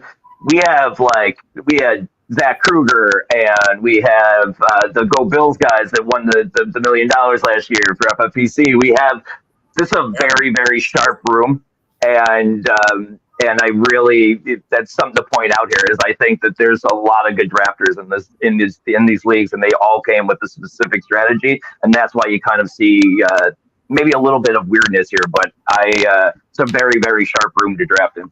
See, but I love it though, because you had all of these people in the same room, but here, like I think on your last board, Daniel Jones went at the 212, but here he is at the 312. Matt Stafford falling to the 9th, I think it was, but here he is taken in the 5th. Like, yeah, it's so different everywhere you look, and now I feel more scared about taking Kelsey in the first. Like, this didn't help me at all. Like, I wish you didn't bring up the second board because at least I was feeling something before. Now I have no idea what I'm doing. Well, notice T. Higgins on this one I think in round 5-7 with Burrow. I mean, I took him at 4-4 or 4-8. Let's just say he's not falling to the 5th in my draft. This was a running back. This was a running back draft compared to the one from earlier. Mm-hmm. But also seeing like you can get James Conner in the 8th, AJ Dillon in the 10th, A-Chain down at the 12th. Like, I mean, that's right. I have feelings on Ken Walker and all, but like, this is just, I love this because it's still somehow a 12-team league, but like it is absolutely not in the least a 12-team league. Yeah. And all these leagues are drafted so differently. It's so interesting to me, and it's so much fun. And all that does is give me anxiety. So for me at the 111, since I'm picking 111, I don't know. Obviously, in any league I'm in, I'd love to have Jamar and Kupp, but I don't know if that's the way I'd want to start here. And then have Richardson as my QB1 because we still need to see Richardson come in and do it, right? The prospect is there. The opportunity is going to be there, but we haven't seen it. So it is definitely a zig in this. Kyle Pitts is a nice grab in the 4th round. And I do expect Russell Wilson to bounce back, but very wide receiver heavy. I don't think that that's the way I'd be going from my 111 spot. See, but I do love the idea of Chase and Cup in the beginning because it's going to be those wide receivers that matter. And then once you get a little lower than that, it's a little with the boost for points per carry and stuff like that. So if you're going to start and grab wide receivers, I love that. I just would have waited longer before taking 3 and 4. I love Jerry Jeudy, and the idea of Christian Watson can be nice, but like I probably would have grabbed running backs instead of going Watson and Jeudy there. But again, does that make it right? I have no idea what I'm doing, but I'm just saying, like, that's what I would have tried. And for me, I will always want to be wide receiver first before running back because, again, to that earlier example, you get to the midpoint and down, you're drafting running backs that do have a chance. Guys like Algier, the Chicago guys, they do have a chance to really, get volume and produce. Wide receivers down there do not. I mean, they're still going to be like the 3rd, 4th, 5th wide receivers on their teams very often. And that's why I think, you can get sort of stopped short if you save receiver. You don't build that depth up in the first half of the draft. Yeah, I can't stop staring at this. Like I'm trying to like host and say interesting things, but I'm just like, okay, well, this went here and this went there. And you got players like Debo who, after McCaffrey came over, ran a little less, but you're probably getting an extra 1.5, 2 points a game just on those random carries he's going to get. Yep. I want to clarify now too. I know I've already been corrected, but now that I am looking at my co-host Kyle's team at the 1-1, I want to just let you know I don't like it at all. So I'd already been on record saying I really liked it, but that was because it was in his team at all. So I'm going to go on record. I don't like his team, but as I'm looking at it now, like honestly, like if you just take this team, take Henry instead of Lamb, and then take Dobbins instead of Walker, and I love this team. Like small tweaks that are probably just personal things for me and how I feel about this. Like now I'm going to take a quarterback first because I love how this worked out. Grabbing Kittle at the 4-1 is beautiful. That dude's a top 3 tight end every single year. Well, if I may, anyone interested in hearing analysis of this as it was happening, my Deep End podcast with Adam Krautwurst, who couldn't be here today. Adam was the 2 in this draft, by the way, draft guy. We live streamed it, and because we were drafting, we asked Michael Leone and Tyler Dunn to sub in for us, and they did. So they hosted the draft. In fact, Tyler was funny. He thought up until the last minute that he was in the draft because I asked him to come to Scott Fish Bowl and host for us and talk football. Just talk ball, player takes. Tyler is so good. But he always was thinking that he was in it. It's like, Mike, I can't get in the draft. I'm like, you're not in the draft. So we got that settled before they started. We don't want you to play. We just want you to yes. Next year, I'm sure we can get him in the Scott Fish Bowl. I say that, I'm speaking out of turn. So anyway, if you're interested in that, I tweeted the links this morning. You can watch it on YouTube, Spotify, Apple. And definitely, if you have, I'm hoping someone has pictures, DM them over to the Fantasy Cares org account because I'm trying to pull all of these pictures and anything. It's trying to hype me up for next week's New York because I'm super excited for it and just love hearing and seeing all these people having so much fun. But we have 3 minutes left in our slot, and I shouldn't be talking. You guys should. So why don't you leave us with the thoughts that you are like, I'm going to come on the Podathon. I'm going to say this. I'm going to get this point across. I want to come on the Podathon and have people remember me for this. What is that this for you guys? Well, I wasn't thinking that way, but I like the challenge. I just want to express my gratitude. It's very strange for me that I'm able to interact with Scott and all of my new friends in fantasy football as I've gotten more into it and the profile has grown. And really, it kind of starts with Scott, who I had as a guest on my radio show. I've been hosting sports radio in Buffalo for almost 25 years now. And Scott came on to talk Vikings. I wanted a Vikings guest when the Bills were playing Minnesota. Allen, the Bills, it was a big underdog, and they won. And so months later, he reached out to me. He said, I noticed you haven't signed up for the Scott Fish Bowl yet. And I did that. And before I knew it, I was getting opportunities with Pros versus Joes and different things that were, I've been very grateful for all of it. And I owe Scott a personal debt of gratitude. So I think he's a legend, as every one of your guests is saying, and just an incredible incredibly kind and generous guy. Mike, let me real quick. I don't know if you saw what was on the screen, but you better let your co-host know that he's not going to have a quarterback in Week 13. Oh, that's right. I think we just did. I need to say before Louis signs off, Mike, you have the 101 of Scott Fishbowl T-shirts on. It's my favorite one ever. Is it? I actually have 2 of them because I love it so much. Heavy rotation for me, by far my favorite one of all time. The shirts this year are incredible. Yeah. I mean, this year was an unbelievable year for that. So thank you. Yes, this was my first year playing number 9. Nice. Louis, sign off for us, bud. Yeah, just want to thank you guys for having us on. Thank Mike for asking me to fill in for Adam here. I want to kind of follow those sentiments. I mean, fantasy football started for me like everything else, just a small little hobby about 10 years ago that turned out to be I'm in about 100 dynasty football teams now, and I provide content and I talk to people like you guys all the time.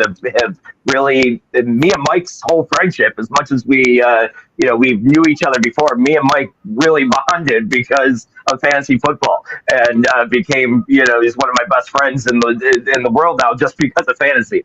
And I really have gotten that. You see this. It's not just Scott Fishbowl. This started it, but you see how this all through the year. You just see how great this community is, and how you even see it like at the expo. You show up and as a stranger, and you leave as friends. I mean, it really was a pretty cool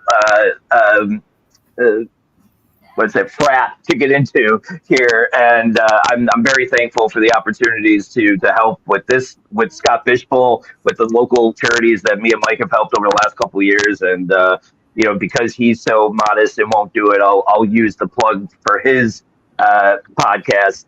Tune into Deep End, because him and Adam are 2 of the best here in the high stakes community. So I'll sign off with that. All right, thank you both very much. Hey, have a good one. Later, fellas. All right. I'm going to skip out for a second. I'll be right back. A second. All right. Well, this guest is sponsored by Upper Hand. Oh, no, I don't like this. I know, Derek, you're not supposed to be here. You're actually supposed to do the read, but I am not having my giant face on the screen. Well, Sal has to hop out. He gives me shit about not being around when he's around. So immediately I hop on here and he's like, oh, I'm taking a break. That's exactly what happened. This guest is sponsored by Upper Hand Fantasy, created by Faraz Siddiqui. Upper Hand Fantasy delivers high-quality content in digestible Instagram stories and posts, and dives even deeper on the Upper Hand Fantasy podcast. Don't assume you can't find good fantasy football content on Instagram.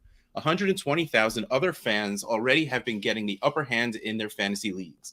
Upper Hand Fantasy has built an amazing community over the last 5 years, and so many depend on Faraz and his team for their opinions and analysis as the NFL landscape shifts every day throughout the offseason and during the season. Come find out for yourselves and visit Upper Hand Fantasy on Instagram at Upper Hand Fantasy, and check out the daily show on the Upper Hand Fantasy podcast on all platforms. Also, our guest is brought to you by CampusToCanton.com, a website focused on all things college fantasy, including Dynasty, Devy, College Fantasy, and Campus to Canton leagues. Campus to Canton is the fastest growing format in fantasy, where your teams have college and NFL lineups. And as college players enter the NFL, they join your NFL roster. Visit CampusToCanton.com as their team of experts bring you articles, podcasts, cutting-edge tools, exclusive ADP, industry-leading draft guides for Devy, college fantasy, freshman supplemental drafts, and the deepest set of college rankings anywhere. Check out CampusToCanton.com today and every day going forward. Now, technically, I had to use the bathroom, but not being working on. Just, making a point. As he's chewing on something, I had to go to the bathroom. You had to get breakfast. I'm an old guy, Derek. Those are gummy vitamins. He's getting his fiber. Nothing wrong with gummy vitamins, man. Okay. He's got to get his fiber in somehow. Doesn't need help enough. Believe it or not, people wouldn't believe it, but I do try to eat and maintain a healthy lifestyle as much as possible. That way, on the weekends, I could throw in beer and eat a lot of shit. There we go. I was like, all I get is nothing but like wink videos from you at whatever bar, Sal. Okay, so I don't know about all that. Those are my weekends, but during the week, 5 days a week, I generally try to be healthy. And on the weekends, he eats a charcuterie board for lunch. I did have one yesterday. You did. Yes. How much you're gonna say for breakfast? Oh, man. I don't know if I. This morning I ate egg whites, turkey, Swiss cheese. I do. You're doing better than me. All right now, I've just got a very nutritious frappuccino. Very nutritious. Oh yeah, very nutritious. There you go, Sal. I had a peanut butter Larabar. Yeah, I haven't had anything yet. For me, it was late morning. Try to somehow compose myself. Whew. I'm a little upset that you don't still have the makeup on. I got to be honest. I still got the fingers. I still got that. I mean, hey, I got glitter outhouse. What you got? My daughter chose this one. It's showing up very blue, but it's a very pale purple in real life. I feel yeah. the dress. I got ambushed yesterday, man. Like they went from stickers to makeup, and I was like, oh my gosh! I finally got up off the couch after getting ambushed, and I walked into the bathroom. And I was like, no, woo. Oh man! Never look in the mirror first. Take a picture and then just never. Yeah, like you did it exactly right. Take a picture, share it with the world, and then go shower. I mean, I knew I was in trouble when like I'm sitting there on the couch and both of my daughters are cackling like full on belly laugh, and I'm like, oh, I'm screwed. Whew. When I used to go into work, it was like a running joke of searching me for stickers that I didn't know were there. Because even if it wasn't on purpose, because we would have stickers on the couch or, in beds that they would just be stuck to me somewhere, and I would have no idea. Well, we've had a running tradition with me and my daughters and stuff that when one of them gets sick or whatever, they usually and they have the option to either paint one of my nails or all of my nails, and basically I'll keep it until they're better and back at school. So that's been a running theme since they were little. See, we go every other weekend. We get mani-pedis. Like we do it real. I don't want to subject anybody to dealing with my toes. Okay, so I stay up out of there. It's so relaxing, man. It is. I mean, I don't know what you got going on down there, because I don't like feet, dude. I got something against feet. Like the only time I've messed with anybody's feet is like when my wife was pregnant and she's like rub my feet. Past that, it's just I don't know, dude. It's one of those things. Everybody's You're got not their touching theirs. They're touching. They're giving. I know. I'm just saying. All right, let's roll this back. Football talk somewhere in here, right? Right? Like this is going a little too far. I mean, I'm fine. I don't care. We can talk about whatever, man. See, it's funny because Jen is saying love being a boy mom, no stickers, no glitter. All right, no glitter, I will absolutely get on board with. But my son, hate glitter. Oh my god, my daughter literally one day just lined her bed with glitter and without clothes on, just started rolling around, and it was adorable until we realized, like, oh, you're so glittery, that's so cute. How did that happen? How do we get that off of you? Like you wish your brain stopped at a certain point and you could just ignore the rest, but you can't. We had to throw the sheets out. They're going to be festive, dude. There's nothing else you can do about that. It was ridiculous. Whew. Derek, how old? You have one daughter. What do you got? I got 3 kiddos. I got my son is 13, my daughter's 11, and my youngest daughter is 5. So things get wild, crazy as shit. I mean, I can't rule out that one or both of them might bust in the door at any second, because that happens all the time on live streams. Like I'll be like, you're doing the whole thing like, oh yeah, let me talk about the football, and like you're trying to like keep your kid like, yeah, okay, love you, you eat breakfast at the same time, like just trying to buy time or filibuster.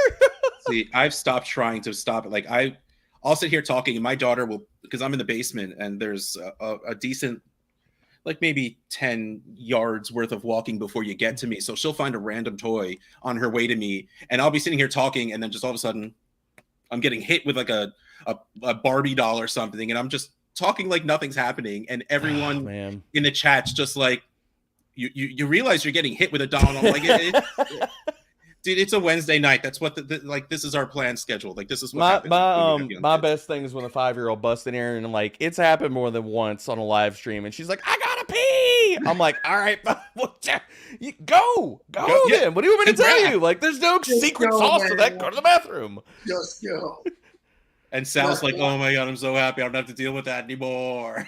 I'm like, yeah, Sal's like, all my kids do their own taxes. Whatever, man. Me and Rick, my youngest daughter will be 19 this year, and my oldest one will be 24 this year. So there you go. I'm annoying to them. It's the opposite now. Oh, I'm already getting there, dude. Even the 5-year-old, sometimes she's like, no, can you just go sit down, Dad? Like whereas my 11-year-old's like, oh no, like it's all good, you know, like she's not afraid of me or scared of me or, you know, like, or embarrassed. My 5-year-old's like, who thinks she's like 15 is like, no, not about that life. Oh yeah, no, I love that I finally got to a place where they're embarrassed by me. Oh man, one of the best things, and I absolutely love it, is so all of their schools, the way that it's set up here in Texas, are like right next to, you know, subdivisions, whatever. Like they can walk to school if they want to, but I drop the kids off every day. And one of my favorite pastimes is, as my daughter is slowly walking into school, I like drop the windows, crank up the rock music, and I'm like, bye, have a good day. And she's walking into school like, oh shit, I don't, no. She's like trying her hardest to pretend. And the teacher that's usually out there, like as the crossing guard, like making sure the kids go across, she's always like, keep up the good work. I'm like, yes. See, what's funny is like you're embarrassing them by being yourself. I also, that's what I'm talking that's about. cute. I love that. That's the best RotoWear shirt ever, right there. Oh man. Oh, dude, like half of my closet is RotoWear. I got one of those hanging in the closet too. Yeah, I showed up originally with my process over results shirt from RotoWear, and then everyone else was wearing the Podathon shirt. I'm like, yeah, I should probably do that for the Podathon. But like, it's funny, like you're blasting your rock music and screaming. Like, I roll down my windows because we already have Disney music playing, so I just start screaming along to it. I love you. What can I say except you're welcome? Oh, dude, I do it on occasion. My new jam with that. Have you listened to the Bluey album? Like they came out with a whole album of music from Bluey. Like, dude, that Chattermax song slaps. I'm not even gonna lie. Like, Bluey, I'll turn that thing up and I'm like, boom, boom, boom.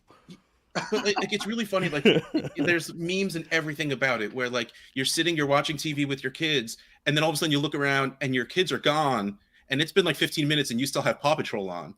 But the problem with Bluey is I've been watching that whole time and I don't care that the kids are gone. Exactly. Like I'll turn it on. I'm like, it's fine. No. We'll go outside in a second. I got to see what happens here. I need to see how this ends. Bandit's on to something here, okay? Yeah. Oh, and like if you ever want to feel bad about your parenting, watch Bluey. Because Bandit is like what we all wish we could be. Like it's so rough, man. I'm like, especially right now in the summers, because I'll sit at like working from home and stuff. They're like, hey, let's go do this. And I'm like, oh my God, the parent guilt gets me hard. And yeah, you turn on Bluey and I'm like, do they ever go to work? Well, the mom does. Bandit, I think, is a stay-at-home dad. And like, he's so attentive. And even like when he doesn't have the energy to play, he like, I think Chili is like a security guard. And Bandit is a paleontologist or something like that. It's something. Yeah, it's like an they're kind of like not random jobs, but like you wouldn't be like, oh, okay, yeah. But like even when he doesn't have the energy to like play, he finds a way to work him laying on the ground into their game. It's just like you notice the ones where it's like they're hungover or whatever. Like one of the episodes where they're like, oh yeah, we blew it out the night before at a party at Stripe's house or something like that. Really tired now. Yeah. Oh yeah, they're really tired. Yeah. Sorry. We're just I'm making intuitive leaps here. And then it's like it turns into yes, play doctor, fine, go. I'm on the table, and I'm just like. Okay, all right. Taking notes. All right, okay, I got this. Yeah, in real life, I'm like, oh man, it's killing me. No. Go get your iPad. Leave me alone. That's on the daily, man. The 5-year-old comes downstairs at like 7 o'clock, and I'm like, oh, see, I'm so happy my kids are at the point where they wake up before I do, and they don't need to wake me up anymore. Like. They can get downstairs, find whatever they want to find. Like they can pour themselves some cereal with minor mess and 50-50 if they clean it up or not, and just entertain themselves in any way they need to, whether they want to play with screens, watch some TV, play with dolls, some board games with each other. It also really helps that my what did I say? They're 8 and 10, that they like each other and they're able to play, with each other. And yeah, you don't wake up and one's like got their knee on the other one's throat, like, yeah, it's Lord of the Flies, Yeah, I am very, very, very happy, because honestly, like, that's what I was. Me and my brother. Oh, poor Rick. That's what we were. Sorry. Well, listen, I've been to Dora the Explorer live. I've been to Dragon Tales live. Rick, I've done all of them. Elmo live. Oh man, love Elmo. Dude, I do need to say though, live. There was Dogman the musical, and this is like, if anyone out here has never watched or read Captain Underpants, they're actually great. Like they are, and we actually got to meet the author. He was doing, I guess, like a book signing tour or something like that. He was fantastic. Now my son loves all of his books. Yeah, and we actually saw Dogman the musical, which Dogman is a breakoff from Captain Underpants. Mm-hmm. It was hilarious. Like we're sitting here and it's just like, oh my god, Yo Gab. Oh no, oh my god, I haven't heard those titles in years. But yeah, my kids were so into that. Thankfully, too young to go to the live things of it, but like, oh man. Oh man, side note, I was on a Saints podcast a few days ago and it took me back, man. Two of the guys from and I'll bring you back here, Russ. Sal, you're old enough to remember this. Do you remember the Disney show, like the Imagination Movers or whatever? Yes. Yes. Two of those guys are massively into fantasy, and I did a podcast with them the other day, and I was like, why do I know this? Oh shit, that's where I remember that show from. Super, super nice guys, but it took me in the Wayback Machine for a second. Way back. This just goes to show you how good this segment has been. We're 15 minutes in. Nobody realizes Thor hasn't shown up. We haven't talked fantasy football at all. And I think we needed a break from it. This has been awesome. Oh, man. Thanks I for mean, well, calling it out I'm and always ruining here for random and crazy, Sal. You know this. Hell yeah. But now we're going to sit here awkwardly because you ruined the flow of our conversation. And Well, I'll go back. One of the questions you dropped in here earlier, Russ, just to filibuster while Sal thinks of whatever he wants to talk about. Yeah, all my kids know what I do. They like tell other people, they'll be like, oh yeah, my dad's a podcaster and stuff. And some kids are like, what? While other kids who have aspirations of YouTube careers are like, oh. So yeah, no, they love it. Half the time they come in here and I'm on shows and stuff like that. They call Joey P Uncle Joe.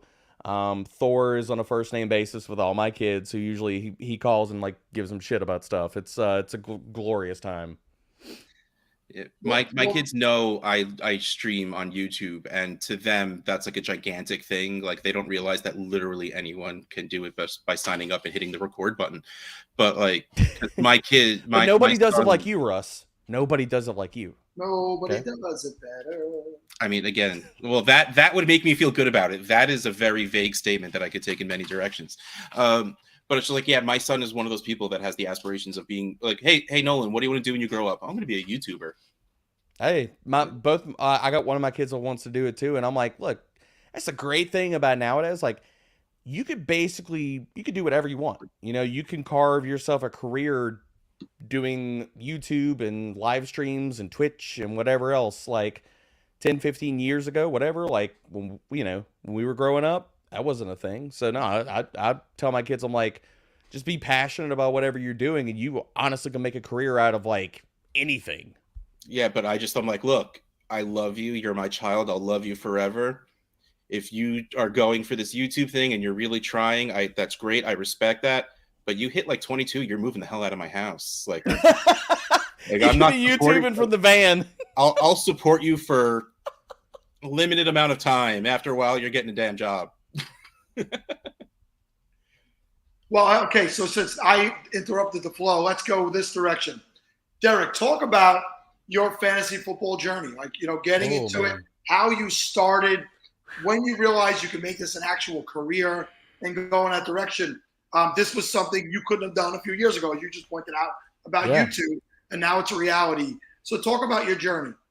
Oh man. Well, Sal, you've been knocking around the same parts. Russ, same thing. I mean, since long time ago, man. We've all been talking and playing in leagues for a long time. So y'all know all this, but like, probably been writing total for like about 6 years. And anybody that doesn't know what I did previously, I was a pediatric oncology nurse. So I worked for St. Jude for about 13 years, and really just we moved to Dallas and stuff from Louisiana, and I was like, well, shit, like, we're moving somewhere else. Like, I don't have any friends over here. I need some hobbies, and my wife and I were super obsessed with fantasy, and so I was like, I'll just try this writing thing. And so I went and bought like the cheapest ass Chromebook that I could find at Best Buy, and just I remember reaching out to Mike Hoff and Anthony Servino. Shout out to those guys, beautiful and amazing humans.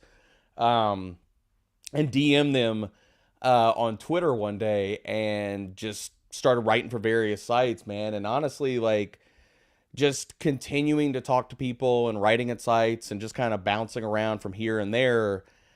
I didn't think it was actually going to be ever a real career until, like, I think I probably did like maybe like my first real interview for a job in this space, and I was like, oh, okay, that might be a thing. But it really didn't hit me, and it still doesn't hit me today, like actually doing this for a living and stuff like that. So it's still kind of like a pinch me moment. I don't let any of this or take any of this for granted, because I mean, wake up here tomorrow and I might not be here. So it's a Kyle Shanahan thing. Nobody knows if we're gonna live. We're all gonna be here tomorrow. So for me, man, it's been a wild ride. It still is. Like, I can't believe it. But it's been one of those things where after I got the first full-time job with FTN and stuff and moving to Fantasy Pros, I mean, it's really just been one thing after another. It's been one of those things where it's like I look back on it and doing, I mean, this, guys, like doing this so much where you're like, I've been doing this for like 10, 15 years or something like that. And you're like, oh no, it's really been a whirlwind where like we've all been talking football for, I've only been doing this for 6 years, and I say only 6 years, but it's crazy, man. Well, the good news for you is there's a shortage on nurses, so that job's waiting for you. Always, baby. I still got the license. I could go back anytime. We'll be waiting for you over here. So I mean, like, if ever I see you, whenever I see you, I would be attacking you with hugs in general because I'd hug you right back. love you as a human being. But like any nurse in general, like my heart goes out to, like, in the greatest of ways, because nurses are the most important, like some of the most important people in the world. And as someone who has unfortunately spent a whole lot of time in a hospital, like you see how much they do, how like you see these things on TV with, like, well, it's funny because Scrubs, the comedy show, no less, was one of the most accurate medical shows in the world. Damn, Russ, you're hitting it. Yeah, that's one of my like top 3 TV shows ever, dude. Like, they show it plenty on both sides of the respect levels of what nurses can get, and unfortunately what sometimes they do. And it's just like, to me, well, honestly, anyone that works at a hospital to me is a effing hero. You could be someone who refills toilet paper and I still love you for it.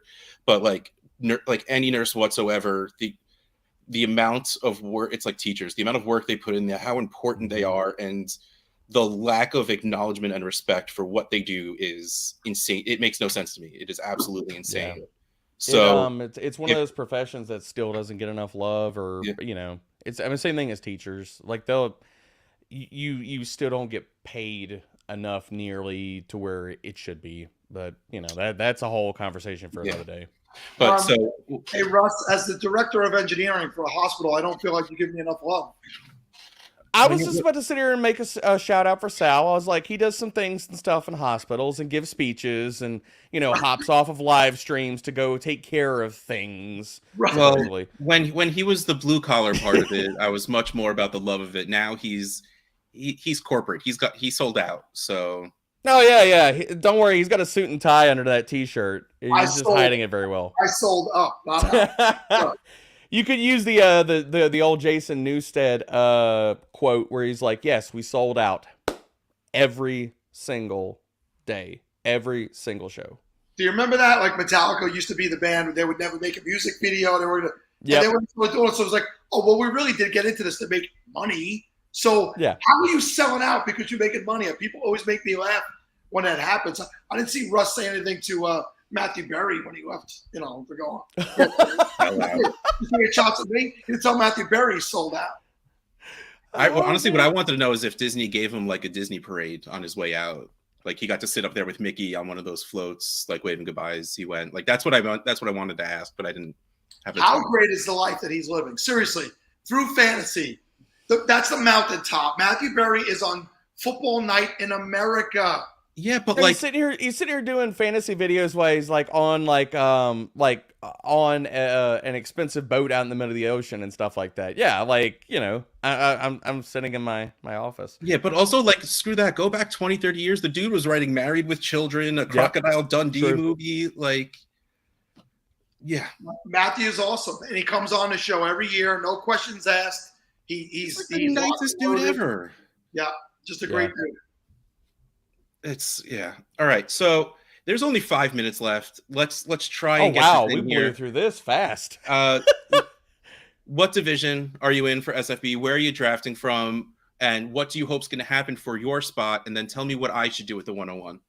I'm at the 105. I'm doing the Dallas live draft. So shout out to Casey Kasem. She's done amazing work. Like one of my favorite people ever.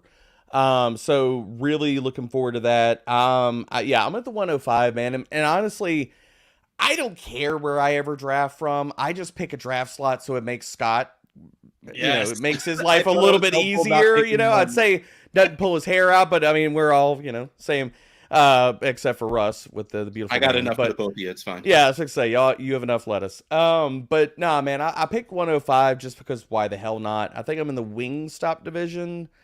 And I don't know, like I'm always team don't prep, no mocks, whatever. Like I legit and I'll get DMs and stuff like that. Like I got a text this morning, was like, hey, what are you doing for SFB? And I was like, I don't know. Like I don't, to be honest, like I don't walk in with these massive strategies because I look at this entire shindig. SFB is what it is, man. It's for charity. I don't give a shit whether I win 1 week or not. Like for me, it's all about the charity and it's all about what we're coming here together to do and organize and make a difference in the world. And for me, that matters more than my mocks, my strategy, who I'm going to pick, whatever. But if you're going to pin me down, Russ, I mean, I guess the 101, I've tuned in like constantly since y'all been rolling, like whenever I've got an extra second and hop in the chat, like I tuned in when Muzio came on and he made the long rant about Travis Kelce. I get it, but for me, I'm more of, and this is just the DFS mindset, I'm always kind of like playing the leverage game. Like, I don't want to pretend like what happened last year is going to happen again this year. Kelce probably smashes again, but what if he doesn't? So for me, in Superflex formats, man, I just freak out about quarterbacks. Like, I would go quarterback there and not think twice about it. And probably taking Jalen Hurts if I had the 101. I'll probably take a quarterback in the first round, depending on who's there, and then hope that, like, Mark Andrews gets back to me, and I'm massive on Darren Waller this year, so I look at both of those guys. If Kelce doesn't reproduce and does what he did last year, and then I want to take my shots on Andrews and Waller to get close, or, not to surpass him, but get close enough to where you can get the advantage on not taking Kelce at the 101 or in the first round. Yeah, it's really funny. The Buffalo Live guys were on before you, and they had their draft boards, and they were showing us the first one where the 101 went Kelce, and I'm like, all right, I see the board the way it fell. I would make a couple of decisions, but I really like the way this worked out. Okay, cool. I'm going to take Kelce 1. They showed the second draft board where they went quarterback, and I'm like, all right, well, with a couple of personal changes, this was really, I feel worse now. Like,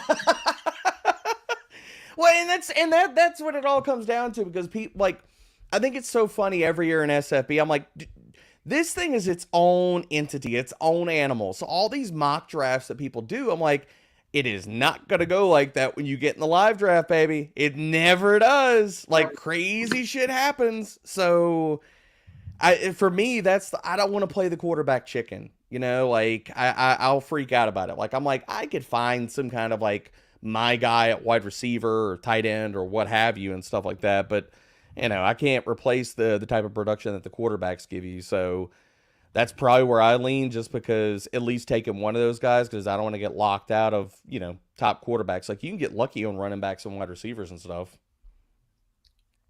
Yeah, I'm going to try to come out of those first 4 rounds with 2 tight ends and 2 quarterbacks. I'm at the 111, Derek.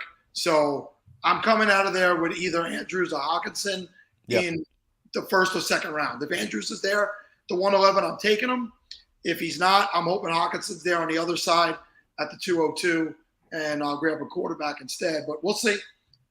Yeah, I mean, that's kind of what I did last year and the year before, Sal. I had, I think, like the 110 and 111, and the way that I looked at it is like this is a large field DFS tournament kind of, and so you have to be different. You're basically playing catch up for the beginning of those first 5-6 picks and stuff like that, and kind of like with best ball. You know what I mean? You're looking at like you're probably already behind the 8 ball if you're picking late in the first round. So you got to do something different. So I think like last year or both of those years, I went bully tight end. I think I had like 2 tight ends in my first 4 picks or my first 3 picks or something like that. So yeah, no, I don't hate that at all, dude. I would go. I mean, I'd go Andrews and Waller if that was me, but I love Waller this year. Yep. I could get on board with it. I could get on board with that. You know, Are you taking Jeremy Ruckert in round 4? I mean, I have to ask you that, Sal. Debro and I are. Debro is just as big a Ruckert fan as I am. You won't trade him to me. I keep asking you, like begging you, and you won't do it. Of course I can. I know the boy since he's 6 years old. His father wouldn't talk to me again if I did something like that. But yeah, I've told everybody in a non-Debro draft, he'll be there in the 22nd round. Take him. Take him. You and me in a draft, he's going like round 15, baby. Yeah. Lock it in. All he needs is opportunity, Derek. You know that. Oh, yes. Hey, Derek. 12 Olympians. Give me Calvin Ridley. Come get him. That's all I got to say. That's all I got to say. All you're doing is giving me pushback on me giving you shade yesterday. I love it. That's the only thing I wanted to do was hop on here today and give the 2 of you shit. My goal is accomplished because Sal will never let me down from getting or let me live it down for getting COVID when he was in Texas. Nah, this is it. Today we drop it. I love you, brother. I love you too. I'll be back buddy. out there because we go to the Thanksgiving game like every 3 years. So probably not this November, but the following November, I'll be back out there for the game, and we'll definitely hook up. Russ, 3 firsts for Ridley. Is that too much or too little? I mean, I'm trying to set the bar here. 4. I don't know where to set the bar. 2 firsts and a second. How about that? Okay. Take it easy on me. Take it easy on me. Hey, thanks for hopping on, man. Definitely, guys. Keep rocking, man. Love what Talk y'all to you doing. When are y'all going strong till? When's this thing shutting down? 8 p.m. in the East. 8 p.m. in the East. Let's go. Everybody needs to be donating, baby. I'm about to go hit the donate link right now. Anybody wants to tag me out on Twitter? You tag me with a donation, I'll match you. I'll throw that out there. Let's do it, everybody. Let's do it. Let's go, boys. Talk to you Fantasy later. Cares. Later, guys. Wow, he was still talking, and you just hit that button, Sal. You were just like, nope, gone. You know And you now he did left. it. You know you did it. Look, he's back. Nope, And he's he's out gone. again. All right, well, this next guest is brought to you by DraftBuddy.com. DraftBuddy helps fantasy players get ready for the most important day of the year, Draft Day. Create custom cheat sheets for your fantasy league and track your draft with DraftBuddy. Buddy syncs with drafts on My Fantasy League, Sleeper, and more. Use it to track your SFB 13 draft. DraftBuddy has 23 years of helping fantasy players win their leagues. Connect with DraftBuddy developer Mike McGregor at DraftBuddy on Twitter or visit draftbuddy.com to download this league-winning tool today and every day going. All right. I'm going to let in the guest. All right. Do it. When you Hey, say- Jeff, how's it going? All right, guys. Hey, how are you? You guys making it through? Big Jeff, what's up, pal? How you been, man? Driving. Making it through. Yeah, we're doing all right. But Russ and I got a little bit of sleep overnight, and we got back at it this morning. Awesome. Well, it's good to be here. Thanks for having me on. Definitely appreciate it. Excited to have.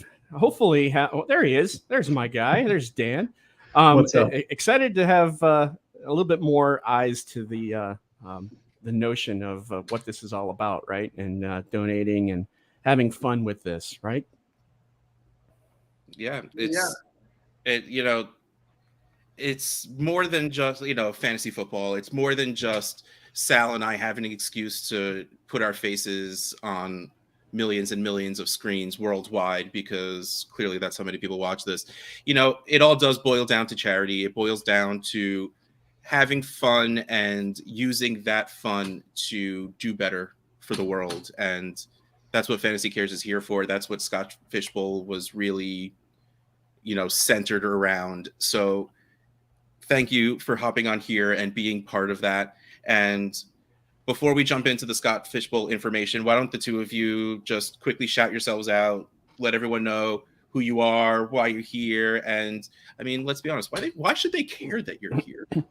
All right. Well, I guess I'll start off. You start off. I have a long-standing relationship with footballguys.com since 2007.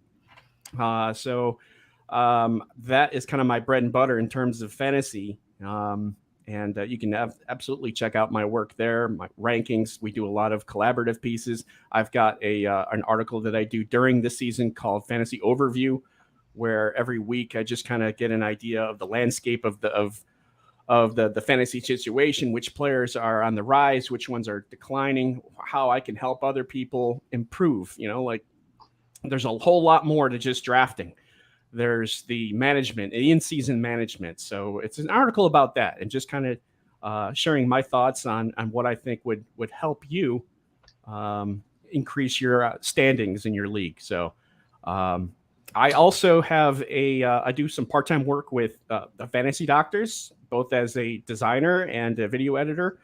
We've got an injury guide that's coming out here shortly in the middle of the month of July. So check that out if you're interested in a fantasy guide that also shows you information about injuries, because injuries is something that we don't really talk too much about, and there's not a whole lot of research done about it.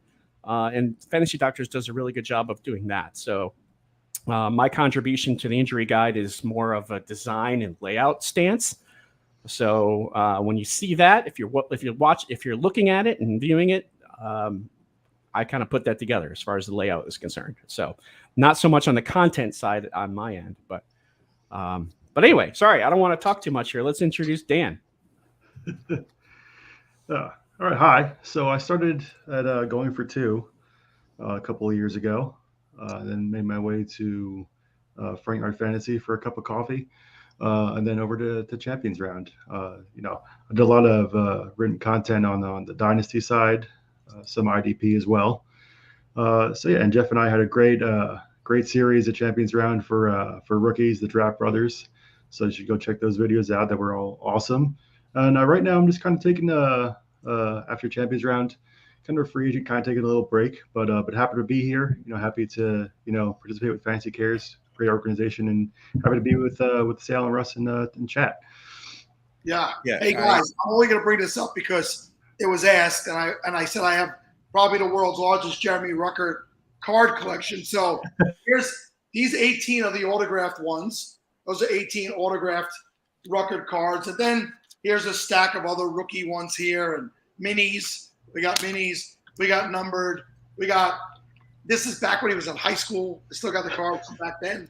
I'm going to sell these all to his father when Jeremy becomes a Pro Bowler. And that's my plan. But no, I love Jeremy. Know him since he's 6 years old. I'm going to talk about him until everybody realizes he's going to hit it big this year. Take him in your SFP drafts late.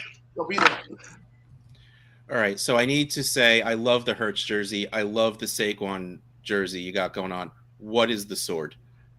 The sword? Oh, that's the Zelda. That's the Master Sword from Zelda and the shield. I'm a huge nerd. Yeah. So they're just they're full scale replicas of both. Very cool. Yeah. Because all I saw was a hilt. I couldn't because your head was blocking the rest of it. Yeah. The second I saw the shield, I knew exactly what was going on. Mm-hmm. Awesome. Hey, usually people ask why I have both a Hurts and a Barkley jersey because I'm an Eagles fan, but that's the usual question. But not a lot of people notice the sword and shield. So thank you, Russ, for noticing. Absolutely. Well, first of all, Saquon is Saquon. It's is what it is. Like, you have to love both of those players. I love both of those players, but like, especially if you're in Pennsylvania, Barkley still has that Penn State connection. It still counts, even though he's in the NFL.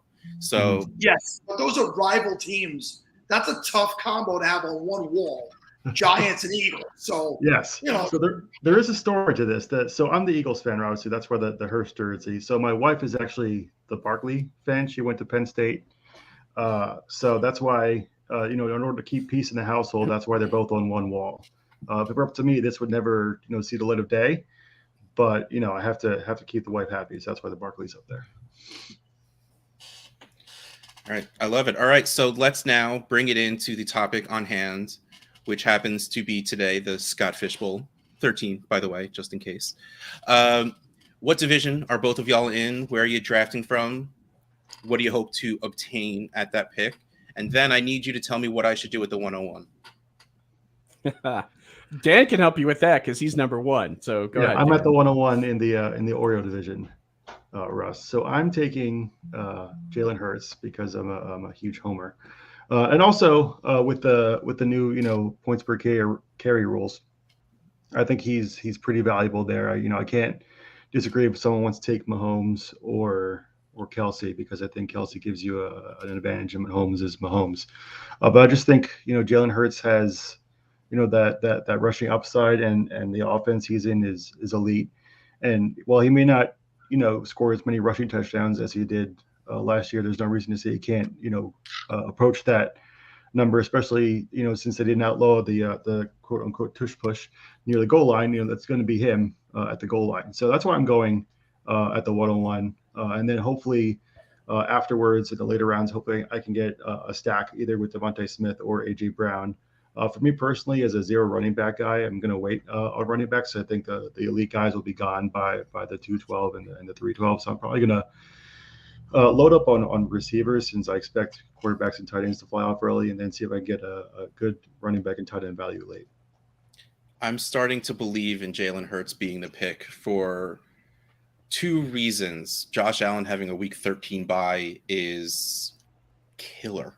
Yeah. Like, that is brutal in this league, because the playoffs are that. Or it's week 14, something ridiculous. And Hurts and Mahomes both have week 10, which is still later than I'd like it to be. But yeah, and then, with the 0.25 points per carry, give me Hurts. I mean, not to say Mahomes isn't ridiculous and amazing, but we know Hurts is going to rush the ball. So give me that floor, give me that safety with the ceiling of him being Jalen Hurts. I think that's where I'm leaning right now. That may change in the next 30 seconds. Plus all those 4th and inches plays that he'll get, right? That counts. I'll give me that 0.26, baby. I'll take it. Is it 0.26? No, 0.36, because it's 0.1 for the yard. And just thanks for being an ass and pointing out that I was wrong. I appreciate that. I'm just talking about the point for the first down on top of it. Oh, right. Point for first down. That's right. No, awesome. Yeah. 1.26, Russ. You're the best. Still I'm over here wrong. Record cards, and even I picked that up. Why are you still here, Sal? All right. So, Jeff, what about you? When, why, how? I have the number 3 pick, and I am in the Sunkissed division. Very cool. Which is absolutely loaded with people that are going to be sniping my picks left and right. I mean, there's just a who's who of, let's see, Eric Dickens from DLF, Peter Davidson, you might know him, Rotobahn. Hayden Winks is in that division. Elliot Christ. So it's loaded. There's a lot of names there. So, I mean, I've been doing mock drafts, and I'm sure Dan has as well.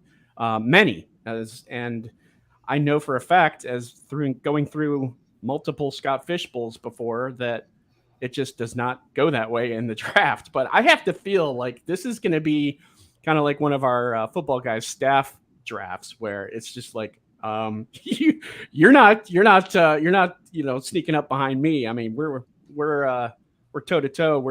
We're next to each other here. We're going to get the same guy, and so it's going to be a battle. I feel it's going to be a battle, but it's essentially, I mean, obviously it's a charity tournament, and it's almost like it's a GPP where you got to have some luck involved. Now, is that luck? Should that luck be in your draft? Should your luck be in deciding how much free agent money to put towards the greatest guy coming up in like right after week 1, or actually is it before week 1 that has the first waiver wire, or is it after week 1? No, it's before. It's before week 1, right? So week 1, yep.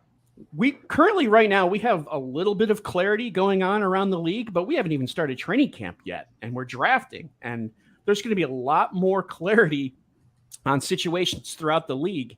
Is Leonard Fournette going to be somewhere? Is Zeke Elliott, Kareem Hunt, some of these guys? Is there going to be injuries that are going to open up a position of need? So there's a lot happening, and there is also, a lot of strategy involved, not just the draft, but like that first or second waiver wire is huge. And like I said before, as a GPP type of league where, it's you and 3,300 other people, I mean, you kind of have to make that decision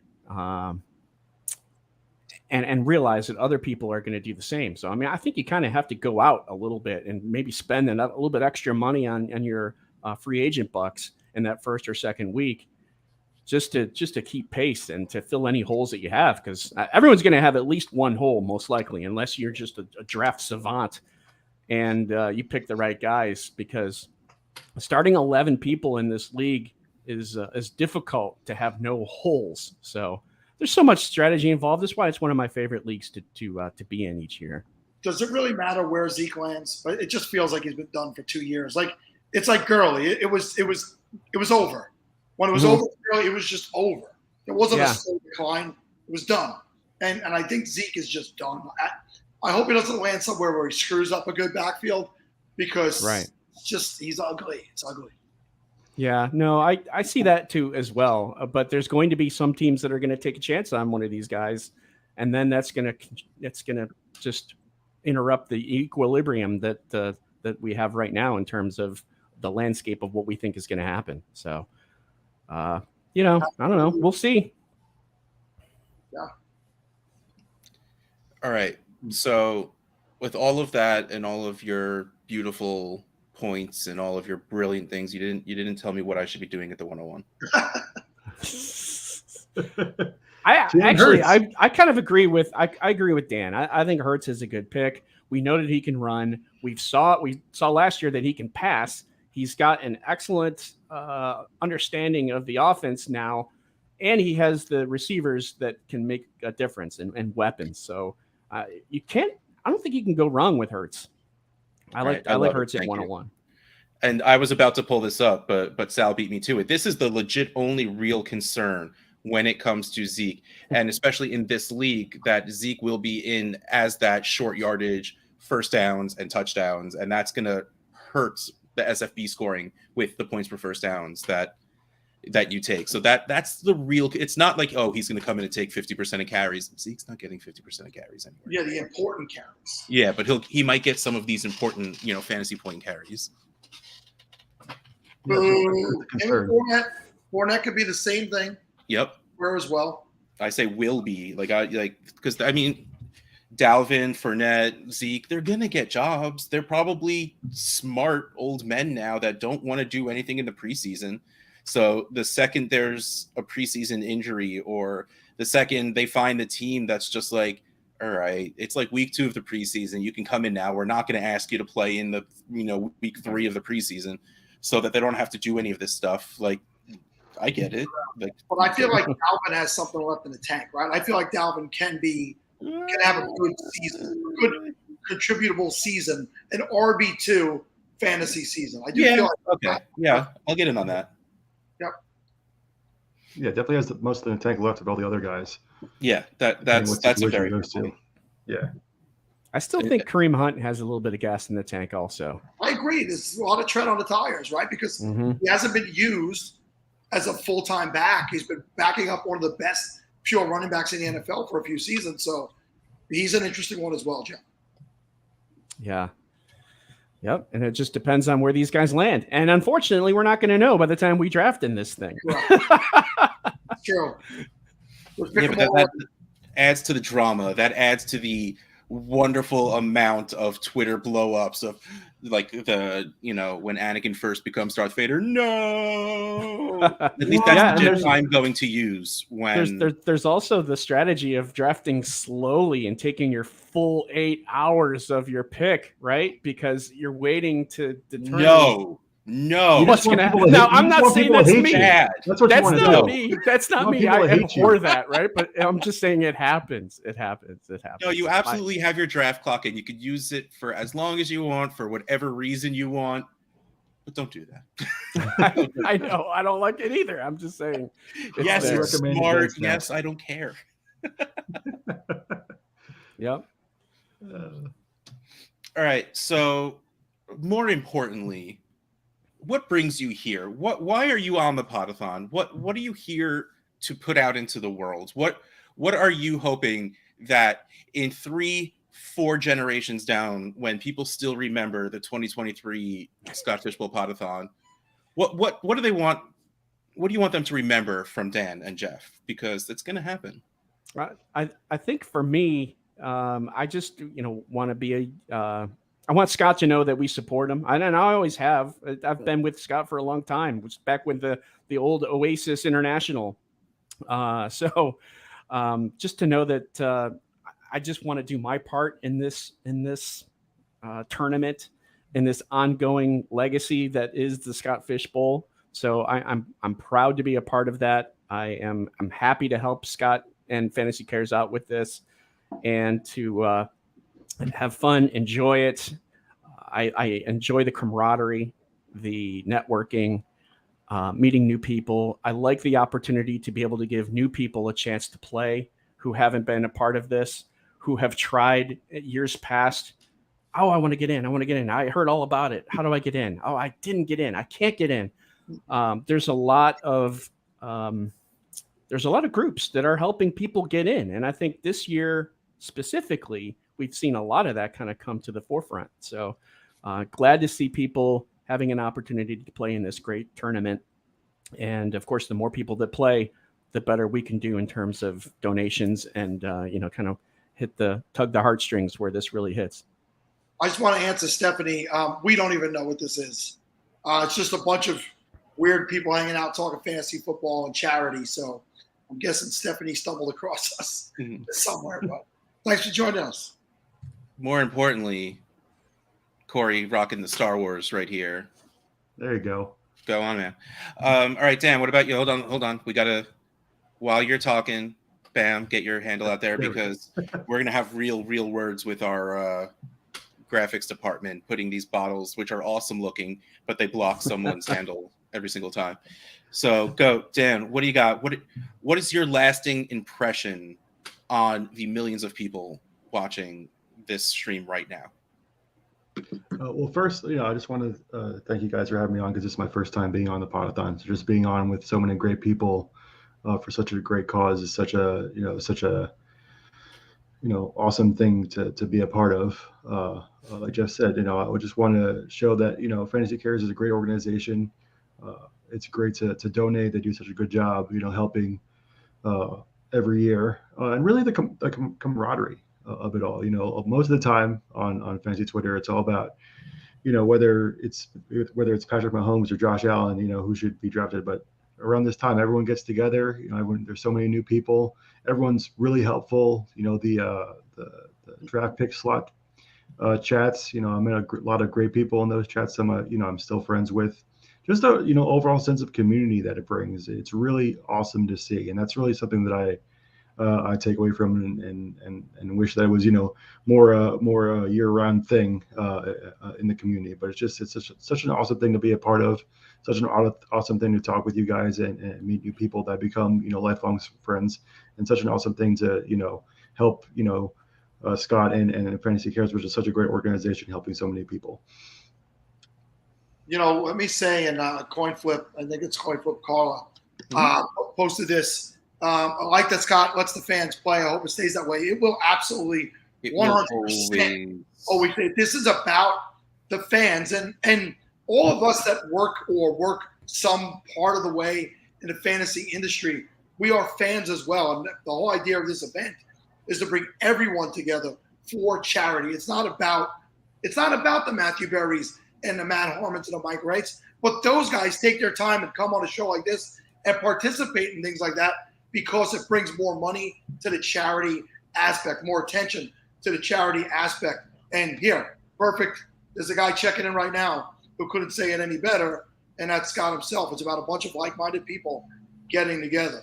It won't just stay that way. The last 2 years, I stopped caring about ratio, and there have been more fans than content users. I've even pulled the terminology from the site. The fans, or the quote-unquote fans, are winning this event. They're competing. Yeah. There's more people that are not in the industry in the finals year after year. They want to beat the people who supposedly are giving out the advice, and it's so much fun. The event is fantastic, and just getting to do this is it's pretty awesome. Yeah, absolutely. And no matter how much Scott has been fighting to make this exclusively analysts, we have Bob Gilchrist, me, and John Bosch just literally fighting once. It came down to fisticuffs. We're like, no, that's not what this is about, Scott. We know you're turning into this elitist jerk, but we can't let that happen. That's not what this is about. And he got it. He understood. And, now we have the Scott we see here talking now. So, I'm not saying, you're welcome, but, you're welcome. Thanks for fighting the good fight, Russ. Yeah, I completely made all of that up completely just to put it out there. In case there's one person who half thought I was serious, completely joking whatsoever, altogether. It is, because this is 1000% about everyone, not anyone, everyone. And that's what we're here for. And that's why we have guests every half hour. That's why we don't have these long stints of people. That's why we switch out hosts. That's why we do everything. We want everyone to be part of this in any way they can. Since when? The one time Mike's choosing to believe Russ is when he says something clearly false. Like, believe in me at my worst so you can have me at my best. That's what I'm trying to say. Wow, it's getting deep. It's getting very deep here. And I don't mean perfection, I mean the bullshit. So listen, guys, it was great to have you with us again, coming back, being a part of this, and you'll definitely be back with us next year. Mike will make sure of that. Good luck with the drafts. Good luck with the fishbowl. Good luck with everything you do in the fantasy season this year. All right, but before we kick them off, I really need to, I see all of the Panther stuff behind you. Are we buying into the steady pass catchers in Carolina? Like, is Adam Thielen going to be a thing? Is Hurst going to be a thing? Like, are we taking the shot on Mingo? Like, just tell me what to think about in Carolina. I don't know if there's going to be a top 40 wide receiver in Carolina. I think this is going to be more like the 2015 season when they had Ted Ginn, they had Philly Brown, they had, of course, they had Greg Olsen, and they had a bunch of who's. This is the year that Kelvin Benjamin also tore his ACL, and they wound up going to the Super Bowl that year. So I think it's going to be a lot of efficiency in Carolina, and I think the run game is going to be dominant, which is another reason why I like Miles Sanders this year. Especially because of the fact that they've already mentioned that they're going to include him as a pass receiving back. And after they traded Christian McCaffrey between week 6 and week 7 last year, from week 7 on, Carolina they led the league in rushing yards from running backs. From Deonta Foreman. Like, not to say anything bad about Deonta Foreman, because I loved him coming in. Post Achilles, Deonta Foreman was crushing it. Yeah, he did well, and the offensive line did well, and the entire offensive line is returning. Plus, they've added depth there.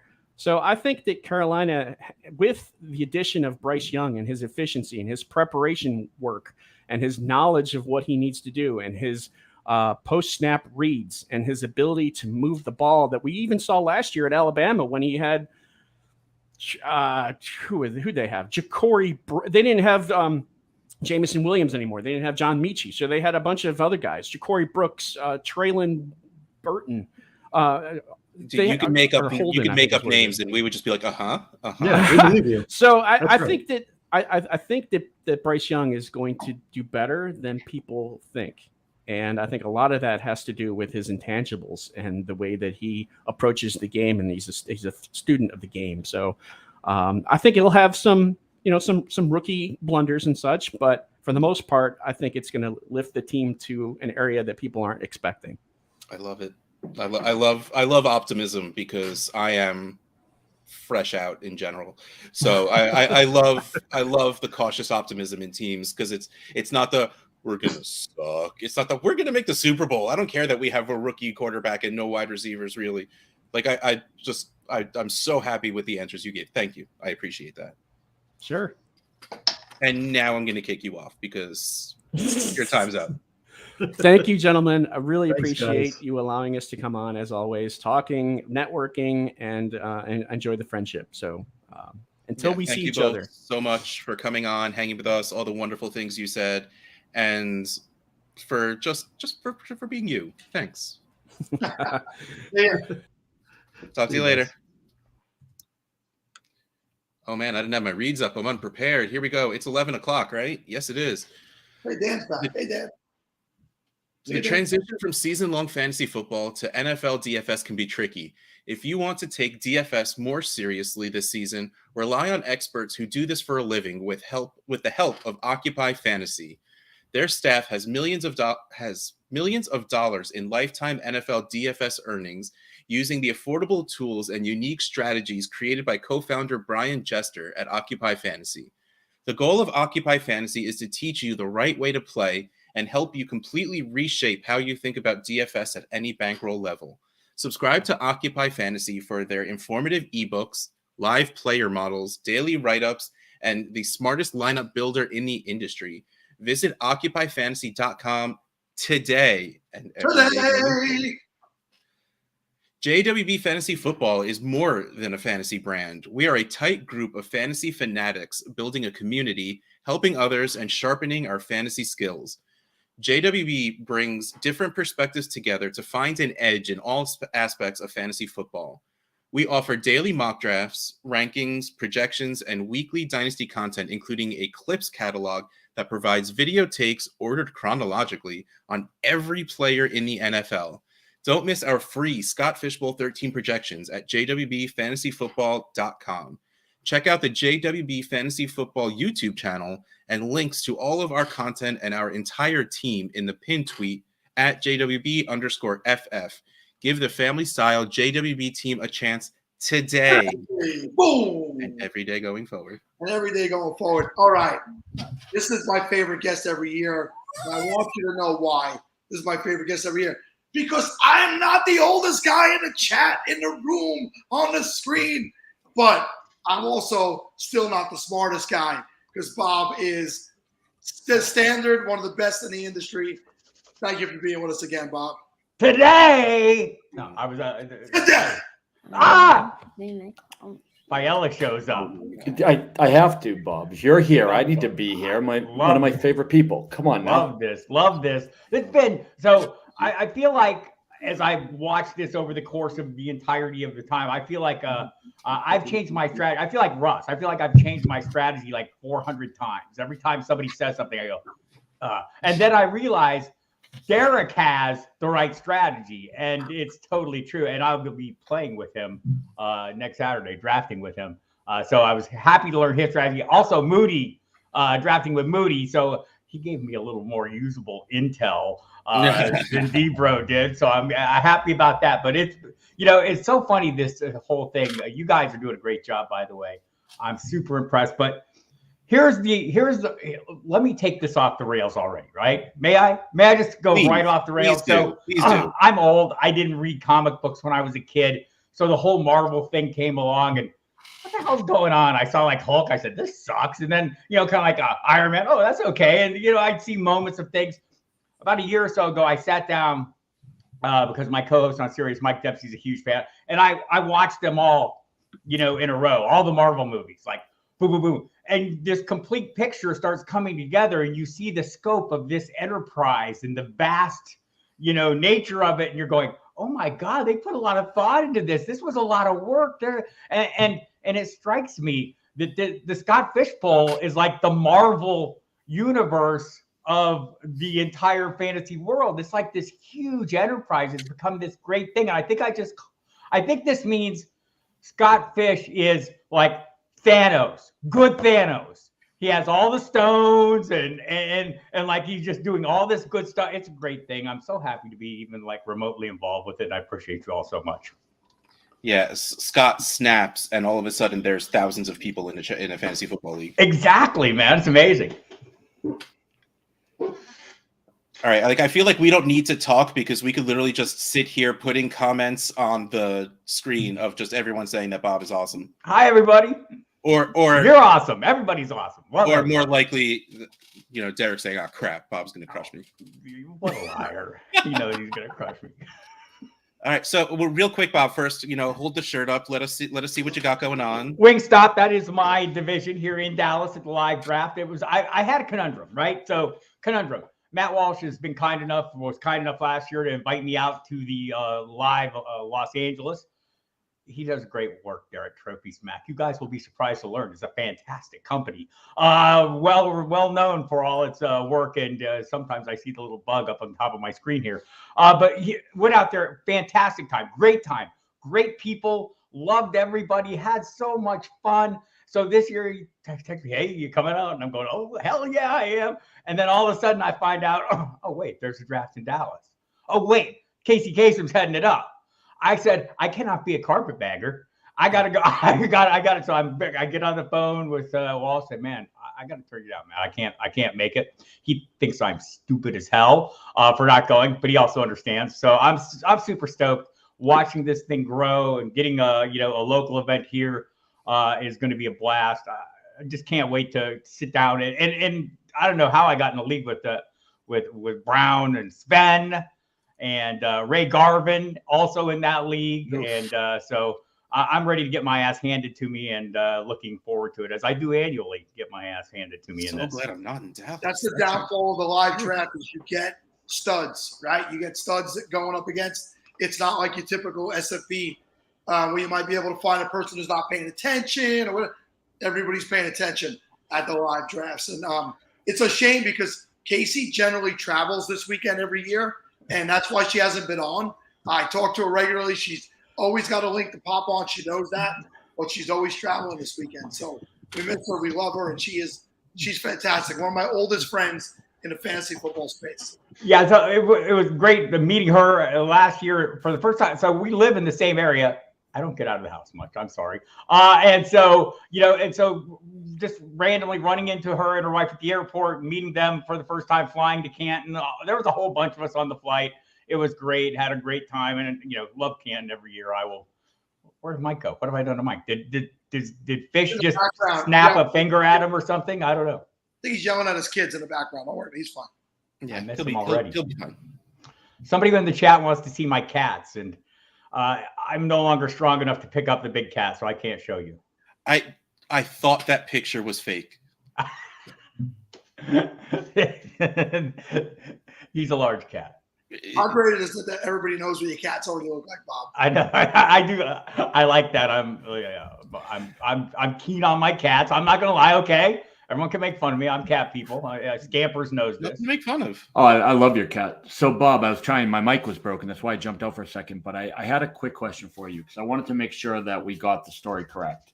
So the story that you told here was that Casey invited you to the Dallas draft.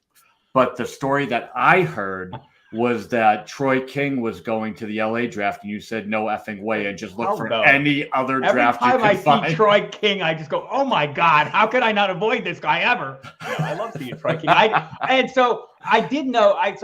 So like, by the way, there's no way I'm going to not support the local thing. In fact, I'm going to the local Scott Fish Bowl thing here to do a donation to the Dallas thing while we're speaking. And everyone should be out there donating. FantasyCares.org, donate, do it now, do it often, do it regularly. But when I looked at the list of people, because I first signed up for the LA, and I really felt bad because I said yes to Matt, and then I even reached out to Scott. I said, "Scott, does it really matter? Do you care where I do this? Should I support the local? Draft where you want?" And I said, "Oh, okay." He wasn't going to break out one of the Infinity Stones and smack me over the head. So, but I did look at the list of people that were going to Los Angeles, and it was like even more robust than last year. And last year was robust as hell. I met so many great people, man. So it was such a good time. And the Trophy Smack headquarters is where we all want to work. It's like the Willy Wonka chocolate factory of fantasy football, right? I mean, it's like all kinds of great stuff going on there. Great people, Kelly and, I mean, so many. I just, I'll start listing them off and not name everybody.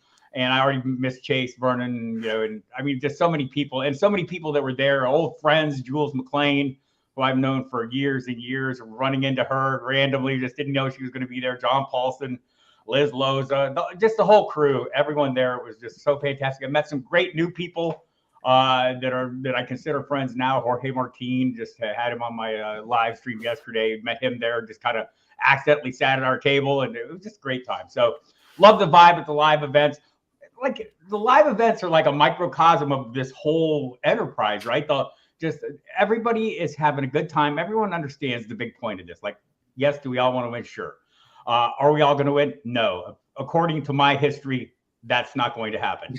So not everyone wins. But that's not, that's not the point of this. And Derek said it really well. I think everyone has that same sentiment. You're going in there, this is all about the charity first and foremost, and then the camaraderie of the people. I mean, the group chat is amazing every year, and so I go out and immediately follow everyone in my group chat, and get a real kick out of interacting with everybody. So I just totally look forward to it every year. It's become kind of the event of the year, right? It's the kickoff to fantasy football. And I'm just going to let you know that when you go to the Dallas live draft, there's going to be a very, very beautiful Dak Prescott mini helmet and Deion Sanders autograph mini helmet for you to bid on. I'm bidding. I'm in. Just letting you know that they're both going to be there. Maybe some Emmitt Smith rookie cards. I'm not whether DC pocketed those or she's been rounded up a ton of stuff. I keep seeing things get added, and I'm going, oh my god. I'm not going to say. And by the way, Brian Quinlan, Street Free Agent on Twitter, got us a great location, community beer here. So, man, just totally stoked for the whole thing. This is just so great. I like being a tiny little part of it and sit here and get enjoyed. And love you guys having me on every year. And by the way, we can take that whole Marvel universe analogy out, and say, yeah, Matthew Berry's in this too. Yeah. And I wonder if he's going to still be in more Avengers sequels, even though he left ESPN. I don't know. Probably. Yeah, it's Matthew Berry's world. We're all just sitting here paying that. He's going to be in DC going forward. They're not going to have him back. Is NBC Warner Brothers? I mean, I don't know. So let's talk strategy a little bit. So Sal and I both have the 11. He was kind enough to put me in a group chat last night. I don't know how I didn't get in a group chat. I'm in a group chat for every damn thing. So I've seen a lot of great things. I've done so every year. I've done the Derek Brown thing, right? Like I'm not mocking. I'm not doing a damn thing. I'm just going in and I'm flying by the seat of my pants. This year I said, well, the results have not been ideal. So perhaps I should maybe change my approach a little bit. So I started mocking. Every mock was going perfectly. Every mock went exactly how I wanted. I'm going to dominate. I'm going to crush everybody. You're all doomed. And then I got in one with the Fantasy and Frames guys about a week ago or so, and I was just destroyed, devastated. I felt like Russ looks every time he sees a different 101 strategy, and he just goes, oh, And so I'm going back to I don't have a strategy, but I do think some of the things I've even seen this morning, like those 3 running back starts at 11 and 12 even, have been pretty impressive. And so not, against what Sal was pointing out, that early bully tight end situation looks good. I kind of started out going a lot of McCaffrey, Andrews, then maybe Dak or Geno or something with the 3rd round reversal, and faring pretty well. But that one bad draft is going to horrify me and prey on my mind until the minute I actually start drafting. And then I'll see how it goes. When the punches start coming at me, I have no idea what will happen. Do you feel I got Bob in the chat. Bob is in the 111 chat now. So we're all good. I appreciate you. Thank you. Are you willing to give us who you're hoping to land at the 106? You can give us 3 players so they can't all 3 be gone.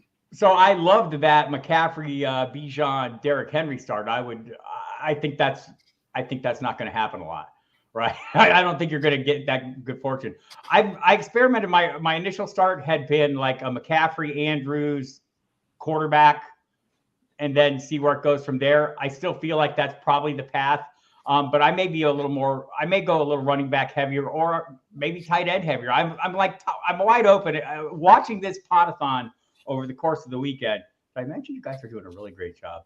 It's been enlightening, right? I've seen so many ideas, gotten so many ideas and strategies that I might not have otherwise thought of.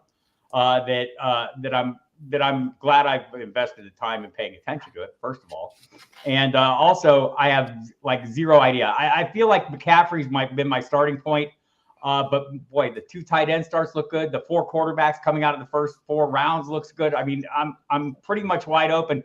And I think the thing I've seen in the mocks, but everyone's seen the same thing, is you don't know what the hell is going to happen. I mean, that fantasy and frames draft, quarterbacks just went like out of the clear blue, just went nuts, right? And I'm doing a super flex mock right now with our guy Iggy, and it's an IDP draft, but like it's a 16 team or 14 quarterbacks went in the first round, I think. So you just never know, and that's the issue. And it's such a mix of playing style. Hey, my cat wants to eat that dog. Can he have a bite? Hello, big boy. All right, Bob. That is the same face Russ has had for the last 26 hours. My cat would like a bite of that snack. Thinks it looks delicious. But yeah, so I'm still wide open on strategy. I kind of have that vague, high volume running back, high volume tight end, quarterback is kind of where I'm sitting now. But I'm honestly way more open to some other possibilities after sitting here over the course of the last day and a half. So what I will say, Bob, is over the past 4 years, I've been watching the mock ADP, and one of the things that jumps out is, and Sal, you touched upon it last night, actually, people are trying things out, but they panic come draft day, and the quarterbacks go like that.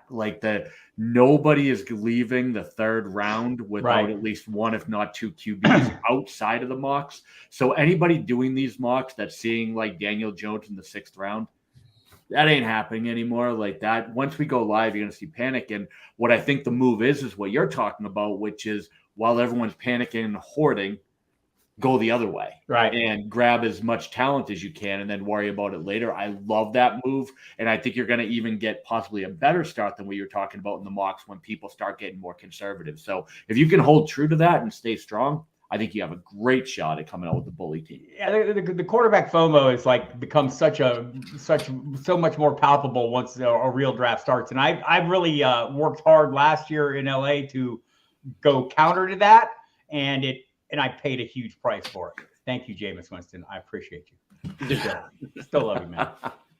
Seems great at the time, though. It did. It was a really good plan that went totally awry. But that's that's how this works. And again, this is, everyone stresses the same thing. This is a large field tournament, people. You're not going to win this by, playing it safe or taking an easy approach, or, you're going to have to do something off the wall and out of the box. And Mike Schopp said some great things too earlier, and I totally agree with you. You're going to have to swing big here, and that means odds are you're going to miss. Okay, so steel yourself, people. But also, I mean, that's what keeps you in the running and gives you a chance to excel at this. And I love the scoring system, love the no negative this year. That's a big thing, and it opens the door to some of those other quarterbacks that that maybe some quarterbacks that we weren't as interested in. I keep hearing the same name come up though, the one that I keep thinking that I'm the smartest guy on earth, Sam Howell, and then everyone is, we're all the smartest guys on earth, Sam Howell. So we're all waiting for Sam Howell to turn into a thing apparently. But I'm not against Anthony Richardson. I've been saying if you go into the store and there's a series of scratch tickets there. And here's one with a $50,000 prize. It's a little cheaper. Here's one with $1 million prize. Why would you buy the $50,000 prize ticket? Buy the $1 million scratch. And that's to me, you take a chance on an Anthony Richardson and hope that they can cash in on that athletic value. And so there's going to be plenty of approaches, and probably I'll have 30 different ones in mind before I go in there, and none of them will come to pass. That's the fun part. It's just I planned. I'm ready. Here we go. Pick 2. Nope. Never mind. It's gone. Every time I see you, I've been watching. Every time someone presents a different possibility at 101, you're just like. And I was always hoping in most cases in life in general, more information is better. Like, you want to know as much as you can. This has been the opposite for me. Like, before we started the Podathon, I was literally just like, I'm going to take a quarterback unless I wake up that morning and just feel like throwing it at the wind and taking Kelsey. And I'm just like, no, quarterback. I'm good. Ooh, that Kelsey team looks, but that Josh Allen team and that team, and now I have anxiety instead of just, see what happens, has turned into, oh no, what's going to happen? What's going to happen? Russ, I never like to tell anyone, hey, get over the anxiety, because that's just not the way to handle anxiety. But I will say this, every one of the 4 people on the screen, we are so heavily involved in fantasy football discussion. You will know what to do when the time comes. Like, I don't do prep anymore because our entire life is prep. All of our conversations are prep. This 36 hours is prep. And so when you get there, you're going to make the right decision, and then you have to wait to see what falls out in front of you and make the decision then. So it's kind of changed for me. I don't mock anymore. I let what falls to me fall to me, and I make the right decision. Not always the right decision, but the one I feel is correct at the time. Yeah, I think that's the thing, getting comfortable with somebody, like we do already, like a lot of people here in the chat, waist deep in best ball season started in February. And people are, say, we're talking about it on the radio. People say, why are you doing drafts already? Well, because this is what we do, number one. But also, it's like, this is how you become, like, what do you get good at? The things you steep in, the subjects you steep yourself in. So if you're doing 5 drafts simultaneously all year long, by the time you get to the real drafts, the drafts that matter, it doesn't mean you'll make all the right picks, but it means you've made all the picks, right? You've had all these decisions. So when you're sitting there and someone takes your player right ahead of you, and this is the thing that crushes most drafts, right? Like when you get that crushing snipe right ahead of you, and you don't have a plan in mind. You don't have that plan B in mind, and you make an emotional pick or a pick out of, just uncertainty or whatever. The more you practice this, the more times you make these decisions, the more likely you are to make a good decision when you're in a bad moment in a draft like this. And again, we're drafting in July. Things are going to change. You don't know we don't have all the information. We're working on the best information we have at the moment.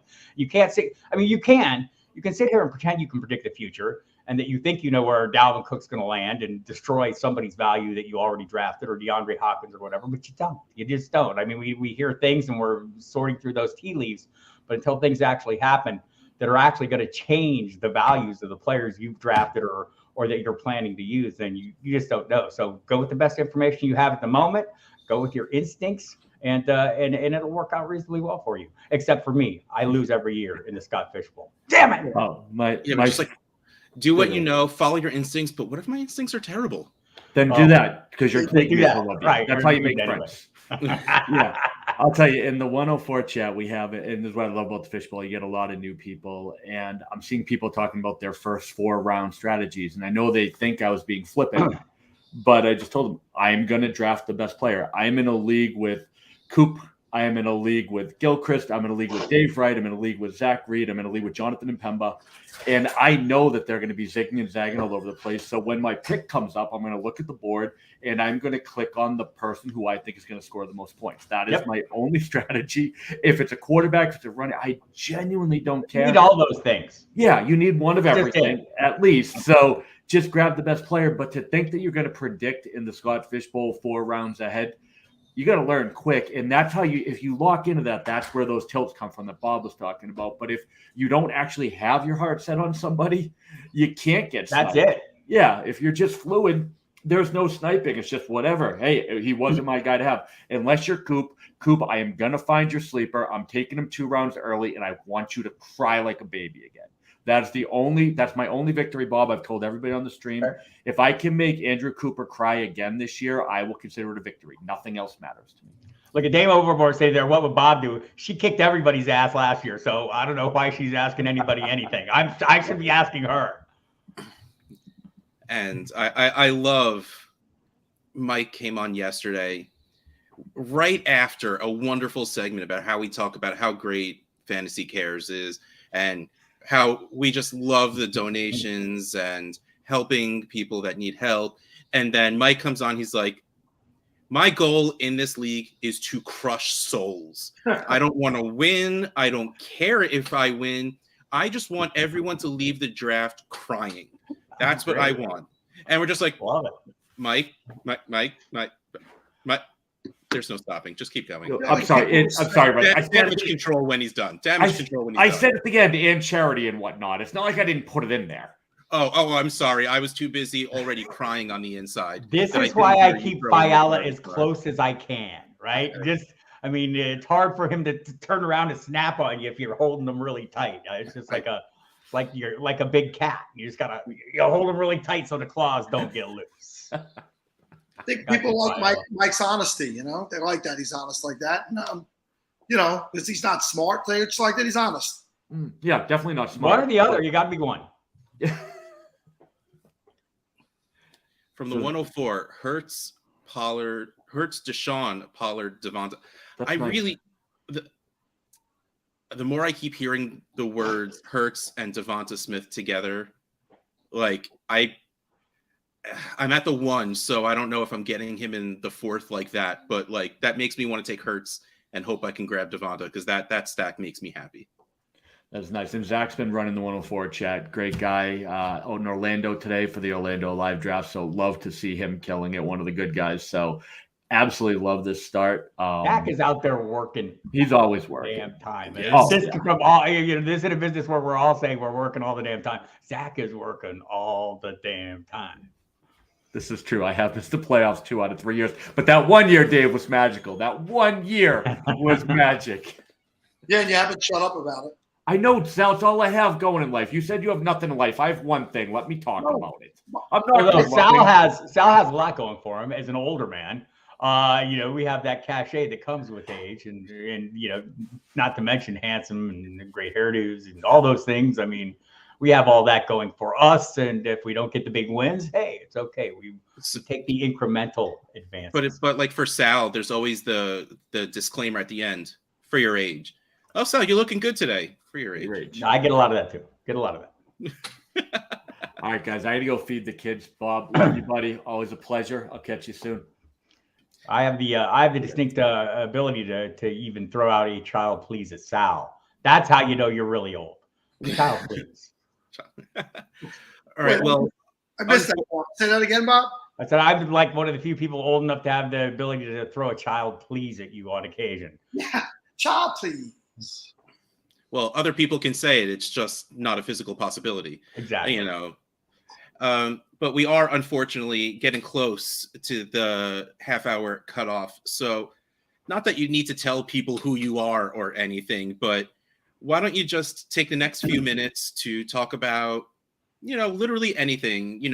What did you want to come on here and do? What do you want people to think about as you leave? And since we know we have our millions and millions of people watching worldwide right now, just leave your lasting impression. Let them say, you know what? My favorite thing from the entire Podathon were those last 3 minutes of Bob Harris. Well, since my cat isn't here and I can't hoist him up into my lap like your puppy was hoisted, I will say this. I will leave everyone this. I'm Bob Harris. Donate. Donate to this cause. Go to fantasycares.org/donate. Put in your donation. Go to your local event and donate. Get into the auctions there and donate that way. Participate. If you're not drafting, go to draft. I have people asking me as recently as yesterday, well, I got this form. Should I fill out that I want to draft or just go watch? Say you want to go draft and watch. Do both because there might be openings that come up. They might still need people. So go out there, sign up, make sure you might want to sign up if you're not signed up, and then go fill out the form. If you want to go watch live, come to Dallas, hang out. We'll say hi. But first, but most of all, if there's one single thing, so we're donate, do it. It's scrolling on the bottom, fantasycares.org/Podathon. Head over there right now. And just in the notes, Bob Harris is awesome. Yes. Why not? So Bob, when's the time somebody called you Robert? It happens a lot. So when I was a kid in like little kid school, people called me Robert. So people who have known me that long call me Robert still. So old friends, very old friends. Well, Rob, what kind of shaving? It says what shave baby products, I guess, do you use? So like all smart people, I use a head blade takes 2 minutes a day, leaves you shiny and bright and smooth and clean. There you go. How about that? Headblade, endorsed by me, Bob Harris. Headblade, go out and donate for that advertisement, motherfucker. All right, Bob. Thank you always, my friend. Love you guys. Love you, Scott. Thank you, everyone. And again, donate, please. Yes. Thanks for hopping on. All right. I'm going to do these 11:30 reads, and then I'm going to go feed my children and myself. TrophySmack.com is the place for the Podathoners to find unique and customizable fantasy trophies, belts, rings, draft boards, loser prizes, and more. Trophy Smack offers over 1,000 unique trophy and championship belt combinations, and their easy-to-use design tool allows you to uniquely customize your hardware using full photos, logos, original artwork, and more. Visit TrophySmack.com today and every day going forward, and step up your celebration game. This guest is brought to you by YardsPerFantasy.com. You may know Yards Per Fantasy as one of the many content platforms in the fantasy football space, but what you may not know is Alex, their founder, was too terrified and anxious to get on camera for years, but now has their YouTube channel closing in on 1,000 subscribers. Or Zach, who has been seeking therapy to become more accepting of himself. Same. Britt has survived sexual, mental, and physical abuse. Ryan was diagnosed as bipolar. Matt lives in Australia and is essentially parts of Yards Per Fantasy team. Is an essential part, not essentially, part of the Yards Per Fantasy team. And Drew, who started writing about fantasy football as an escape from depression. These are our people. This is Yards Per Fantasy. Today, oh no, sorry, that wasn't an hour. And every day. So, Russ, you're going to leave us for a little bit. Thank you again for carrying me along this morning. We're bringing in Steven Johnson again, who did a great job yesterday and was the supplier for one of our biggest segments so far. And Russ, what is your dog's name? Well, her full name is Chukabaka. Chukabaka. My daughter wanted to name her Chewbacca, but when we decided on getting a dog, she couldn't say the full name. So, of course, when we got a dog 2 years later, I'm like, oh, no, that dog is being named Chukabaka. We are not naming her Chewbacca. And so everyone calls her Chewy because Chukabaka is very long to say. Beautiful. Go enjoy your time with your kids, my friend. All right, talk to you. So, Steven, before we bring it, I don't even want to bring the next guy in because, in my opinion, he screwed up yesterday and he doesn't deserve this opportunity to come back. I didn't approve of this. This is obviously clearly a behind-the-scenes thing that went on with Mike. And him and Mike have a history, I guess. So I guess because Mike works hard, I'll do it as a favor for him. But what's up, Clown Show? What's going on? Clown Show. Come on, Sal. Come on, man. Working on your house? I did. Yeah, I was working on my house. I had to redo a few things around the house, and I completely lost track of time yesterday. So I apologize to everybody that was supposed to, come see me talk. Didn't get to see that happen, but I'm here today. I'm here this morning. Well, you know I love you, bud. It's good to see you back. It's a far fetch from when you first came on and you sat in the background for hours just seeing if your equipment worked, to now just not showing up. I mean, you've really made it. It's kind of crazy. It's kind of crazy. I was sitting there thinking about it all day yesterday after I realized that I missed the slot. I was like, dude, my first Podathon, I sat behind the scenes for 4 hours waiting for my turn to go. And then this go around, I ended up missing my spot. So luckily I was able to still hop on, still help you guys raise some money for, of course, Fantasy Cares. Make sure y'all go donate. I'm excited to be here though, man. Excited to be here. The way we do things now with all the assistants, I don't even know why the guest that was originally supposed to be on that was not here, but you were able to step in, which is awesome, and good to have you. And Steven's back. I am. I was doing yard work too, so it's one of those weekends. It's good. It's good, getting stuff done around the house. It's nice and fun. But no, Chase, thanks for hopping on. And the big question is always, where are we drafting from? Is it live? Is it online? And what slot? So I got my draft at the 107. We're going to be drafting live at Trophy Smack headquarters.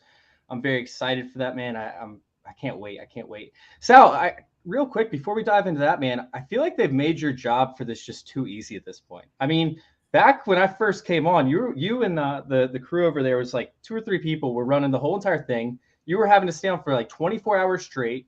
you were having to do all the promotions. Now you're just like floating through this, not even doing anything pretty much, right? Look how good I look. I mean, I got 6 hours of sleep last night, which is more than I get on a work night. So that was amazing. I watched the UFC when I was done last night. Like, no big deal. I don't even got to be on until 8 o'clock, you know? Slept right through the Aussie guys. You know, Chase, obviously Kevin and Steven aren't here anymore. And truth be told, when they were here, they didn't do anything anyway.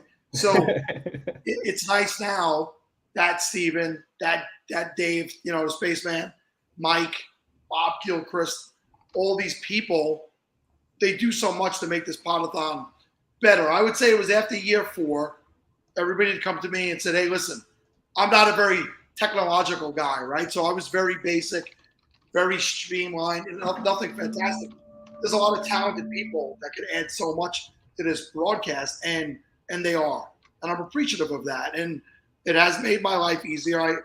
I switched up careers 3 years ago, and then again about a year and a half ago, I switched to a more demanding job. And I don't work or do a daily or weekly fantasy show anymore because my personal job is just too demanding, and it was too good of an offer to turn down financially for me not to go that direction. So this is what I really have left right now. This is what keeps me in the community, and I love that everybody still makes me feel like I'm as much a part of it as I was 5 years ago, and it's just a lot of fun. Well, you've helped build something great, man. So, you know, kudos to you. We know how much this Podathon raises every single year, and I feel like it just gets bigger and bigger as we keep going. So that's fun. For sure, man. Absolutely. The godfather of the Podathon. Sells it. He's the cornerstone of everything. I'm blushing if you can't see this white face. After all that sleep last night, you're nice and rosy. This is the old school. We still have people that actually liked falafel. I mean, I still have my old falafel shirts. I mean, that was a fun time. And to be honest with you, we're not tooting anybody's horn. When we created that show, there were not a lot of fantasy football shows. There was the football guys. There was Matthew Berry, you know, the 010, whatever the hell that thing was called, Fantasy Focus, and fantasy footballers. And Matt Harmon was starting to toil around with Backyard Fantasy. And, you know, there weren't a lot. And we caught early on, I'd say the first 2 years of that show, we had a great following. We had sponsors. And then the market got seriously saturated. Like, seriously saturated. And it's all good. I mean, everybody doing it is having fun. There's so many wonderful. You've had some people that didn't hang on, and some really amazing people that were born out of that. Chase and all the people you brought along. And last night when you missed the show, we were breaking your balls a little bit. But the reality is you helped bring a lot of people to the forefront and get them rolling, gave them a platform, gave them support, gave them advice, and they went on to bigger things. And that's something you should be proud of. Because I was, when you thanked me, it made me feel good. Well, you know, for, you know, how we met, you know? Yeah. I was just about to say, you were one of the main contributors to oversaturating the market, Sal. You brought me in, and then it just blew up from there. Before you know it, we got 30 new analysts that have full-time jobs in the industry just from the start of that. So you helped contribute to that, man. Yeah, and if that's what I'm known for, I remember when I went on with Backyard Banter with Matt Harmon, episode 50. The episode was about what have you learned from this show? And what I had learned, I reached out to Matt. I said, I want to come on the show. He wanted people to send in clips. So I said, what I learned was to ask. Don't be afraid to ask, right? And I asked Matt. He brought me on. It was great. And I talked about a bunch of people at that time, Matthew Berry and Mike White, who had been great to us early on. And I saw the little things that they were doing for us. And I said, if I have an opportunity to do that and never make an actual dollar in this industry, then at least I'm helping new people get recognized. And I've made some money, nothing to write home about. I did have a writing job, as I mentioned yesterday, with Fanball for a season. We did have the spot. RotoViz actually paid me to do a podcast for a year. I mean, I've made money. I've never gone full time because at the moment I was in my life, I had 3 kids going to college, and me switching over to fantasy at that moment of my life, it wouldn't have supported them. They would have stopped talking to me. They already don't talk to me. That really would have stopped them from talking to me. But I love the journey. I love the people. I love this event, and I'm gonna go wipe these little tears out of my eye. Let you guys talk a little bit. I love that, man. Love it. No, but I mean, to what Sal said, I mean, in the fantasy intervention, I mean, that's how you and I connected, Chase, a few years back. And to just think of all the talent that was a part of that, still is a part of that. I mean, it's just incredible just to see how much it's just boomed. And it's been, what, three years? Yeah, I think, yeah, 3 or 4 years since that. I mean, it's just absolutely wild. So, yeah, I mean, just all the excellent work that's being done that you guys continue to do over there, and just everything else that you're involved with. Can't say enough good things about it. So yeah, to that extent, you mentioned the LA Live Draft happening at Trophy Smack headquarters last year. I mean, you guys had all the content, all the videos. It was a who's who in the fantasy space. Talk a little about the LA Live Draft and what you guys have planned out there, because I know it's one hell of a party. So it's kind of funny, man. I was sitting there and Matt, at the time that they were announcing that they might do live drafts, right? It wasn't set in stone yet. I think they were supposed to do it a couple years before that COVID hit. So they didn't do it. They didn't do it the year after because things were still kind of working its way out. And then last year was like the first year where they were going to do a bunch of live drafts, possibly, right? Well, Trophy Smack was at a smaller office, but they were moving into a bigger office. And the office was still getting done. It wasn't going to be ready for like 3 months. The Scott Fish Bowl was in like 2 months. So I'm sitting there and I see the videos of the place. They're sending me pictures of it all, the bowling alleys, the arcade games, everything we have inside. And I was like, yo, Matt, I know you said it won't be ready for 3 months. But listen, the Scott Fish Bowl is going to be in like 2 months. And we should have a live draft there. And Matt's like, dude, that's a great idea. I'm going to expedite this process. And all of a sudden, before you know it, we throw everything together within like a week and a half, 2 weeks. We got the whole office set up. Everything was ready to rock and roll. And it couldn't have been better, man. It couldn't have worked out more awesome. We had all sorts of games, competitions. We're in fantasy football, right? We like to compete a little bit. We like to play some games. So we had games to determine like draft spot and everything. This year, it's going to be a little bit different. We're still going to do the games, but it's going to be more based on, giveaways and trying to raise money versus focusing on the actual draft spots. So we're excited to do some of that stuff, and yeah, it should be fun. Have a bunch of big time names in there, a bunch of celebrities that we had last year. Should be a few there this year. There might be a couple of surprises too. We got to see what happens. Chase, are you out there full time in LA? No, nope. I'm still here with my dog. You can see him in the background and on the couch next to me.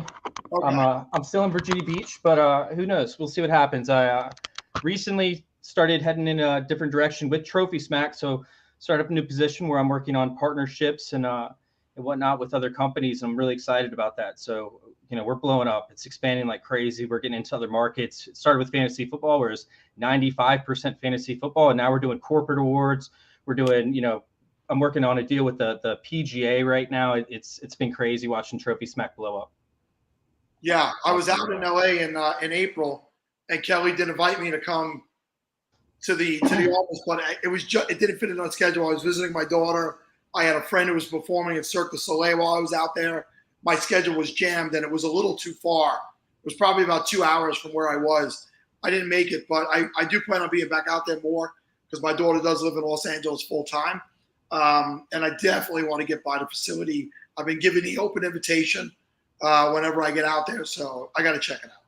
Yeah, it's great, man. It's great. And I see somebody in the chat, Chris. My at @FF_intervention on Twitter. There you go. Perfect. Drop it in for you. Thank you. Appreciate that. Yeah. So, yeah, I mean, you talk about just everything and all the partnerships, and even the partnership here with the Podathon, you guys being a platinum sponsor of the Podathon yet again. And on top of that, with all the live drafts, not only LA, but all of the live drafts across the country, the draft board, the commemorative rings, which look fantastic. They're sick, aren't they? I mean, it's just awesome to see the partnership in place and just being able to do this again, raising money for a great cause with Fantasy Cares, but to have the impact that you guys are having just everywhere when it comes to this, and obviously the trophy as well. It says sold out online, and one of these days, if that ever slips, I'm going to take advantage of it. Need my commemorative trophy, let alone the ring. Yeah, Scott, Oh. I do know there is a special guest coming. I don't know who it is. Matt said he didn't want to let me know just yet, but we'll see if I find out before it actually hits or not. You know what I realized? I think I got to go on and design a Podathon ring. I think that's the next step. I need to get me a Podathon ring. We could do something for you. We'll talk about it. We could do something for you for sure. Have a live design session going. Yeah, I the old know, right? hobby streams that we did back in the day. We can do it. We can make it happen. Well, we talked about your slot, drafting out in the LA live draft there. In terms of where things are at in your mind. I know you got plenty going on the Trophy Smack side, but where are you at in terms of the preparation for the draft? What are you thinking, drafting out the middle setup there and overall strategy to get things kicked off with your SFB 13 team? Yeah, so I picked number 7 just because I felt like there was that elite level of first round picks, and then it kind of falls off to an extent. But I mean, everybody's been so all over the place, and shout out to Scott for the scoring change ups every single year. This one is a major twist because who knows what some of these quarterbacks like Anthony Richardson could end up looking like at the end of the day. Meanwhile, the weight that's put forth with the per carries and the lack of urgency that most people have to draft wide receiver because there's no real special bonus for wide receivers, and everybody's been so gung-ho on wide receivers in fantasy as of late. So it's kind of put a big twist. And honestly, like with the live drafts, especially, and drafting next to these people that do it, every single day because it's their full-time job, it puts a whole different level of uncertainty as to where things could go. So I know that they were talking about it before I came on about, just kind of letting it happen, letting it flow to you. But obviously there are certain avenues you hope stay open to you throughout these drafts. It really just, you got to have fun with it, right? And, last year didn't do so hot. Last year was probably my worst turnout I've ever done in any kind of, I guess, big time tournament I've ever had. I ended up having like my first 4 picks all get hurt for extended parts of the season. It was a big massacre, but the cool thing is you can still communicate. You can still have fun in the group chats. You can still just be a part of the community regardless of how your team's doing, because you can root for another team. You can sit there and watch how different setups or builds are working, and it's just fun. It's just fun. So you mentioned, should I get a pinky ring? I'm sorry. I just want to. Sal, what size you wear? 7, 6? I don't wear any jewelry, guy. I it's don't foreign language. Piece of jewelry. I wouldn't know where to start with jewelry. And my wedding ring hasn't been on in 6.5 years, maybe longer. So I have no idea. I'll have to go get measured for you. Oh, sorry. Steven was really being a good host, and I interrupted. Go ahead. If it makes you feel any better, I don't have a damn clue either. And I look at this stuff and it's like, 5, 6, 7, 8 halves, quarters. Who the hell knows? Like it's whatever. All I know is that the fishbowl ring is massive, but it is massive for good reason. So you mentioned the running quarterbacks and the carry average there, especially with Anthony Richardson, who seems to be kind of the wild card right now when it comes to these rookie quarterbacks, where his ADP is completely vaulted against guys like CJ Stroud and Bryce Young. Do you feel like that's warranted, or in your mind, let's say you wait on QB2? A little bit further down the list, are you willing to jump up at Anthony Richardson's ADP just because of this scoring setup, or would you rather take a risk on one of those quarterbacks who's just based on their current situation? Yeah, I mean, Anthony Richardson is just a fun guy to root for, essentially, especially in fantasy football, because you never know what you're going to get. And without the negative points, I could see myself going early on QB2, but like we talked about, you kind of just got to be fluid, in terms of like where you're going and what you're doing. Essentially, I'm trying to look a lot more towards the week 17, week 16 type stacks to play more of like a best ball type tournament than I am trying to, build a team that sustains season-long success. So if I'm aiming for some of these like later matchups, like I love the Ravens, Dolphins in week 17. I love the, Bengals, Chiefs week 17. There's just certain matchups where I'll be trying to attack more of the playoff brackets in terms of trying to build than I am attacking individual players or individual stacks that I think are going to do well season long. If I get in the tournament, great. If I don't get in the tournament, then whatever, I had fun. But if I get into the tournament, I essentially want to try and make it all the way to the finals and be in that top tier. So that's more of what I'm going for is trying to win those last few weeks and win the Scott Fish Bowl overall. So when Russ was on, he's got the 101. He's been asking the question a lot. What would you do at 101? Because a lot of people are leaning Kelsey. But so posted from the live Philly drafts, Colin McTamarney posted this, and looked like 15 minutes before the draft started, he had already put the sticker up for Jalen Hurts at the 101. So Russ, if you're listening, you have somebody weighing in that they went Jalen Hurts at the 101. There's no bias there. Philadelphia, nah. We got them going there in Cincinnati and Washington, D.C. today. Lots of live drafts, so follow along. Yeah, I like Jalen Hurts. He worries me a little bit, right? Like I'm actually taking a lot of Rashad Penny in these scenarios because in Week 17 you have the Eagles playing the Cardinals, and the Cardinals aren't projected to be a very good team. You know, they could end up starting what's that rookie's name, Tulane or whatever it is, by the final few weeks of the season just to see what they have, you know, in that youngster. And you know, the Eagles are likely going to blow him out. So, I mean, how many touchdowns is Hurts really going to put up? How much playing time is he really going to get? He could be sitting at halftime, essentially halfway through Week 17, if they're up by 30 points on the Cardinals.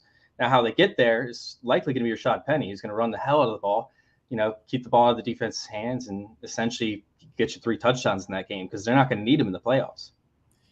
And that is one of the more interesting splits as well, because I'm on the Rashad Penny train as well. But with DeAndre Swift in town, that just put all the water on how hot that seemed to be like a great pick for Rashad Penny, because when he's healthy, I mean, he dominates. He's a fantastic running back. And you know, if I gotta zoom in here, but I do see a Swift jersey behind you, so I do have to ask. I love Swift. I think Swift is the better running back for the situation season long, right? But in terms of getting a guy that, you know, is a obvious Week 17 standout, if Rashad Penny can stay healthy, which I don't see him getting the bulk of the carries in any game up until, you know, you see Week 17 up against a really bad team at Philly or in Philly where it could be snowing, right? They might not want to pass the ball a whole ton. I mean, that's just a game that he could come out of with 25 carries, you know, 2 or 3 touchdowns and be a league winner for you. So I don't have a lot of Rashad Penny I don't have any Rashad Penny in dynasty leagues. I'm probably not going to have him in any redraft leagues outside of big time tournaments like these and best ball tournaments where he could end up winning you the entire league. That's where I have the biggest share of him. But I'm not a Rashad Penny fan. I think DeAndre Swift is going to carry that backfield throughout the entire season. This next segment is for Mike Fiala, if he's watching. And just to note, out of Philadelphia, all 4 drafts, Jalen Hurts 101, all 4 drafts. So sticking to it. Although this is the thing that stuns me. In one of them, the Charlie's Phillies cheesesteaks, Travis Kelce dropped to the 1-7. No way! That happened. There's a chance. You're saying there's a chance. You're saying there is a chance. Hurts, Mahomes, Allen, energy. Burrow, Jackson, Herbert, Kelsey. Let's bring that same energy to Roscoe Chicken Waffles, baby. God, that's sick. That's awesome. That is wild. I opened those up. Yeah, I'm like, okay, well, you know, but it's you talk about Jalen Hurts. I mean, 13 rushing touchdowns. That's a lot to try and match. I mean, it just is. It's the same thing. You're talking about some of these other quarterbacks with the rushing upside, like Justin Fields. You know, is he going to run for 1,000 yards again now that he actually has wide receiver weapons in DJ Moore and the fact that, you know, they're trying to do a little bit more there. But in terms of the later targets, so let's say there is the chance at 107 that you do get Travis Kelce there. Is it a fact that, you know, on the end around, is there somebody that you'd be hoping for there is just falling to the board? You know, you have your Dak Prescott's, Trevor Lawrence in that range. Where you're feeling a little bit more comfortable about just holding off on the quarterback position to start? You know, I don't want to go too much into that because I do have a hopeful strategy. I will say Fair it's enough. surrounding Week 17. I haven't mentioned that matchup yet. But anytime you see a guy falling ADP, I don't think Justin Fields would ever make it to me at the turn, right? With the 205. There's no chance that that's going to happen. But if it does, that's something that can win you leagues, obviously. Trevor Lawrence is a hopeful, but he's probably not going to make it. I guess the 107, if I was hoping for something to happen, I would hope for Travis Kelce. I would hope for Patrick Mahomes. But in terms of fading quarterback, it doesn't really make much sense just because there's such a massive tier gap between the elite levels and the non-elite levels. And in terms of guys that I would hope could fall to me that most likely won't, that's in the non-quarterback positions. I mean, Jamar Chase would be excellent. That would make my day if he fell to me at the 205. Even Mark Andrews, I think, is starting to become interesting because I've seen him go a lot at the end of the first round. So I guess if he fell to me at the 205, just based off of sleeper ADP, because sleeper ADP still has him backed up a little bit, that'd be fun. But that's something you got to watch, right? The scoring settings are completely different than what the sleeper ADP is. So although we've been doing a ton of mock drafts and it has affected ADP, we're still seeing a massive gap between where players should be taken versus what the actual ADP for the position is. So, I mean, just keeping an eye on who's below that ADP, who you could definitely, siphon or try to sneak in, snipe, if you want to say that. So the chat's been a little on fire about the Kelce thing, but I just got some inside information. Somebody said, due to the fact that the Chiefs beat the Eagles in the Super Bowl, each person picked and said, fuck Kelce, as they did. Said, fuck Travis Kelce. And just kept, and then one guy from out of town happened to be picking at 107 and took him. There's a chance he could have dropped all the way into the 5th round in Philadelphia. That's really funny. I mean, now I have to go back just to see where Mahomes ended up here as well. Because I'm pretty sure Mahomes did not, 102, 105, 104, and 102. So I mean, they can tell Kelce to pound sand, but God forbid. Can't pass up on Patrick Mahomes. Yeah, well, one of those guys is a bigger talker than the other guy, and that's Travis Kelce. That's true. I mean, he's got a brother on the team. All of a sudden, that son of a bee can play golf, right? Did you watch that golf thing with him? They can't lose, these two guys. No, not at all. It was entertaining, though. I will give that. I was a little suspect about it not having any golfers in it, but it was actually pretty good. All right. Well, we're heading towards the bottom of the hour here, Chase. You want to take a couple minutes just to talk about everything, where everyone can find your work, where they can find you on Twitter, as well as just talk about what you have going on at Trophy Smack, because I know there's plenty happening right now. Yeah, man, there's so much happening over there at Trophy Smack. I'll go into that in a second. If you guys want to find any of my content, y'all can go check us out over there on youtube.com/fantasyintervention. Once again, that's youtube.com/fantasyintervention. We've got a live show every Wednesday at 8 o'clock Eastern time. We have an array of guests coming up. It's going to be a lot of fun. Next week, I'll be live from LA doing the show. So I'm excited for that one. Make sure y'all go check it out over there at youtube.com/fantasyintervention.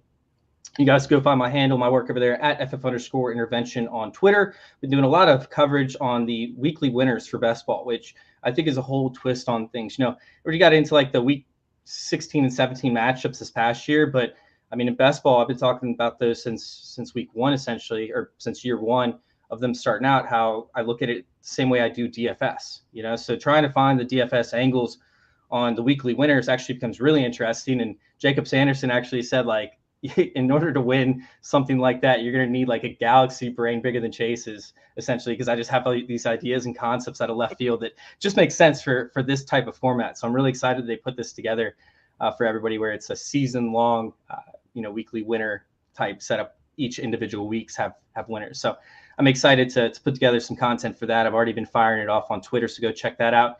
And then hopefully I'll be back on the big tilt with playerprofiler.com this upcoming season for 2023 on Fridays, doing live DFS content.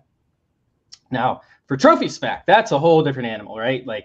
You guys know Matt, you guys know how explosive his personality is. And finally, he's finally able to get a little bit outside of his containment or his box, where he had to stay hyper-focused for a few years on one thing. And now, all of his concepts and ideas are coming to life. So you see, this thing behind me, That's our new wall smack. We can actually change it out with different concepts, different pictures, like whatever you want to put out, and use a magnetic mounting technology. So you don't have to damage your walls, put holes in your walls. We got rings, we got belts. We're going into now B2B and partnerships with bigger businesses such as Bare Knuckle Fighting Championships. We'll be providing, championship merchandise for their stuff. We're doing tons of corporate events. So if you're somebody that's looking for, rewards for your employees, right? You want to motivate the top salesman of the month. Well, get them a championship belt. They can carry it around the office. They'll be stoked with it. If you're running your kids' baseball league, right? You're trying to raise money. Championship belts for like the winning teams, man. These kids want to hold the belts. They want to get pictures with it. You're not like a parent, right? Where you're like, okay, go take a picture with this trophy. And they're like, oh, okay. They're like, Mom, dude, check this out. Come take a picture of me. Come take a picture of me. It's a whole different animal with like these trophies and these belts and these rings and these champions we're coming out with, because essentially like it's a marketing piece, right? It's advertisement for whatever you're trying to, create hype around.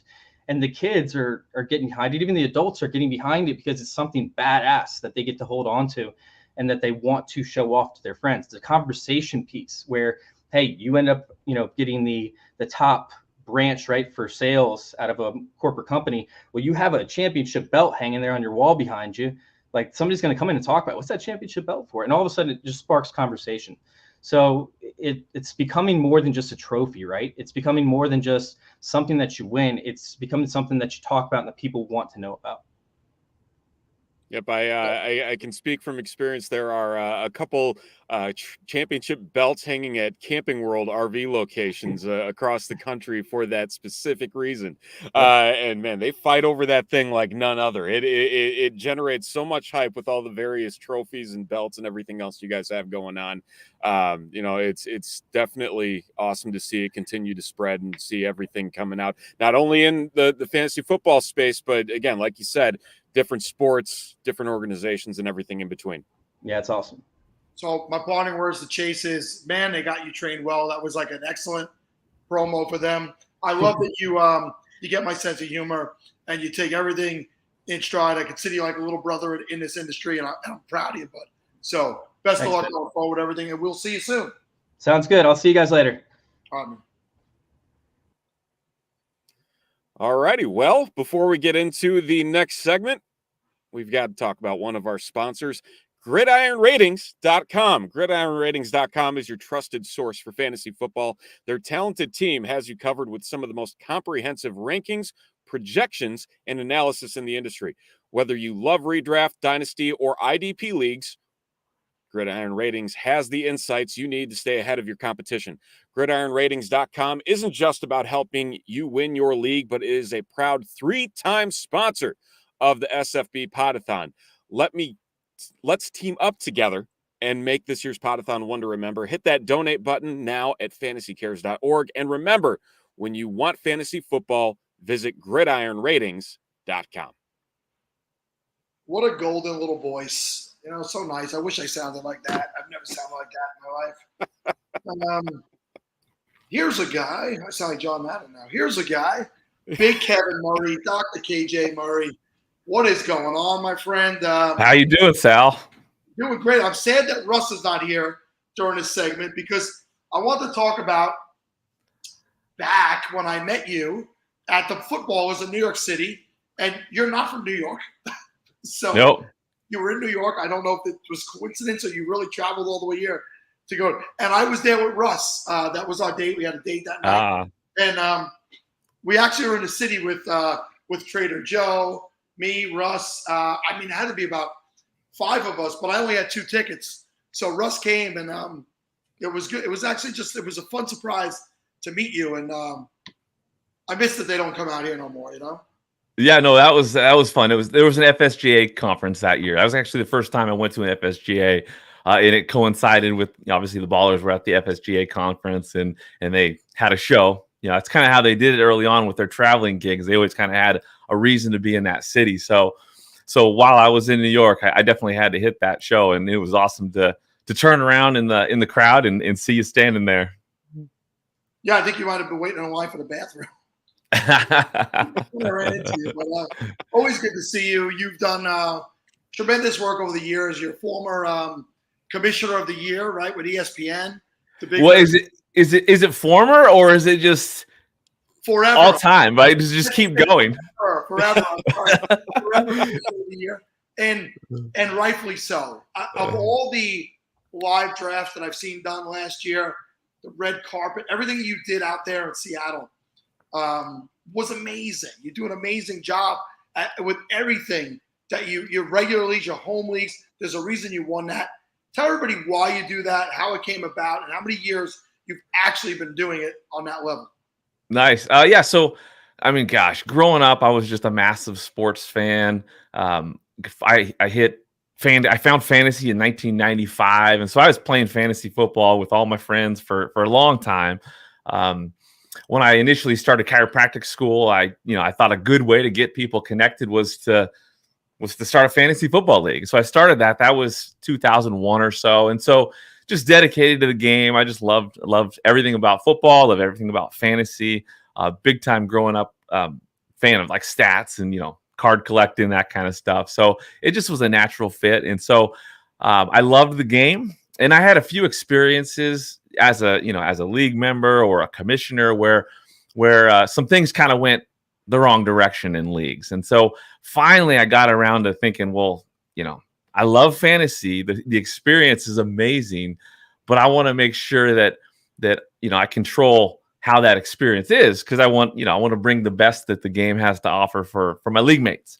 So then, a friend of mine and I got together and we were just brainstorming. What can we do to just make our league special? So the key was obviously to make it a home league. My main league that I had was people all over the country. And the key was obviously saying, let's make this a home league. So I got a group of 12 together. They didn't really know what to expect, but it was a good group, a great mix. I mean, it was people from my elementary school, junior high, high school, college, family members. We found a good group. And then that first draft, I wanted to make it special. And so I put together a bunch of speeches and we created logos for everybody. A lot of that was just a surprise. And so everybody was their experience, their reaction to that first live draft that we had was huge. And again, as a lover of fantasy football, I realized like the connections, the experience, the way that people bond together, have fun, enjoying the game together. That's the key. And so seeing how that league worked that first year, it changed everything in regards to like what I wanted to do for my leagues. And so each year I would kind of ramp it up. And it just got bigger and bigger and bigger. And then that's when it coincided with the Commissioner of the Year contest. So ESPN and Pizza Hut came together and they had this contest for Commissioner of the Year. They did Commissioner of the Week. Basically every week they would name a winner. Basically people would volunteer their commissioners and let ESPN or Pizza Hut know what their commissioners were doing for their leagues. And so that ESPN, they had a panel of judges that would pick a weekly winner. And then eventually at the end of the season, they would take all those weekly winners and have a panel of judges that would determine the Commissioner of the Year. So that's what happened. I got, obviously a lot of notoriety with that. But the coolest thing for me was just the connections that I made. So I was a busy person, career-wise and everything.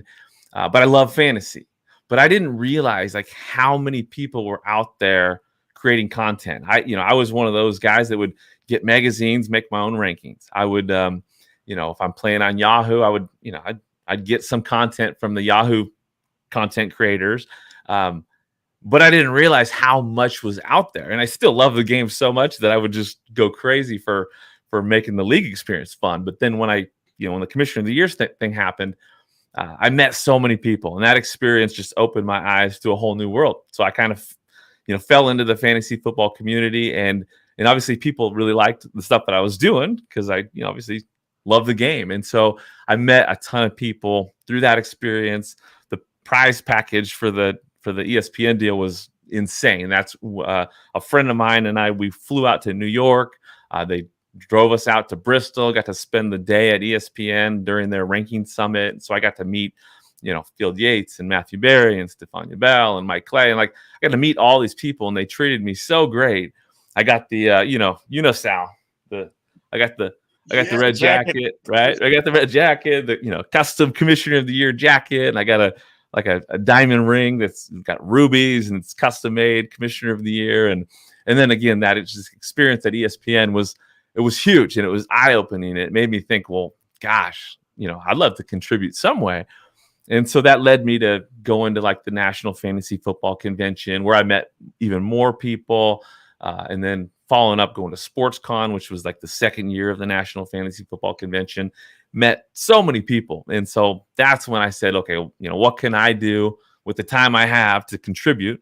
And so that's where I created fantasyfootballunlimited.com. So basically that's just a website where there's a ton of resources, links to every content creator out there. So I guess the pivotal part of that, the core of that is basically, when I consumed fantasy football content prior to knowing what everyone was doing out there, I just did it on my own. I didn't realize all those resources are out there. And so to me, if someone is aware of all those resources, find new creators, find new podcasts, new YouTube channels, I feel like their experience in fantasy is just going to be better.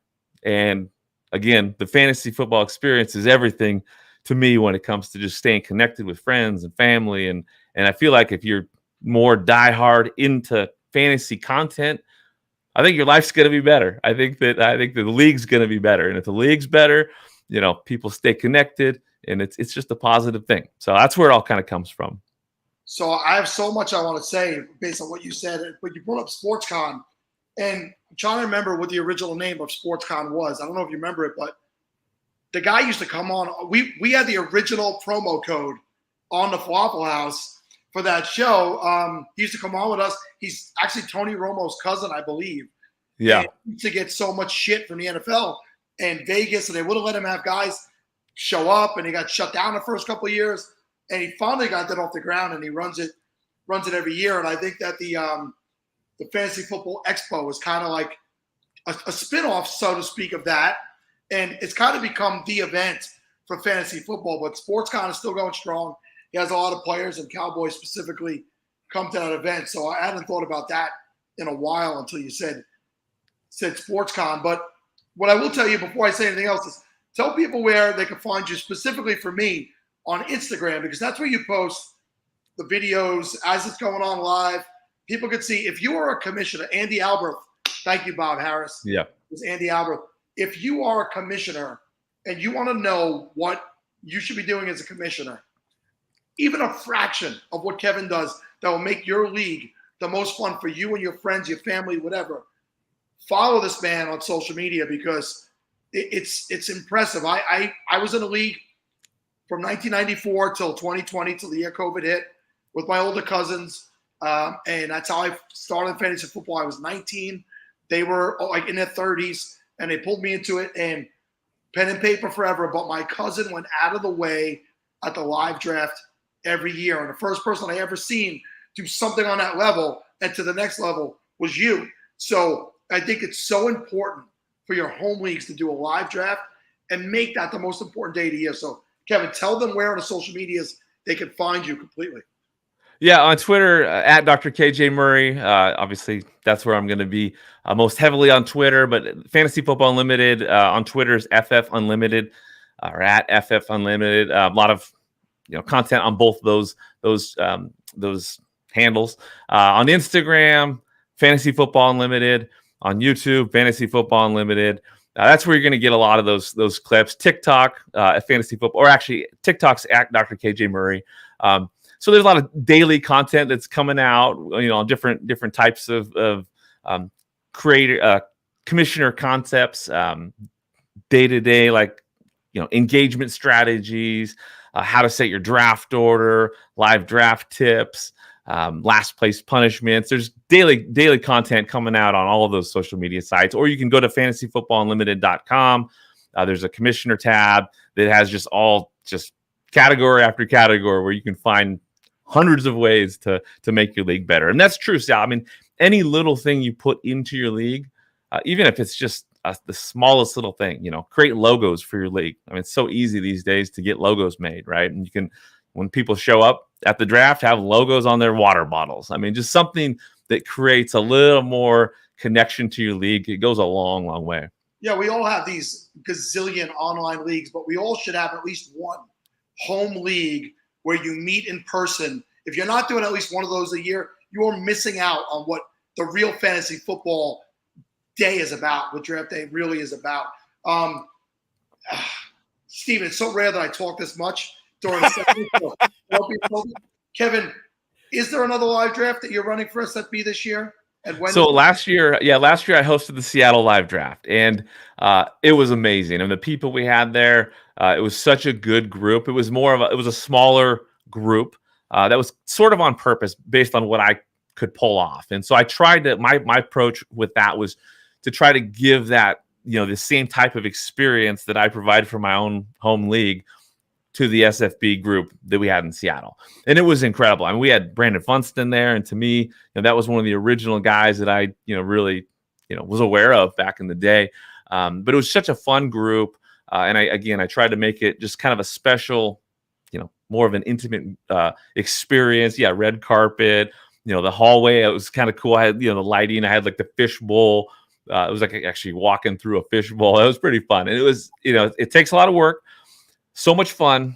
It was worth every ounce of it. But this year, I was aware, obviously, what Trophy Smack was doing back then last year. And so I thought, oh gosh, I can't miss that. So I'm going down to SFB LA next Saturday for the Trophy Smack deal. So excited, very excited. You deserve to go to an event where you get to just enjoy it. You're running it. So, if anybody earned it, you definitely earned it. So, Steven, I'll shut up now. No, you're good. This is fun. No, because I remember the hype video that you put together last year with the Seattle draft. I'm like, damn, I really wish I was on the West Coast right now, because it was just fantastic just seeing everything that you put on together. But we talked a lot about fantasyfootballunlimited.com. I mean, you say it's a ton of resources. It's literally unlimited resources. I can't tell you how many times I've gone there to just come up with anything to put into my live drafts and everything going on. I got to ask, and this is kind of a loaded question, and I know this is a ton of resources on there, but if somebody were to come to you and say, I would need to incorporate one thing into my live drafts, what should it be? One thing. I think it's there's so many things, right? But I think like an award ceremony, right? So a lot of times when we finish our season, we don't follow up with awards right away. We present the awards at the next draft, right? So trophy, last place, toilet bowl deal. So some type of award ceremony at your draft is huge, because so you're basically just not showing up, drafting, and leaving. So you go there, and it's more of a spectacle, a celebration. It doesn't take much, obviously you can go to Trophy Smack for trophies for sure, but you can make anything a trophy. Our last place trophy, my daughter and I just made the most hideous 6 foot tall last place trophy that we constructed out of old trophies and painted it.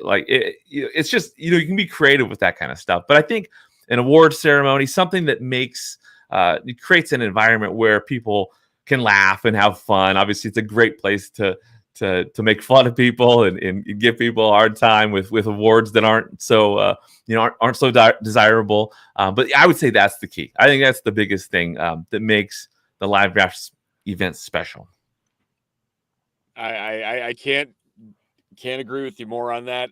We actually, one of my old leagues, we used to actually go to medieval times and have the knight or the king knight the winner, and then also just completely roast the loser in front of the entire crowd. And it was the best money I ever spent. It was actually extra money to do it, but I would never trade it for anything else in the world, because it just made the rest of the year just to see whoever had to go through the humiliation of all of that. That's awesome. See, that's what it's all about. That kind of thing. That's fun. I love it.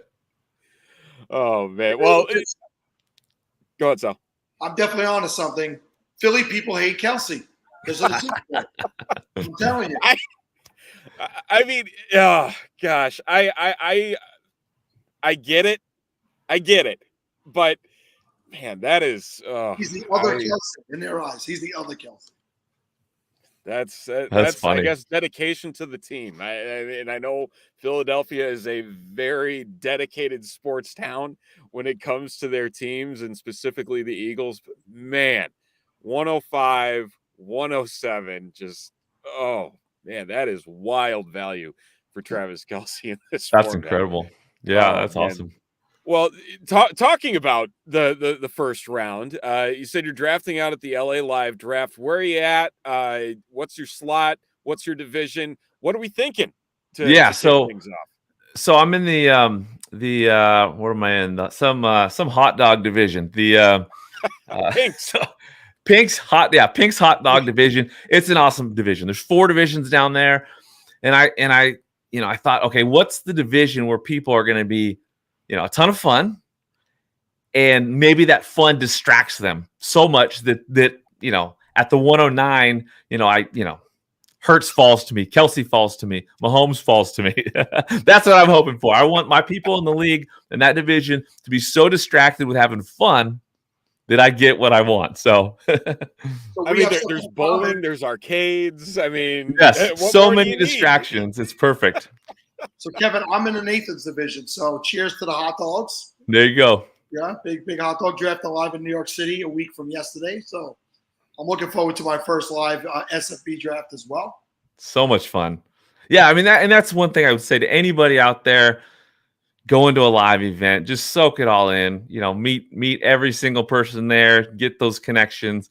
Once that draft is over, it's over. So, or once the event is over, it's over, and you're probably gonna have a lot of regrets. I wish I would have talked to that person or this person. So, make the most of it. Enjoy it. Treat it. Obviously, it's like they're all like mini little fantasy football expos. So, if you haven't been to the expo, I definitely would say get to the expo. It's an experience like none other in the fantasy community. But these drafts are all little mini connections or mini expos. So take advantage of it. Enjoy every second you got there. 100%. It's again some of the most fun times you'll have in this industry overall, just being able to connect with people, and that's what it's all about. Is just the fishbowl overall, and like you mentioned, the expo. These events where you talk with people you otherwise wouldn't know or wouldn't meet, develop friendships with. I mean, it's just a fantastic opportunity to get to know people and to talk about a game that we love, and just everything that comes along with it. So going back, let's say things are chalk. Let's say it's not Philadelphia.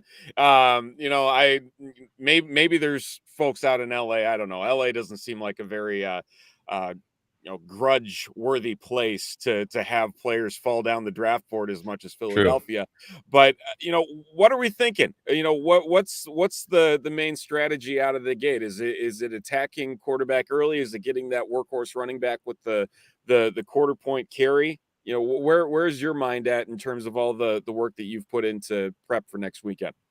Yeah, so I haven't really said that I've prepped a ton, but no. So the at 109, I want a quarterback. Hopefully Herbert or Trevor Lawrence is there. Maybe someone falls to me there, but I really probably want a quarterback in that first round, or potentially Mark Andrews if he's around there. So I'm still kind of debating that, and that's obviously going to impact what I do in round 2, round 3. I like the 109 spot just because of that third round reversal. So definitely hoping to get 2 quarterbacks in the first 3 rounds. Always, obviously, in this format, always tempted with those tight ends. So, if we could have some Kelce miracle, that'd be amazing. But I don't anticipate that. But Mark Andrews is definitely intriguing. And I feel like if I go 2 quarterbacks in those first 3 rounds. There's going to be a lot of guys, either one of those elite receivers or running backs with that second round pick that that they're going to be really hard to pass up on. So we'll see how it shakes out. But I think that first quarterback, first round around that 109 is probably where I'll go. You should have won. Don't tell anybody in my division though. Nobody Okay. at all. You should have. You should have went and drafted in Philly instead of LA. You would have had a shot at Kelce. You blew it.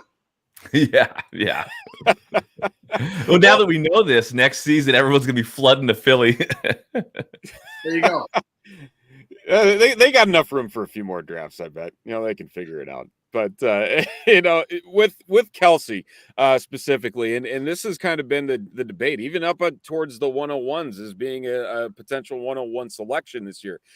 Do you feel that the gap, just based on what historically Kelsey was able to do in 2022, is kind of being overblown from the tight end position, or do you think it's warranted to have him that much further ahead of the rest of the position based on the scoring setup?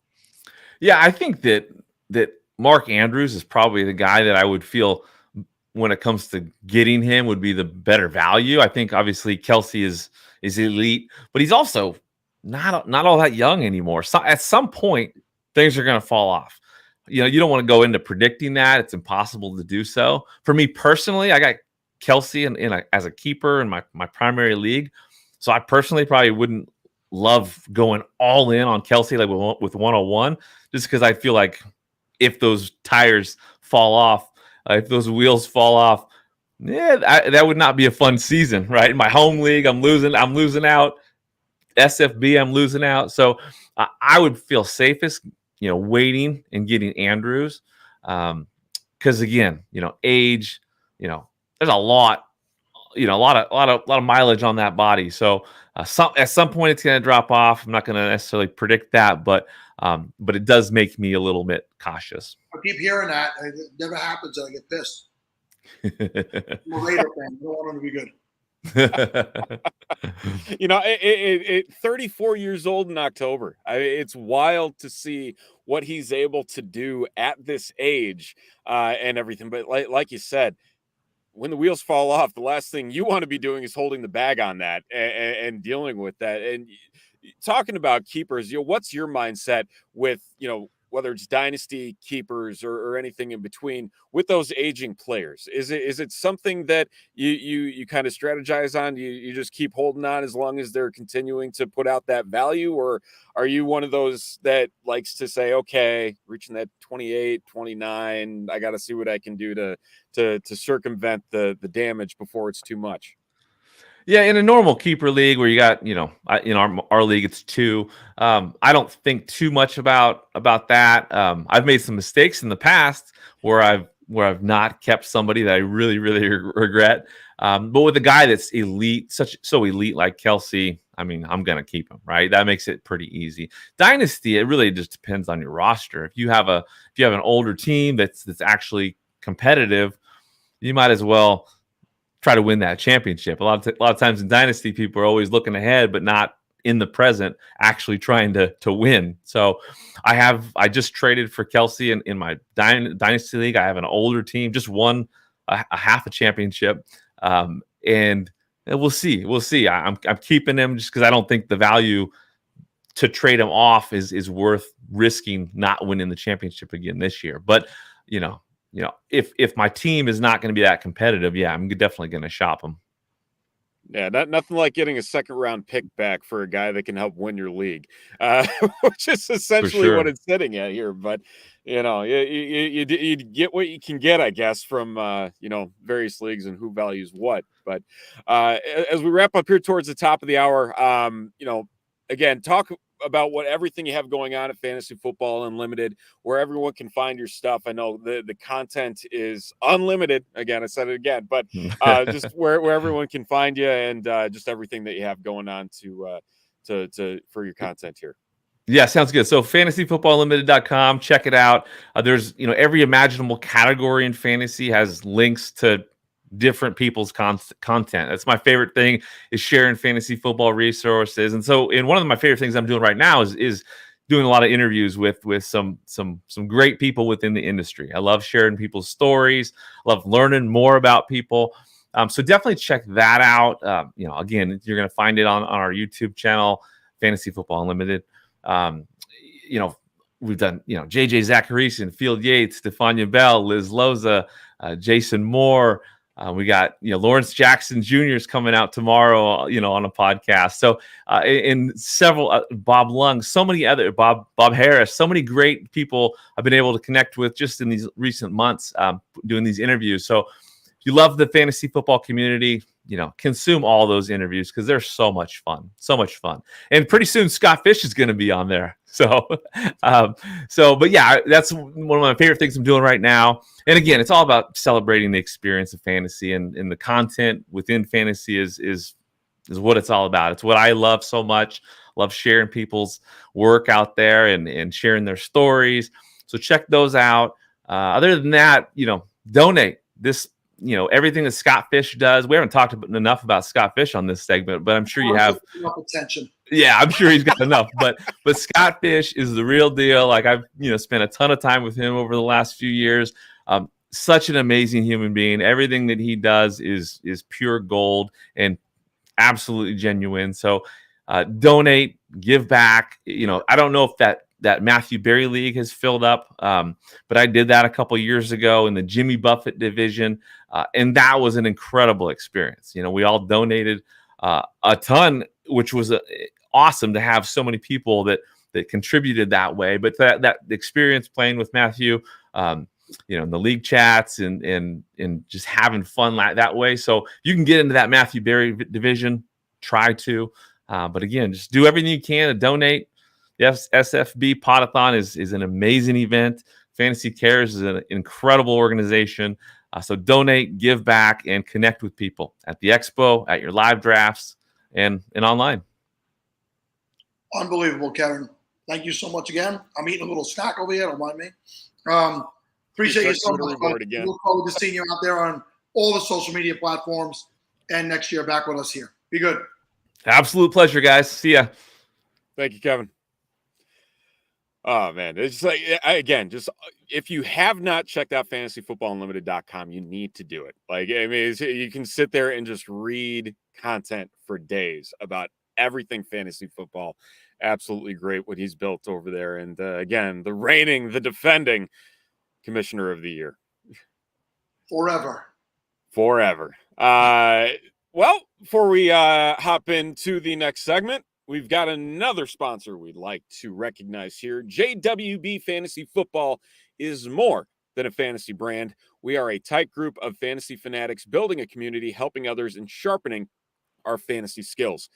JWB brings a different perspective together to find an edge in all aspects of fantasy football. They offer daily mock drafts, rankings, projections, and weekly dynasty content, including a clips catalog that provides video takes ordered chronologically on every player in the NFL. Don't miss our free Scott Fishbowl 13 projections at jwbfantasyfootball.com. Check out the JWB Fantasy Football YouTube channel and links to all our content and our entire team in the pinned tweet on Twitter at JWB_FF. Give the family style JWB team a chance today. All right, we got a trio coming up right now of just absolutely handsome gentlemen. Look at these guys. Beautiful. Look at these beautiful bastards. Guys, I mean, I did 15 and a half yesterday. I've been on since 8 o'clock today. So what am I? Wow, I've been on for 4.5 hours already today. It's moving, man. I'm having a good time. Sal, you still have your voice. When I was on last year, there was no voice. Remember how? So yeah, this is progress. Josh, I came in this year with my voice screwed up coming in, so I'm pretty amazed. Your voice sounds better today than it did yesterday. I'll say that. Does. I thought about that this morning. I'm like, I'm getting younger by the day, guys. Clearly, I found a fountain of youth. But I've had amazing guys like Steven, Dave Wright, Russ, Dynasty Outhouse, Mike coming on and assisting me doing the reads, so I don't have to do those as much and helping me salvage my voice. But welcome back. You guys joined us last year. 33rd is my favorite number of all time. I think we went over this last year. Is 33. I've won it every sport I've ever played my entire life. Now I understand the meaning behind 33rd team. For you guys, it's obviously 32 NFL teams, and you guys are the most important one at 33. But you've been rolling now for a little while. It was kind of just getting started last year. It was in the early stages. You know, Josh, you've been working on it for a little while.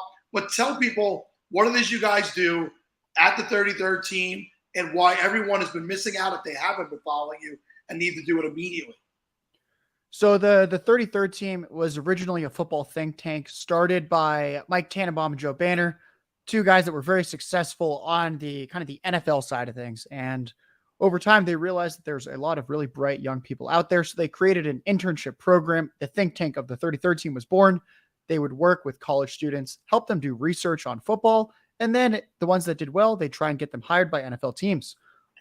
They did that for 2 years, but it turns out it's a little hard to make money that way. So they came to me May of last year with a noble mission. They said, Josh, we want you to start the gambling wing of the 33rd team. And I felt like that was right up my alley because ultimately, first and foremost, before I started playing fantasy football, before I ever bet, I was just a football fan. And I think that what we do pretty well and what we'll continue to work on as the company builds is that intersection between football knowledge and gambling. And I think a lot of people out there that only look at one or the other are really missing out. And I think it's sometimes apparent in our industry when someone's giving very fantasy specific advice, but because they don't understand the game of football, they're missing some really important context. And I think that that's ultimately what we're here to do is to fill in those blanks. And then in terms of who's with me, we have the associate director of fantasy and betting, Ryan Reynolds. And then we have our head of DFS, the wide receiver whisperer himself, Jordan Vanek. Hey, Ryan, how many times you've been yelled at because people mistake you for the other Ryan Reynolds?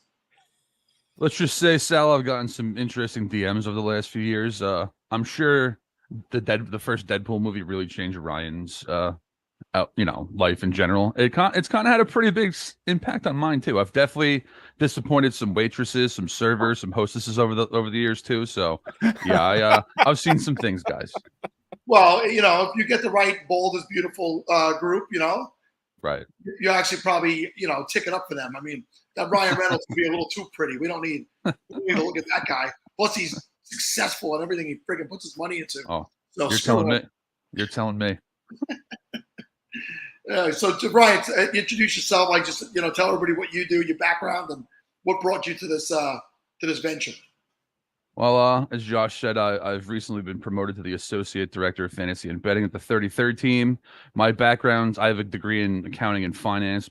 My background's more in like the management side with businesses in the past, where I consulted for small business owners for several years. I've worked for Establish the Run since their first year. I wrote waivers initially, and then I started doing awards content, a few other things. And, I saw this opportunity last year, and I'm more of a football guy than a data guy. So I thought this was a really good spot for me to, this is really the second company I've ever applied for in this space. And, it's been a wonderful experience at this point. I can't wait to do more for this season. Looking forward to drafting. My draft's tomorrow. I think these guys start today. My Scott Fish Bowl is tomorrow. So I'm looking forward to that. First season-long draft of the year. Get that in the books. Always the first and the best. And Jordan's got I kind of look like a young guy, but I could be a little bit older than you might think, face going on. But Jordan, tell everybody about your journey in the fantasy football industry and what brought you to where you are. Yeah, I'm 25 years old, so I'm kind of on that usually the youngest guy in the room. But I originally went to the University of Central Florida and was in the engineering side, but found a passion for football, and I was winning in FanDuel gambling, so I decided to venture into recruiting, and I actually was a part of the recruiting process of some guys that you see now in college, Dylan Gabriel, who's at Oklahoma, Ryan O'Keefe, who is still at UCF. And I was a part of the recruiting process for a lot of those guys, and backside of, seeing Gabe Davis and Mike Hughes in practice, and then watching Gabe Davis kill Mike Hughes in the AFC championship game and made everybody believe that he's the next great thing. But fantasy wise, I've been playing since 2012 or 2013. I got into content with Gridiron Ratings, Jeff Diamato, who gave me my first chance, and then moved on from there to 4for4 and Stochastic, and then got on a networking call with Josh and found myself to be the head of DFS with a 33rd team, which has been my favorite thing so far in this industry, just because it combines football analysis and like some of the DFS style stuff that I do, because I look at coverages and schemes and want to know why a receiver is going to be targeted this week. And that's kind of how I've always approached things from a real football and then fantasy analysis. Yeah, and I remember your name from those days because the Gridiron Network picked us up back then. Our podcast used to be on that feed, I don't know, 4 years ago, whatever, 5 years ago. Well, I have a 24-year-old daughter, so you can call me dad for the rest of the segment. Josh, Josh was your guy I used to follow, and I used to get a kick out of, you used to have some interesting back and forths on Twitter because you were a guy who did your homework and you would call out people that weren't. You always had the data and to back up what you were saying, and snarky larky might have been the term that came along, but you backed it up, and it was proved out by a guy like Mike Tannenbaum, who is a successful GM for many teams. We know him as Mr. T here in New York when he was with the Jets. That's what they used to call him. So, talk about your early days, your starting up, and how it led to you getting with 33rd. Yeah, so I was definitely egged on by my former boss, mentor, one of my good friends in the industry, Matt Kelly, because he kind of found success through being combative at times. And I wouldn't say that I'm nearly as combative naturally as Matt, but there's definitely a part of that was always within me. So he always tried to foster that more. But ultimately, what I tried to figure out when I entered this industry was what is missing? What kind of void can I fill? Since one of my favorite things to say is you should always compete with as few people as possible. And I think that actually hurts a lot of people that want to make it in the industry. And they're like, hey, Josh, I would love to work with you. I want to make it in the industry. I do waivers. I'm like, oh, I've also heard that there's 10,000 other people out there that do waivers. You may be the best person for waivers out of those 10,000, but that's unlikely simply because there's 10,000 of them. You tell me that you do something that only 4 or 5 other people out there do. Suddenly I'm more interested. Maybe you are the best. You only have to compete with a few people. And what I noticed is, so I have a pretty rigorous analytics background that I fortunately don't have to use nearly as much as I used to. But I kind of noticed that there were people out there that were very analytics heavy. There were people out there that were very entertaining, and there wasn't necessarily that combination. So I noticed that I was able to find most of my success by bridging that gap and being someone who understood the numbers, but who also was able to be engaging and entertaining. And I think that's kind of what I've tried to do throughout my time in this industry is how do we take the advanced research that we're doing behind the scenes and make it accessible for the common consumer? And how do I, as someone that knows how to code, as someone that grew up watching football, that used to play football, how do I take that very unique knowledge base and then help other people out there who are curious, who want to learn, understand the work I'm doing and those actionable insights? So that's kind of what I've tried to build with the 33rd team is how do we create a group that's doing a ton of behind the scenes work? The stuff Jordan does is so unbelievably in depth. The way that he's in the spreadsheets while also watching film.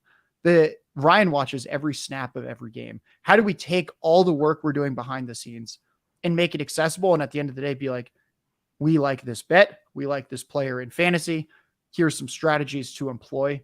And that's really what it's about. Because ultimately, if you're really smart and everyone thinks you're smart, but they don't know how to apply what you're doing, that's actually not very smart for business. Because ultimately, if you're not helping people get better at fantasy, then what are you really doing?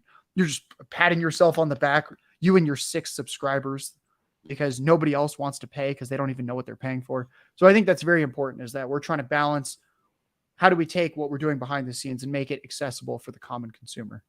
Yeah, and what I got from you when I finally spoke to you, I think last year was the first time we had a face-to-face verbal interaction. I mean, face-to-face. This is you're a good dude. Like you're not. I think people generally thought you were, and I say this with respect, a little douchey because of the way you responded to people. But you're just being honest.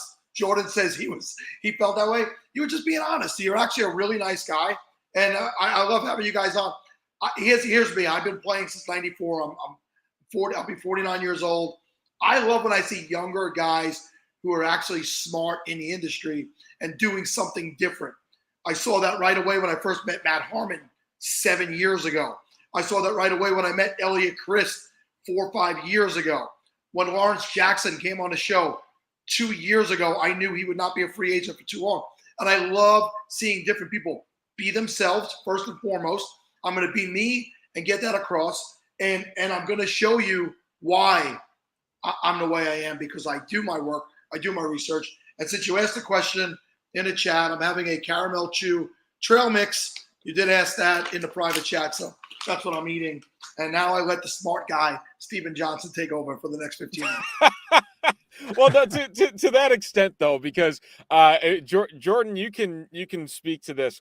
I didn't have a damn clue what I was doing with DFS, and you got on a call with me, and we talked for like an hour and a half about DFS, and I'm just like, I feel so much better about this now, and I didn't have a clue. And it's just, again, the team that you guys have built over there. I mean, it's just absolutely fantastic seeing this all just come together. And not only that, but again, having the opportunity to tie into this group that has so many years of NFL experience in the front office with coaching, with players. It's so different compared to everything else that's going on out there and the content that is out there. Again, just from a leverage standpoint, having that access to that type of talent as well. Just what does that mean overall to why people should come and consume 33rd Team first? Josh, you want me to answer that one? Okay, so for me, obviously we hopped on that call and I was just explaining some of the things that I do. When I've always put together content, I put out, the stat of the day where it can get complex. Josh will call me out for maybe not being the most consumer friendly sometimes with some of the coverage data and stuff that I look at. But the reality with this staff, with this like company and the people that we work with, we're all teachers. Like I feel more proud watching someone else win because of my advice than having necessarily the success that I've had. Like I made the call for Geno Smith against the Lions last year, Daniel Jones against the Lions actually as well. And then I had a Jacoby Brissett graphic. And I remember telling Josh and Ryan, like, this is what my data is pointing to for this week. And both of them were like, I guess I have to trust you now, because I think in week 2 was the first time that me and Ryan had the same idea with like Tua last year, where we felt like this is going to work and Mike McDaniel is going to get it done. And then week 2, I heavily touted Tua against the Ravens. I made that as my stack. I did pretty well that week. Didn't exactly win because I decided to play DeAndre Swift because he just continuously hurt me. But the reality of this company and this staff is we're all teachers, and that's what I've always wanted to do. I want to give my advice and hope that someone finds success off of it and has fun while they're doing it. That's been my goal, and that's what I feel like we've been able to accomplish here. Awesome stuff. And I don't know, Josh or Ryan, if you want to add anything to that, just from your perspectives. I know you guys, again, just talking about your backgrounds and just everything, that you've brought together in building these teams, and Josh coming on last year and, saying, leading the way with this, and just overall for as quickly as this entire team has come together. Has this been as easy as you thought it would be to build this out? Because I feel like you guys are making it look real easy. There's definitely a lot of work that goes into it. The way that I try and think about it is that I'm kind of the GM in Madden, where you're trying to evaluate the entire picture. And what I generally look for anyone out there that's like, Josh, are you hiring, or what do you look for? I always look for people that are specialists with the potential to be more. And I know that a lot of people out there try and hire generalists, and I'm kind of the opposite. Maybe that's to a fault at a certain point, and Ryan and Jordan were terrible hires, I guess. We'll have to see. I like to think that the two of them have done pretty great work, but I love people that have that special skill. With Jordan, the way that he sees the receiver position, the way that he plays it with DFS, it's very unique. And I would say that his outlier receiver plays are just the best I've ever seen. With Ryan's kind of the jack of all trades in many ways that also specializes in a few things. So the way that Ryan watches film and has insights come from it, he says he's not a data guy, but he is one of the most data aware people in this industry. He has that accounting background. He is the person I trust the most when it comes to how line play, offensive line, defensive line, how that's going to affect a matchup. Those are the types of things that I really factor in to my weekly analysis in season. where I see the importance of it. I see how it's helped him be an incredibly profitable, better, a great fantasy player. And I go, you know what? This is a part of my process that's not as strong. I want a piece of that. The readers out there are going to want a piece of this. They like Jordan with receivers. I hired Ben Wolby last year, who's our resident data scientist. And I thought, you know what? I think the community would be better served learning more of his insights and what he's finding. And then ultimately, I'm trying to pick out little bits and pieces from around the industry where I go, this is someone that I genuinely learn from.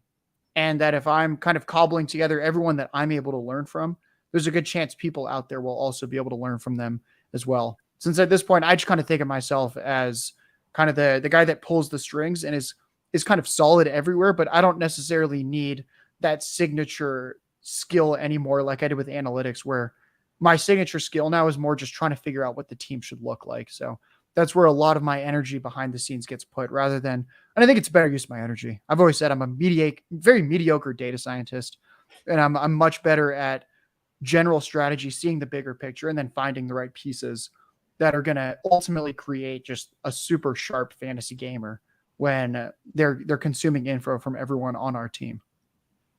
By the way, I got the Ben Wolby follow on Twitter during a segment. So, hey, oh, that's big! Wow, he's a tough guy to nail down sometimes. Yeah, he's got under 1,000 that he's following. So, feel pretty special. I hope it's still there tomorrow, Ben. Don't be just in a moment. Well, we talked about it a little bit. Ryan, you said you're in the slow draft starting on Monday. Where are you guys drafting from? Are all you guys going on the slow draft route? Any of you guys going live here in the next couple or next week? I guess we're a week out from the end of the last live drafts here. But Ryan, let's start with you. Where exactly are you drafting from, and what division? I'm in Ocean Spray. I figure I'm a Jersey guy. I got to do something that's at least semi-Jersey centric. I'm picking out of the 12 slot. I like the turns. I've never actually. This is my fourth time in Scott Fishbowl. I've never actually picked outside of the top 5 before, so I'm curious to see how that plays out, especially with the quirks to scoring every year. Yeah, especially with all the negatives gone from quarterbacks. Like, I've never been more happy in my life. This also coming from a guy that when Tom Brady, Matt Stafford 1-2 last year. And I mean, obviously that blew up in my face very quickly. Jordan, how about you? I actually flew out to Denver to do the live draft in Denver. I'm actually in Josh's little apartment here right now. He's in the other room. That's why he can hear me without me or the headphones right now. But I'm drafting from the 10 spot. Last year, I didn't have a quarterback I picked Matt Ryan, which was the fall of me. But I was able to get Geno Smith and Daniel Jones in like the 15th, 17th last year. So this year at the 10 spot, I've realized mock drafting is very difficult because nobody knows what they're doing, or nobody does what the mock draft said. I did one mock draft and walked away with Trevor Lawrence and Justin Herbert and like Calvin Ridley and Keenan Allen. And I was like, I'm not getting this. I know for a fact with Josh, he would not let me have this. Like there's a few people that just wouldn't let me do it. So I'm hoping that, I'll see maybe Bijan in the first. We'll see how that draft falls to me. Josh, are you joining him in the same division out there in Denver? Yeah, I've got to show this young whippersnapper how it's done. So he's got the 10 pick. I've got the 2 pick. I like to think that my elite quarterback early build is going to demolish whatever mediocre quarterback stacks that Jordan tries to come up with. So I think it's going to be a lot of fun. I will say that, I wish I had it in front of me.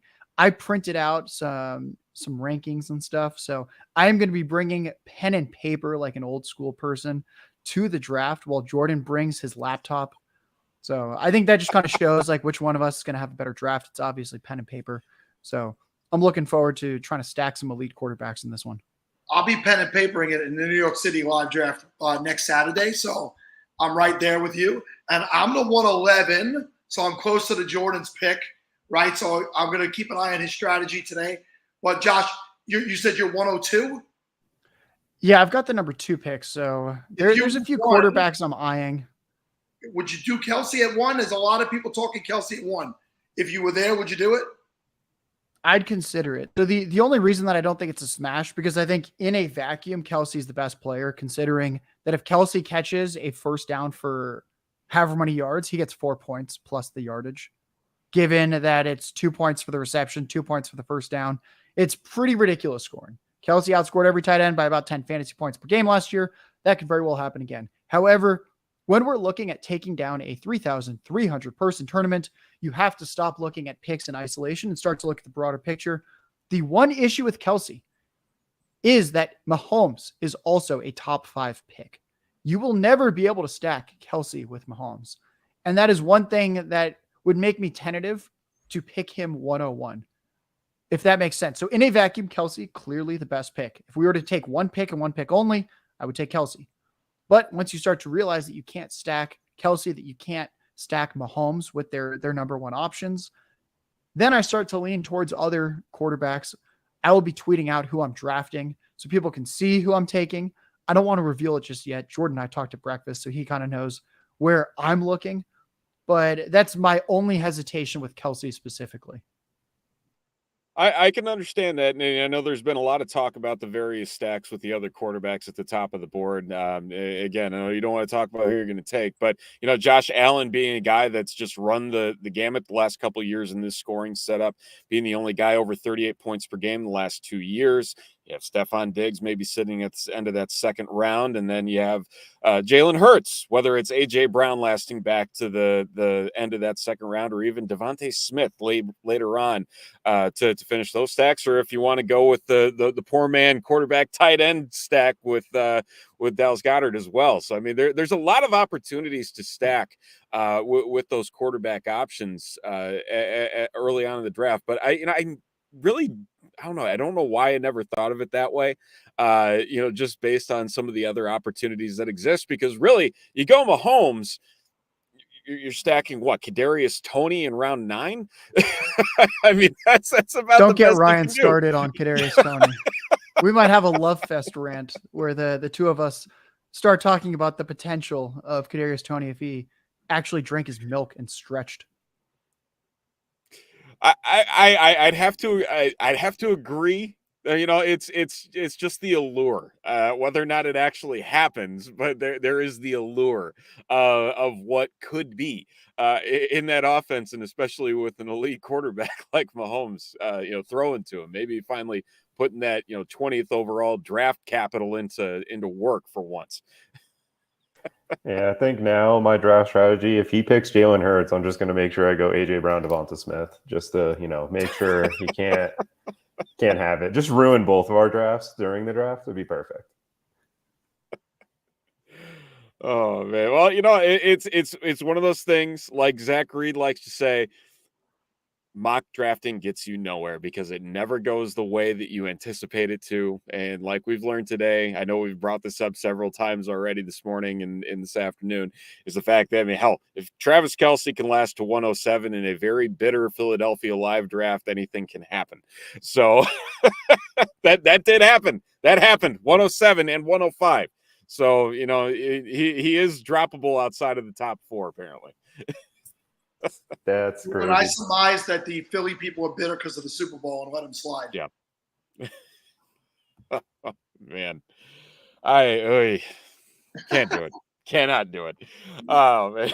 We're getting towards the bottom of the hour here, guys. Again, if you just want to talk about everything that you have going on at the 33rd team and just where they can find each of your content and just all together what you guys have coming up for the 2023 season. Ryan, I'll let you go first. Talk about a few things on the horizon this summer. We're gonna have some fantasy team previews coming out late July, maybe early August, somewhere around then. Josh and I will be having some pretty big guests. We're gonna have JJ on. We're gonna have Silva on soon. One thing I want to say to the people here too is if you look at Jordan's DFS content, I want to make sure that everyone knows this. If he has, especially if he has a quarterback like this on the graphic, if Jordan has an ugly quarterback that makes you say, "What is this guy doing?" Just put him in your player pool. I appreciate that, Ryan. We've had a few discussions. I think Sam Darnold was another one, and he scored like 22 points that week against like the Lions. I think it was the Lions. I think the Lions and bad quarterbacks were my MO for last year for fantasy. But you had Zach Wilson one week. Yeah, he was weak against the Browns, I think, maybe. I don't know. He scored 20 as well, which was, don't know how I've been able to find data points like that. But You can find all my content will be posted through Twitter at Jordan Vanek DFS, as well as on the 33rdteam.com. Me and Hilo FF have been doing a series, DFS 101, talking rostership, stacking. We're going to be talking bankroll management and contest selection here shortly. That will be on the 33rd Team Podcast Network. And once we get into the season, you'll see a lot of my sleeper receivers that I've been touting, some of which have already gotten too hyped. And now I'm sad to talk about Chris Olave being a top 5 guy because it feels like everybody's on that wave now. But other than that, you'll see just stat of the day tweets where it's data you probably haven't seen anywhere else. I've got some fantasy content coming out over the next few weeks. So an article that was surprisingly popular to me last year was an archetypes piece I wrote where it was essentially, how do we look at analysis and insights from play-by-play data to make better fantasy football picks? And by that, I mean that running backs, a running back carry versus a running back target versus a goal line carry, those are all going to score very different amounts of fantasy points, just like with quarterbacks. A quarterback that pushes the ball down 20 yards down the field versus a quarterback that dumps the ball off versus a quarterback that takes off and runs. Each of those plays is worth, on average, a vastly different amount of fantasy points. So I'm going to be looking at the types of players that they are, the types of team situations that lead to fantasy points, going position by position. So I'll have a lot of content there coming out very, very soon. And then for those fantasy team previews, I'll dive into every single running back room, since I think I've gotten pretty good over the years at understanding running back usage and what makes a top fantasy option at that position. So I'll go backfield by backfield, talking about who are the favorites, who are the backups essentially for between the 20s work, third down work, and those very valuable goal line carries. Awesome stuff, guys. Again, I know that for everything that you guys are putting out, it is top notch. You have a very sharp group working there, and again, try not to snipe and steal too much from one another out in Denver today. No promises. I was going to say that I want Jordan to make sure he heard that one live and clear. Sal, Steven, thank you so much for hosting and for having us on. This is always a fun little way to get the day started prior to us hopping on that Denver live draft. Excellent. Yeah, thank you guys. Thank you for doing what you do and keeping originality going in this space, guys. Look forward to having you back with us next year. Best of luck today, and Ryan, to you tomorrow when your draft starts. See you, folks. Have a good one, guys. Thank you. Thanks, you guys. Take care. All righty. Well, another live read. Also have some other announcements. I think we got to remind people of a fun thing that's going to be wrapping up here in a couple hours as well. Before we get to that, before we get to our next guest and all of that, the transition from season-long fantasy football to NFL DFS can be tricky. If you want to take DFS more seriously this season, rely on experts who do this for a living with the help of Occupy Fantasy. Their staff has millions of dollars in lifetime NFL DFS earnings using the affordable tools and unique strategies created by co-founder Brian Jester at Occupy Fantasy. The goal of Occupy Fantasy is to teach you the right way to play and to help you completely reshape how you think about DFS at any bankroll level. Subscribe to Occupy Fantasy for their informative ebooks, live player models, daily write-ups, and the smartest lineup builder in the industry. Visit occupyfantasy.com today. And again, one of the things that we have coming up, I'm going to bring up the screen here as well. If I can get this to show properly, the Scott Fishbowl custom helmet. It's got less than 7 hours left. The current bid sitting at $425. The link in the description below, fantasycares.org/helmet. So do check that out as well. Again, I mean, I want that so bad, and I'm contemplating how my bidding strategy is going to go. $800 is going to get you that helmet, and that's what it should go for, Steven. So ante up, sell some jerky, and let's go. Well, and the other thing too, I want to bring this up because Jamie in the comments also brought this up about something that he is doing here. I got to see if I can pull it up or if I can get it here.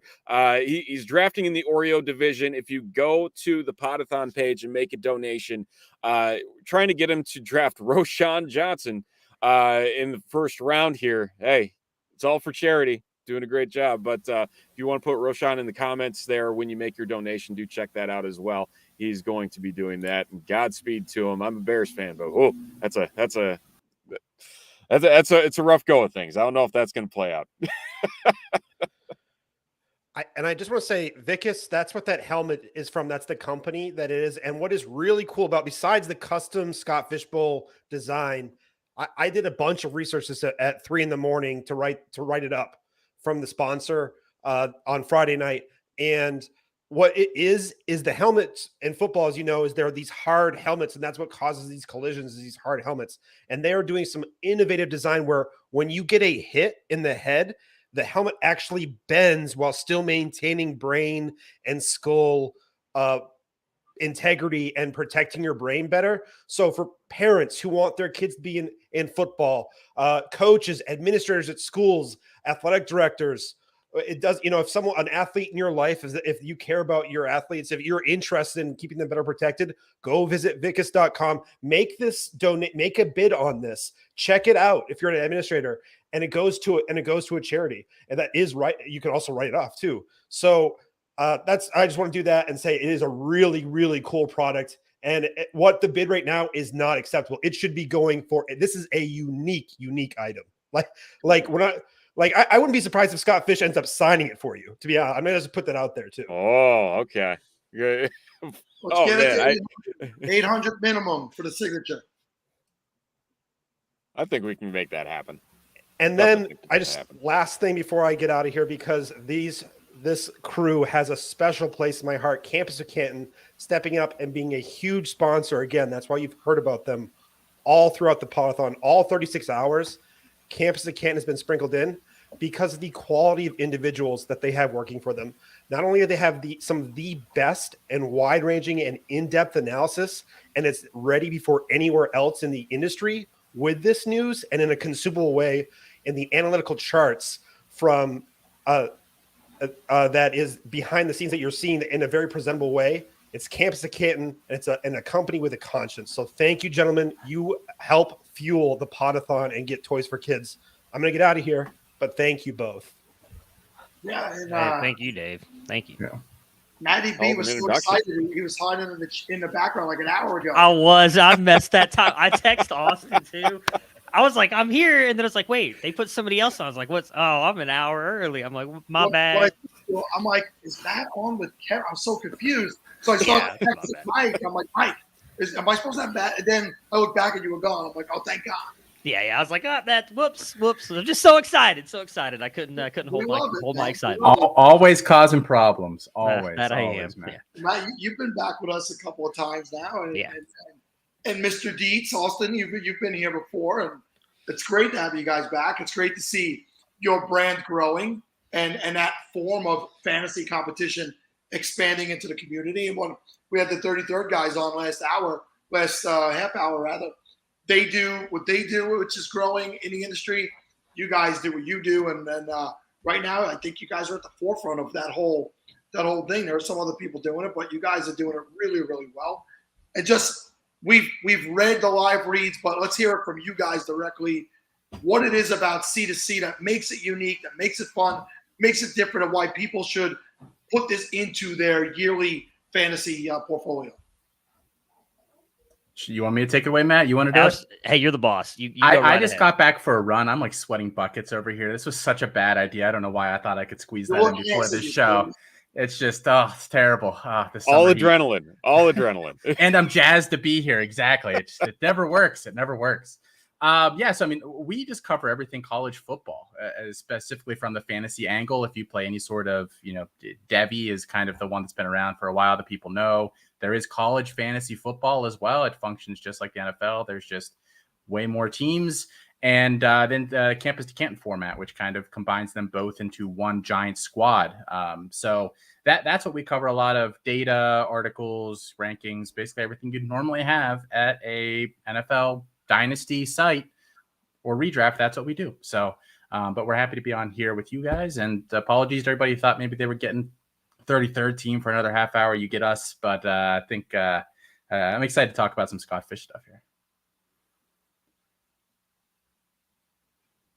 So right, well, I saw Steve was writing something in the background. Steven, if you have to go now, you can go. All right. Yeah, the emergency of broken freezers is it's throwing me out. So enjoy the rest of the segment, gentlemen. I'll be listening.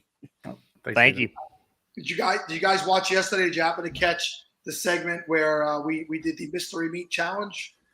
I did not catch that. No, so actually, I was getting back from vacation, so I missed all day yesterday, unfortunately. Get Matt back in here. Sorry, bud. I was trying. No, you're good. You're good. Steven, I removed you by accident. So Steven owns John's Elgin Market, which is they produce like jerkies and jerky sticks. And go to johnselginmarket.com and he sent us 5 different sticks, what we called mystery meat. He peeled the labels off, and we had to guess what each one was. I mean, we had spicy alligator. There was a kangaroo. Ooh. I don't eat weird meats, so this was tough for me to do. But there was one called sloppy. I might have made a comment that will live in infamy for the rest of under the comment was, I believe I've had this in my mouth before. Yeah, that probably got clipped. Yeah. So Mike Fiala, if you know Mike, is he's saving that one for me. So Steven, one of the freezers broke at his store, so he had to run to do that. So, but Steven's done a great job today. As you guys have expanded your brand, we've expanded at the Podathon, and a lot more people helping us out here year to year. So we'll get back to some of the CDC stuff. Let's talk a little Scott Fish Bowl. You guys are both playing again this year. Sure are. Yeah. Ready to go. You get Scott to put a college element into the Fish Bowl. We've sent some feelers out. He hasn't quite got back to us yet. Understandable though. This is a big undertaking, just NFL. I heard the IDP people pushing yesterday to get IDP in this thing. Like Scott's got a lot going on. I understand he hasn't gotten to us yet. I thought this year might be the year because I got 2 invites. I got 2 invites. I had to tell Scott. I was like, I'm flattered, but I thought maybe that was the sign that we were doing more college stuff this year. But sadly, no. It was he said both were a mistake, but I got to keep one. So. Well, you let you hold on to one. Well, that was nice of him. Yeah. Could you imagine how bad people would be tilting if some kind of C2C style was added to people come to this like, all right, it's enough that I got to worry about the tight end scoring 50 points every time they touch a ball. Like a tight end gets 10 points if the ball tips his fingers and it's incomplete. It's a pretty tight end heavy league. But no, I think it would put people over the top. But let's talk about past Scott Fish Bowl success or failures. How many years have you been playing, Austin? And what's the best you've done in the past? Yeah, I've been on. This is my 3rd year, and I've made the playoffs the past 2 years. Last year, I think I made it to the 2nd round of them, and my team was literally just Travis Kelce and then a bunch of crap. So he dragged me kicking and screaming as far as he did. He could only do so much, but it was a lot of fun, and I was really hoping. I picked the 110 this year, thinking scoring would be like somewhat similar, and I was like, I'll get Travis Kelce on the way through like I did last year. And man, we're going to run this thing back. And now Travis Kelce goes like 102 every single draft. So I tried, but yeah, I'm looking forward to it again this year. I have no strategy, so we'll see what I do. Where are you drafting this year? Are you doing a live draft, a slow draft? What division? What's your plan? Yeah, I'm an online slow draft. I'm on Sleeper this year, which I'm actually, I like my fantasy league, but it's just easier if everything's over on Sleeper for me with how many leagues I do. So I'm the 110 in the Moe's division. Moe's like from The Simpsons. I think there were 2, like the Moe's like fast food, another division. So yes, so it's a good group, and I like I said, no strategy. I've done no mocks. I've been away for the past 10 days, so I have no idea what I'm doing. And Matt, what about yourself? How many years have you been in the Fish Bowl? I think we lost Matt. Did we lose? I'm the guy who's supposed to freeze, not Matt. Man. I'm the freezer. Mr. Wrong is here. Welcome back, Dave. So, yeah, that's a $25 donation made that happen because I was messing around with Hannah from 5 Yard Rush, and she called me on my BS, and I said, you know what? I'm Mr. Wrong. You're right. And I said a $25 donation gets it done. Keep those donations coming in, everybody. We have shot glasses for everyone, too, with every $20 donation towards the link at the bottom. I'm so busy with all the stuff that I haven't gotten a chance to bid, buy, or do anything. I want to buy shot glasses and cheers glasses and all kinds of stuff that's out there. I hope all this stuff will still be available when the Podathon is over. Matt is back. Matt, can you hear us? I can. Sorry, I was so excited. I hit the wrong button, and I decided to turn my internet off. So I was trying to unmute myself. Don't be sorry. I do it regularly. So we were up to you as far as how many years you've been playing in the Scott Fish Bowl? So I think this is my third year in. The first one I did was Scott Fish Bowl 10. So 10, 11, 12. So fourth year. So this will be my fourth year. I'm horrible at math. Fourth year. Well, if you had any success, then you would remember how many years we're in here. So I'm guessing not a lot of Scott Fish Bowl. It has been definitely a lot of failure. I will give you that. Last year, I think, was my best year. I made it to the third round of the playoffs. Okay. What sank me was probably going Russell Wilson really early. I was really hoping for that year to be good with the Denver Broncos. It was not. I think my worst was probably my first year when I went George Kittle and Nick Chubb very early on. George Kittle was lost for most of the season. I think Nick Chubb only played in like 6 games. So it was a rough year. Rough year. I was surprised Scott invited me back after that year. I think I won 1 game. You know, what's pretty cool that was on brand was I saw Matt, you know, those Spike Week graphics that they have that from Josh ADHD. I saw Matt post his, either it was last year or the year before, and he was the first person and the earliest person to draft Marvin Harrison Jr. That was pretty cool. Yeah. You know, sticking to the C2C lifestyle. So that's what I think that might have contributed to some of those finishes, man. Yeah, I misread the rules. I thought this was a keeper league. I thought you got to keep this. It's like, I'm just going to give him 3 years ahead of time, so I know I have him in Scott Fish Bowl. What'll be 15 when he's a rookie next year. That's perfect. Completely on brand. I didn't even know it was possible. But where are you at this year? Are you drafting a long draft or? I am now in the Tootsie Roll division. It's a slow draft on Sleeper. I was supposed to be in the Dallas Live draft. Unfortunately, some stuff came up. I'm honestly really sad I'm going to miss that with all the great people that are going to be there. So I got put in the Tootsie Roll division. I'll be starting tomorrow. I'm excited. I was just looking at the scoring earlier this morning. It's going to be fun. I'm with Austin. I have no strategy going into this at the moment. I'm just going to do my best to not draft a bunch of injured players to start the year. As Bruce Lee said, right? Be water, just got to flow. Go with what happens. I'm the same way. I did 0 mocks. I'm going to do 0 mocks. The only thing for me is this is the first year I'm doing a Scott Fish Bowl live draft.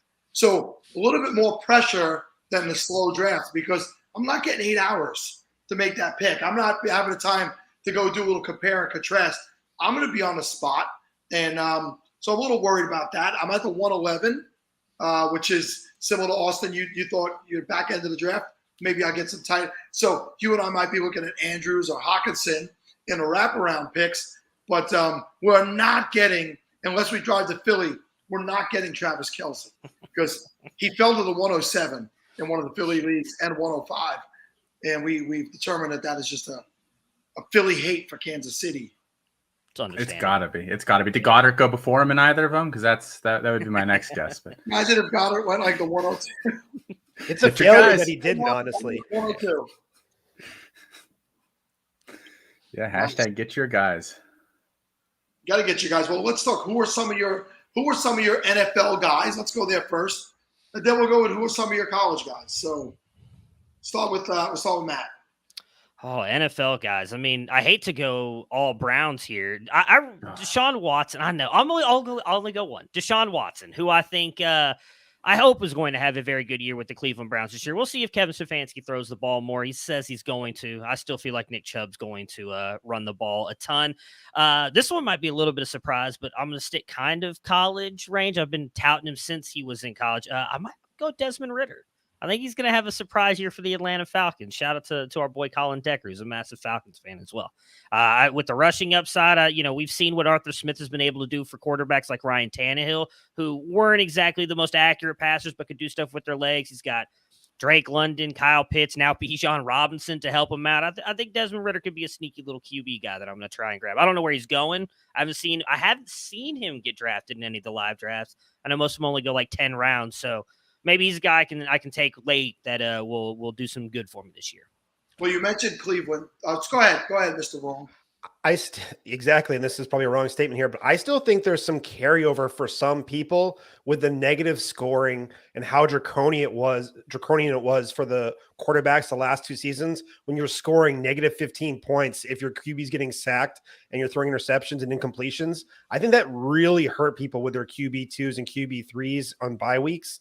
So I think people aren't realizing the upside that of a rushing quarter if Desmond Ridder, who has some wheels, can gain an extra 25 yards on the ground with a couple extra carries, what that does out of your QB2/3 spot if you try to target other premium positions. So good call, Matt. Thank you. So 2 things with Cleveland. Number one, I'll try to say it as clean as possible. I love Chubb. Like one of my favorite running backs in the NFL. I was in a this is an interesting story. So obviously I played fantasy football since '94, do a little bit of podcasting. 3 years ago, 2 friends of mine have been playing in a long time home league, and they invited me to join as a replacement. So naturally, I come in. I don't know the other, say, 8, 9 guys in the league outside of my 2 to 3 friends. So naturally, they hear, "Oh, this guy does a pod." You know that vibe when you walk in. So this year, year 3, this past season, I had the 110 or the 111. And it's a PPR or whatever, a little rudimentary, but they're like, "Oh, I took Nick Chubb." They're like, "Oh, you realize this is this PPR?" Like all the wise comments, and because DeAndre Swift was still on the board, how'd that work out? And then in a wraparound, I took Barkley. By the way, they'll be paying me $2,500 in September because I won that league. But it was funny that it's such like the old school thinking of, PPR, but there's so much more going on in football. Nick Chubb is a pure beast running back. So anytime I could get Nick Chubb on my roster, I may go a little early to get him there. But the thing I want to bring up to you, Matt, earlier today, and Dave might be able to remind me who said it, about the possibility of Hopkins, D-Hop, coming to play in Cleveland with Deshaun. And it never even clicked to me. Obviously, they played for years over there in Houston. They have the connection. For me, it makes all the sense in the world. I mean, how excited would you be if that happened? I mean, I'll be honest. I will be extremely excited. I will not show that excitement because as a Browns fan, I've been hurt for 30 plus years. I think we've had one season. Praise to Baker Mayfield. I used to have his jersey up on this wall. Praise to Baker Mayfield for getting us to the playoffs and beating the Pittsburgh Steelers. That's about the best I've had since the Derek Anderson year. 1 year with Derek Anderson, and they didn't make the playoffs. So I would be excited. I think he'd be a great compliment to Amari Cooper, who I still would think would be the one in that offense. But I mean, you've got Pittsburgh, which, despite what people think about Kenny Pickett and everything, Mike Tomlin, never under 500, always coaches that team up. They're great. Baltimore re-signing Lamar Jackson, everything they're doing. And then, I don't know, you've got the king of the North and Joe Burrow and the Cincinnati Bengals. Like, it's going to be a tough division. They need all the help they can get. I do want to say one thing, and I'm sorry to do this to you, Sal. They're definitely going to clip the "I love Chubb" and "Meat in my mouth" and clip them together. And you probably should have said Chubb's one of my favorite players. That's probably not going to work out well for you. I think it's going to go, I've had this Chubb in my mouth before. Yeah. That's probably getting clipped too. Yeah. Bob's flying a plane right now. He's probably paying for the Wi-Fi to watch the Podathon. Bob, you're on top of that, my friend. And two, when you said Baker Mayfield year and Derek Anderson year, there was a tear that kind of came down from the Patriots logo here. It would cried for you as a Cleveland fan. So I'm sorry for you, my friend. Yeah, I know all the rough year you guys have had. The rough year. I'm sorry, what, 2? The rough 2 years you guys have had as Patriots fans. Matt Patricia was a rough year. I'll agree. So Matt, when you describe the division, it sounds like me as a Raider fan. We got the Chiefs, right? The king of the division, king of the league. Then we have Justin Herbert and the Chargers, who've underperformed a little bit. So we're just waiting for them to break, out. And you're not keeping Russell Wilson down, I think, 2 years in a row. That offense will be better this year. Raiders, much like Cleveland, are the 4th best in that division. And Austin, I want to give you a little bit of time. We'll just go right to college with you. Who's the player in college that it's too late to get on your Devy or Canton to Canton rosters? Like, we tried to tell you about this guy. You didn't pick him up. Now it's too late to get him, and you're going to be sad that you didn't get him. Yeah, I think my big guy is Antonio Williams, who's a wide receiver for Clemson. And they've had some years where they were known for having weak receivers every year. All these guys came out of there, T. Higgins and Sammy Watkins. And Martavis Bryant, and just like all these names that came out. And then they had some lean years. But I think they've got the position back to where they want it to be. And Antonio Williams, I think, is that next guy there. He's entering his true sophomore second year, led them in all receiving categories last year as a true freshman. He can return punts. He can return kicks. He's kind of that modern 6 foot, 190 pound versatile guy. I love him. I still think he's actually a little undervalued, even though he's kind of like a borderline elite guy. I think he's elite. I think he's going to go to the NFL and instantly be I think he's a first round draft pick, and I think he's a top 15 dynasty wide receiver. So he's a guy that I'm all over, and I still think there's room for his value to go up. So he's definitely my guy. And who's the quarterback that's 2 years out that you might be able to grab now? Quarterback that's 2 years out. Probably the Penn State quarterback, as much as that hurts me to say, as a huge Pitt fan. Drew Allar is there, and he's kind of, people comp him to Josh Allen, but I think he's more Big Ben, where he's not like, he's kind of that little more lumbering runner, big physical guy, can shake smaller defenders off of him. He's like 6'5", 235 as an 18-year-old. I like him a lot. I think he's going to be, it is his first year starting there at Penn State, but I think the sky's the limit for him, really. I think he's a guy that if you're not buying him now, you could be in some trouble, because I think he's a top 6-7 pick. He's Justin Herbert, another guy that he's similar to, kind of that big downfield passer kind of guy. That's what he likes to do. And Matt, somebody commented on your Garrett Wilson and Justin Fields jerseys. Here's all my autographed Jeremy Ruckert cards here. 18 you and I have done the Ruckert talk in the past, and I'm a believer that there's one thing he needs, and that's opportunity. So does he get that opportunity this year with Aaron Rodgers? And what are you feeling in year 2 for Jeremy? Hey, I hope so. I mean, he's still got really good draft capital for a guy who couldn't do anything in the draft process due to that injured foot. I think he's a phenomenal player. We saw the great catches he was able to make at Ohio State. They just don't use the tight end that much. I think he was a little bit overlooked, but who do they have there? I know they brought in some tight end. And Tyler Conklin. They're nobodies. Give Jeremy Ruckert a shot. He's going to put, you think Garrett Wilson? Nah, I'm not going to say Garrett Wilson. You think, who's the other wide receiver they have on that team that's not good? Garrett Wilson. Corey Davis. You think Corey Davis is good? No. Give Jeremy Ruckert a shot. He's going to score you some points. I'm going to be drafting him. I really will. I think he's going to surprise some people this year. I told people in the Scott Fish Bowl, you got to pick in the 22nd round because he's not a name yet. A lot of people do not know who he is. If you have a pick in the 22nd round, this is a tight end heavy league. Pick him. Just pick him. Alan Lazard is there. Somebody put that up. That's true. But again, we've seen that before. Right? I think it works for Jeremy that him and Garrett played together at Ohio State, and Wilson's probably in the ear of the coaches a little bit. Get my man in there, get him. He'll be in there. If it's not this year, it's going to be by year 3 because that's when Conklin and Uzomah are avoidable. The contract's avoidable. So, but I think you're going to see he's been getting a lot of work, and there's been a little chatter, and just give him the opportunities, guys. That's all I'm saying. So those are the 18 autograph, but these are all the other ones. I think I just bought 2 more today while on the air. It's the biggest Jeremy Ruckert card collection out there. So probably, I think you put his parents to shame. Even I think they're a little bit ashamed that they don't have as many cards as you do. Well, shout out to Bill and Jamie. I know them 15 years, 16, probably 17 years. Great parents, great people, great family. I'm happy for them, and I wish nothing but the success for Jeremy and his family. So. Do you still live close to them, Sal, or has one of you moved since? Or I moved to Brooklyn 9 months ago to be closer to work. I still go to Lindenhurst every weekend. My son still lives in Lindenhurst. The house that I own, that my ex lives in, is about a half a mile from where they live, and his parents are still there. So, I see them. Bill likes to attack me in the Twitter every once in a while.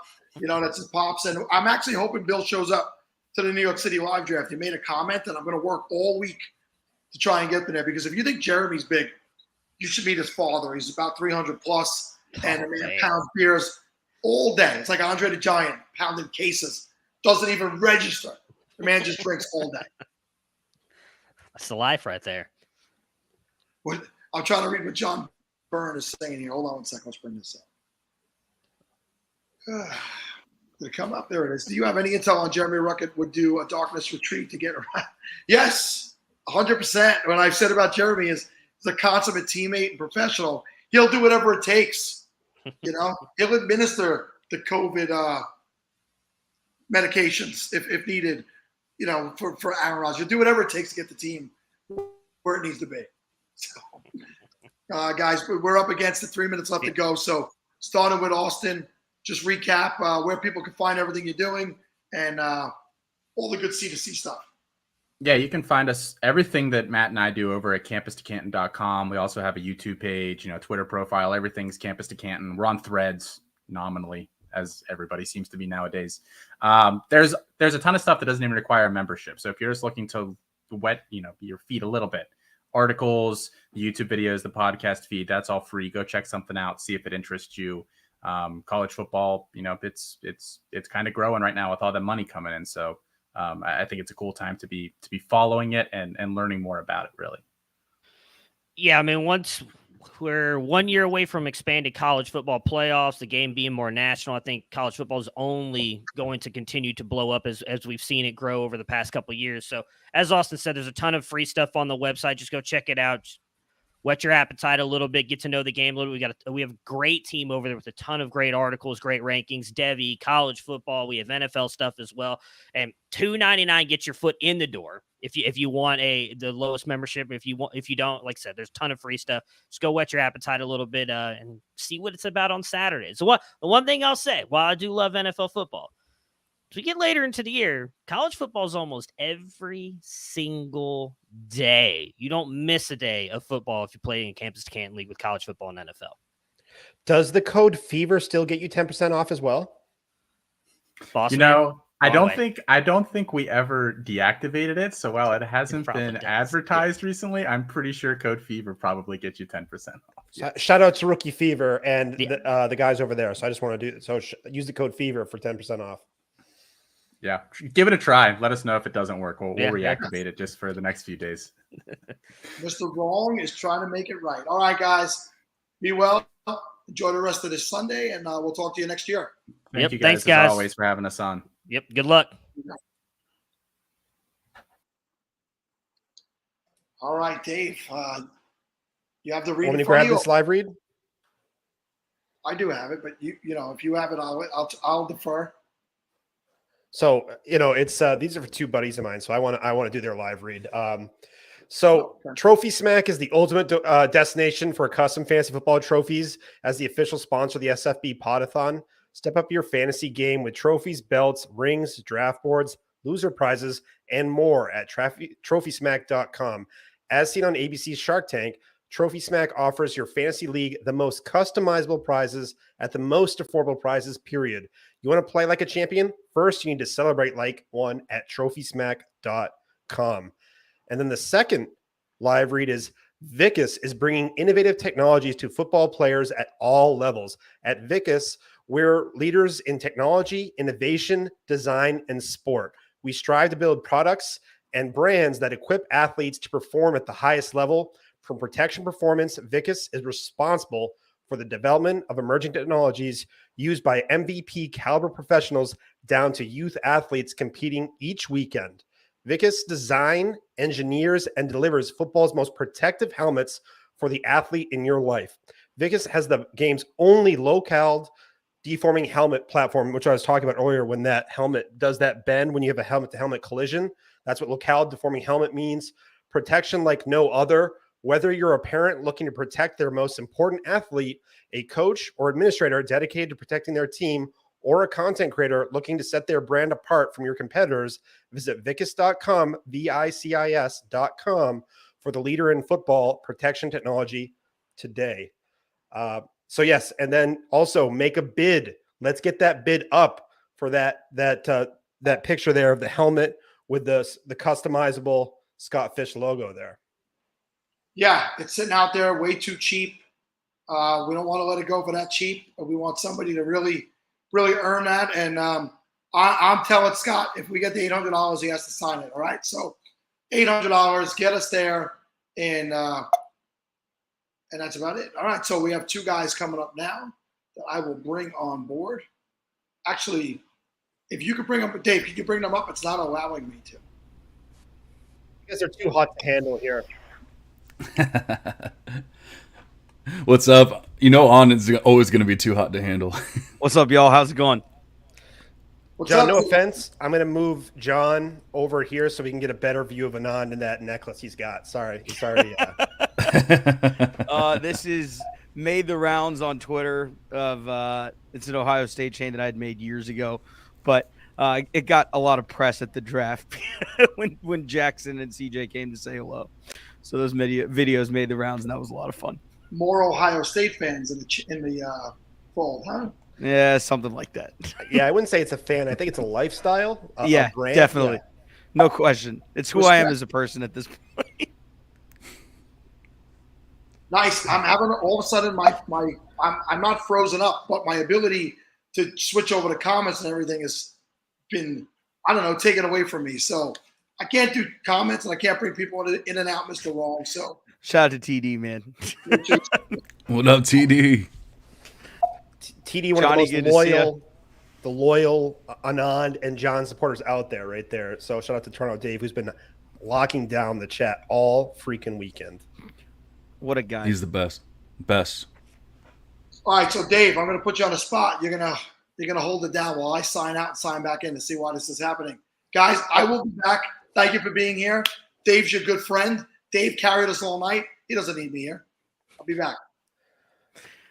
Actually, Mike actually bet this would happen, that Sal couldn't handle these two. Couldn't handle the heat. So here we go. I will be back even quicker. Checks out. Where's Mike when you need him? Mike, like the bat signal just went up. He knows. But all seriousness, boys, I'm just going to turn the table over to you. Let's start with John. Introduce yourself, what you're about, and how you ended up on the Podathon. I'm Dynasty Coach A, like long walks on the beach. No, I'm just I just love talking about fantasy football. I love doing this. We kind of do this every Friday, for happy hour. That's how I met Anand. I brought him onto my podcast, and then we ended up doing just getting together on happy hour and just hanging out like every Friday and kind of just BSing, and it's the best part of the day. The best part of the week, really.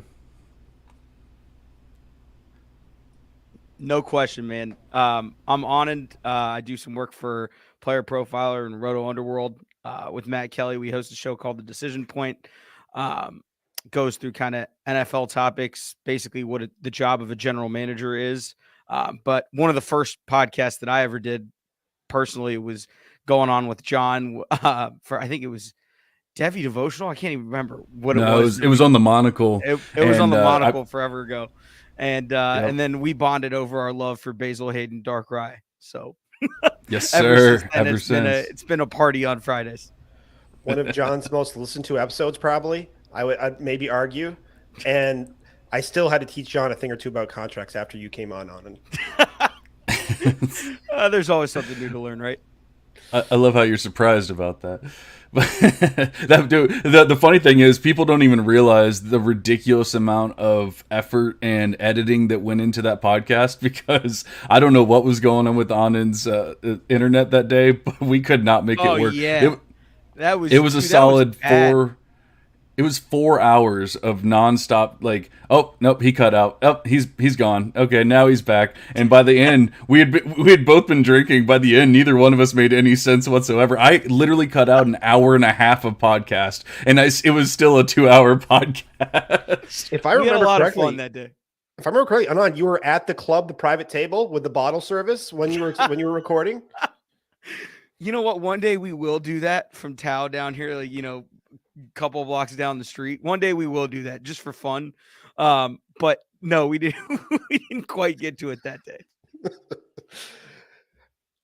So, all right. So, John, that's a pretty. We'll get more into the Monocle Devi Devotional, John, and what you're about. But Anand, introduce yourself.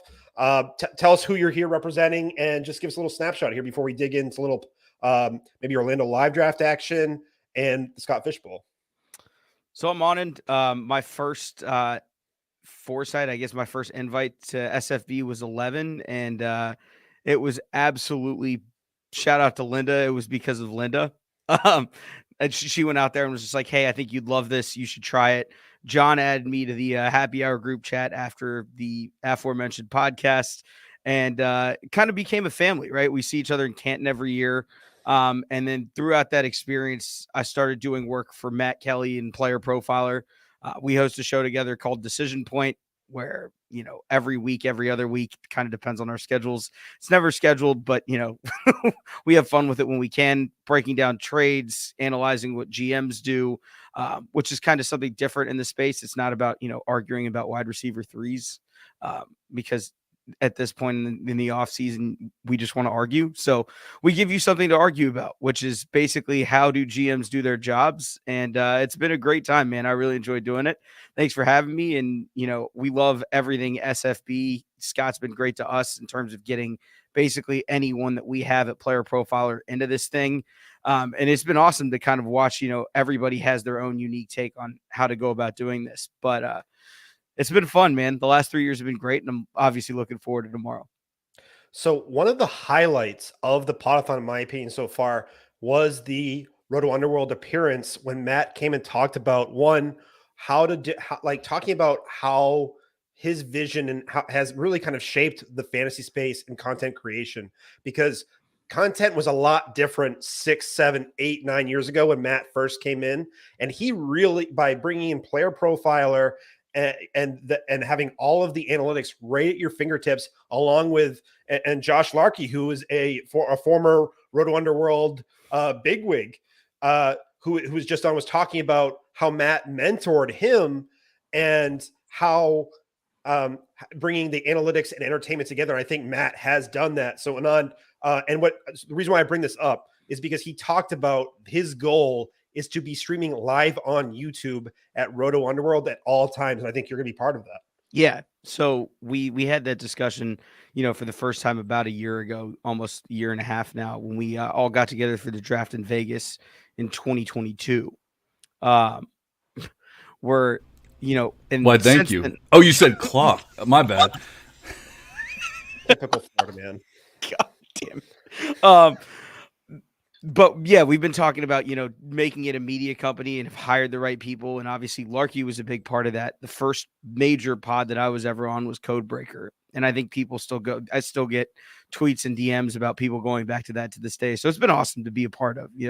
It's not just me. It's obviously a lot of people that do incredible work behind the scenes, as John can tell you, taking something from live stream to edit to get ready to actually share to the world in terms of a podcast format, as opposed to a live stream, is difficult and involves a lot of time, energy, effort.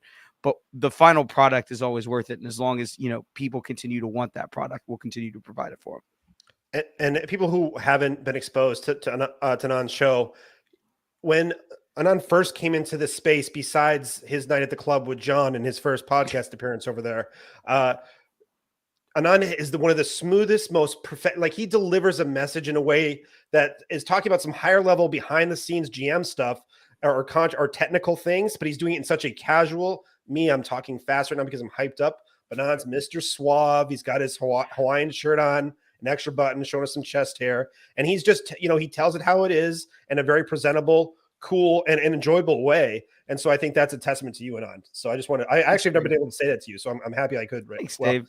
Yeah, I guess I haven't talked about your shirt being buttoned before, so there we go. That's actually how I met on, and was or not met him necessarily, but I heard him on the Player Profiler podcast with Josh Larkey at the time, and they'd brought him on for his salary cap experience and everything. And then I was like, hey man, I would love for my listeners to hear this. And so I reached out to him, and that's why I brought him on. And then, we did an 18-hour pod with, 2 bottles of Basil Hayden, and the rest is history. Shout out to Jake, man.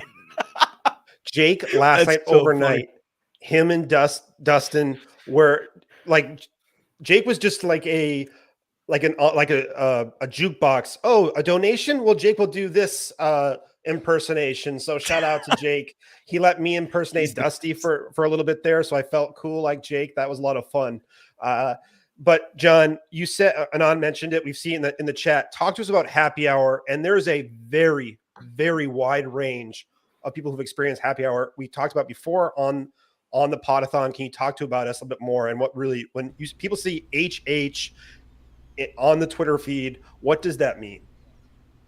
Well, yeah, my big thing has always been, getting people together. People talk about, we see how how great people come together on, for the Podathon and for Scott Fishbowl and all that kind of stuff, and we love it. And this whole industry and everything, there's such good people in it.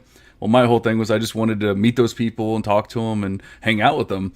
And, it just so happened that during COVID and all that kind of stuff, we couldn't really do anything anyway. So it was really easy to just set up a Zoom call and just say, hey, let's get together and do a virtual happy hour. And that's how it all began. And then there was probably about 5, 6, 7 of us, in the beginning. And that's how we met. That's how, it's exactly how we met. There was a couple people that I joined a fantasy league with, and we all started the happy hour together. And then we met Spaceman. I think we just ran into each other. Maybe through, why can't I think of his name right now? Peter Howard. No, John. Shoot, I can't remember his last name right now. But we met through someone, and you were one of the originals. And next thing you know, we had 20, 30 people on. And I mean, we got really big for a while, and then, people leave, people come, but the whole thing is just getting together. We still get together every single Friday night for the past 3 years. And, recently we've introduced some new people to the whole thing, and they all love it. Now we're doing like Jackbox games. We're doing rap battles and all kinds of fun stuff. So it's just something that I love doing. People are like, do you want to go out and do something on Friday? I'm like, no, it's happy hour. Like, what are you talking about? No. Like, it's so funny. People are like, oh yeah, I want to go out to the club, do that. No, I'm going to sit right here and I'm going to talk to Anand and everyone else that's a part of happy hour. Are those rap battles available anywhere for our viewing pleasure?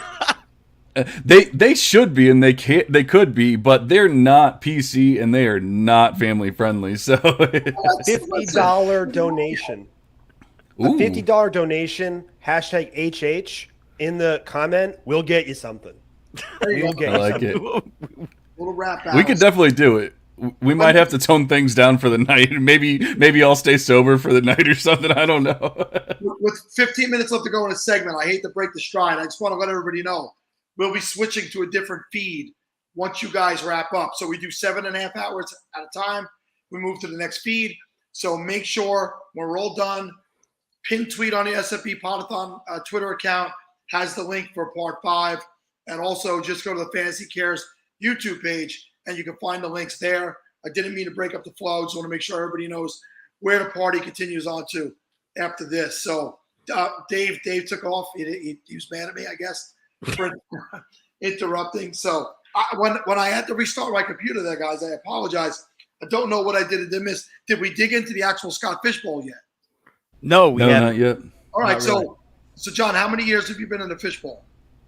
This is my third. Third year. What's your best finish? Not great. I have not made the playoffs yet. I've been very close both times, and I think that makes it worse. Like, I'd almost just rather be terrible than like sweating it out until the last second and then not making the playoffs. So yeah, it's in Beth we trust. I was a little too all in on Russell Wilson last year, and that did not pay off. Oh, buddy. I think you're going to get him at a value this year, and you're going to have a bounce back year. So if you grab him a little bit later as a QB2 this year, I think you're going to be okay. I did the Orlando live draft, so we're like 12 rounds in. I'm actually on the clock right now. I might have to make it on the show pick, but on the feed picks.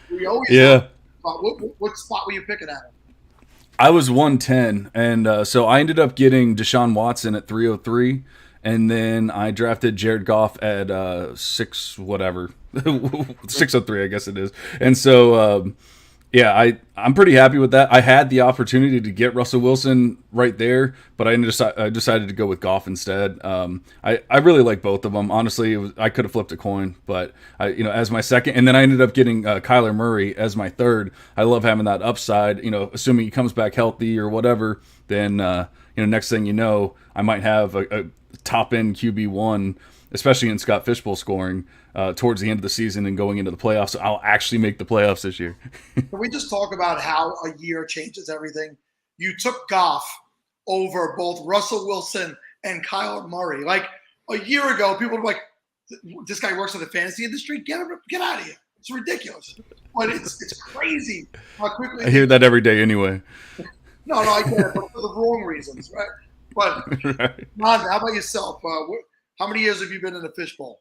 Same as John. This is year 3. Again, shout out to Lyndall. First time she got me in, and then it's been Matt ever since. But it's been awesome, man. The best that I've done is year 1. We ended up with Justin Jefferson and Cooper Kupp on the same roster in 2021. And I think it was Jones and Kamara. First quarterback was Dak. That was a really good year, but that team was never going to advance because Allen Robinson and Baker Mayfield sunk that roster. So did really, really, really well right up until the end when they couldn't carry me anymore. And I needed, a little more diversity than that. The ghost of Allen Robinson. So where are you drafted this year? This year I'm in the 110 also. We're hoping for a Justin Fields or a Herbert or a Lawrence somewhere in there. But if not, maybe it's Mark Andrews' time. Who knows? Slow draft starting tomorrow? Slow draft starting tomorrow. Yes, sir. And what division? This is Guinness, which I think has a few other people that I know, but I can't remember off the top of my head. Was that like your go-to pick? Like you looked through and like, oh, Guinness, it's got to be Guinness? No, it wasn't even that. It was literally just, whoever I saw that was in there already. I think Jacob Sanderson was the first person I saw that was in one already. And I was like, all right, cool. We'll go do this. Shout out to Jacob. Yeah. Okay. So 110, you said something about Andrews. I have the 111. I'm picking live in New York City next Saturday, this coming Saturday. And I've had this conversation on this. I've been on here for 30 something hours. Do I go with Andrews if he's there at the 11 and then Hawkinson on the other side? Because I got the reversal and I could get a quarterback in the 3rd round. Or am I overthinking the tight ends? I think it entirely depends on what goes in front of you. And of course. Because you're looking at basically what you're trying to figure out is how are people valuing certain positions, certain players. And you have a lot more information at the 110 than you would at, say, the 104. 104, you're basically just going chalk with whoever you think is there. At the 110 or the 111 in your case, you're looking at kind of, hey, did someone fall to me that we didn't expect to fall? Is somehow, I can't imagine there's a world where Kelsey's there, but, is a Kelsey there? Is a Justin Fields there? Is somebody that basically is in those consensus top 9, top 10 picks that should go in front of me there? If not, do I embrace a strategy that you would probably never consider in your regular dynasty leagues, in a super flex startup, and something else? Because you're talking about 3,300 other people involved here. Your roster build has to be somewhat unique, and some things have to go right for you to really advance far. Like in 21, it was, or sorry, in SFB 11 in 2021. It was being able to get Kupp, Jefferson, Kamara, Aaron Jones, Dak, all on the same roster. You're never going to be able to do that now. It's just not possible. So it's roster builds like that where you're taking a few risks on a guy coming off of an injury. You're potentially drafting an Andrews at the 111 and Hawk at 203. Like there are risks that have to be taken. It's just a matter of, if the board falls to you and there is some chalk available that makes sense, sometimes you just got to take it. So we had somebody on from the Buffalo live draft. That was from a couple of nights ago. And out of the 112, I'm going to read you. They went Andrews and Hawkinson, much like I said. That was their first 2 picks. Anthony Richardson, Aaron Rodgers, Geno Smith. Wow. And then Drake London, Jackson Smith and Jigba, Rashad White, Tyler Lockett, Ashane, is that how you say his name? Ashane, and Samaje Perine. So that helped me go, maybe not. Keyword opportunity cost, right? Yeah. Yeah, tight end's a weird position, especially in this format, because it's so valuable that it's forcing you to consider options that you otherwise wouldn't. Mark Andrews is a 1st-round pick in precisely 0, even in tight end premium superflex. Mark Andrews is not even considered at the 111, but because of how juiced tight end scoring is here, if you wait on a tight end, you could be totally out of luck. Like, you do not want to be stuck with a Dalton Kincaid, hoping that he breaks out in year one and completely shatters that mold. Whoa. I got Dalton Kincaid as tight end 15 in my draft, baby. Yeah, that's different. He's not your tight end 1, John. How deep are you willing to go with the tight end? Like, how many tight ends, rough guesstimate, do you think are going to be drafted in a Scott Fishbowl? And where there's already what's lowest highest you would take? There's already like 18 gone in my draft, and we're like not even or barely halfway done. So I would say at least 30, probably 30. More than that. You're talking about a world where we are actively worried about who is tight end 30 and where that line is drawn. That's how crazy tight end scoring is in SF. I will tell you, as you get later in the drafts, it'll more than double what you have now, right? Because that's where people are going to take those tight end flyers. So I think you're probably closer to 40 plus that are going to go in this draft, because people are going to be like, this guy could get a shot. This guy could get a shot. Denver will run out 3 different tight ends this year, and so people will be taking those long shots. So. Yeah, and it's kind of like wide receiver where we look at opportunity share, and if someone were to go down, has been the case for Tyler Boyd in Cincinnati for years. And I think people are going to start to have to do that with tight end this year, just because the scoring is that crazy at the position that if you were to find someone that's going to get meaningful snaps and meaningful targets at tight end, they have value where they, in other leagues may not. So I've been telling everybody, if you guys are listening to the segment before this, because I know Jeremy Ruckert since he's 6 years old. He's a tight end with the Jets. He's a second-year player. And I've been telling everybody, take him in the 22nd round, because all he needs is opportunity. I've watched the kid play. He's got ridiculous receiving skills. They just haven't had the opportunity to be shown. But Uzama's going to be drafted. Conklin's going to be drafted. I'm telling you to take Ruckert. So if 3 tight ends for the Jets are going, that should give you an idea of how many tight ends are going to get drafted. 2 per team, probably likely minimum in this. So you're probably up 40 to 50 being drafted. So, guys, I'm going to let Dave finish out this segment because we are going to switch over. So I'm going to go get the other feed set up. It was nice to chat with you both. I love the vibe. I love what you guys are doing. And I hope to speak to you again in the future. Good to see you. Thank you. Nice meeting you, man. All right, here we go. Now we can start having some fun. No, guys. So we got about 5 minutes left. All right, Sal, keep going. What do you want? I didn't get out. Let me shut the door first before you start talking shit, Dave. You know what I'm saying? I am getting paid money. Mike Fayella is getting donations for every time I make an insult to Sal. So that's behind the scenes of what's happening.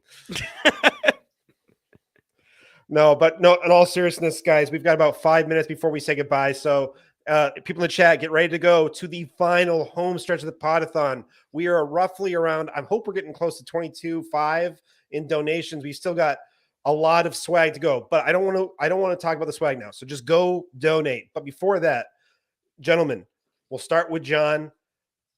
Let's talk about what you're doing in the fantasy space, what you're all about, and also if we can, in the spirit of Fantasy Cares, a charity that means a lot to you.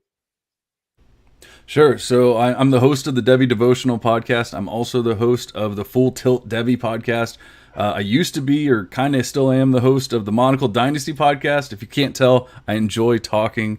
But I also write for DLF, and I guess my main thing that I'm doing over there right now is I have a Campus to Canton series, which the C2C boys were on right before we jumped on. So that was cool. I didn't get to say hi, but I've been on their pods recently.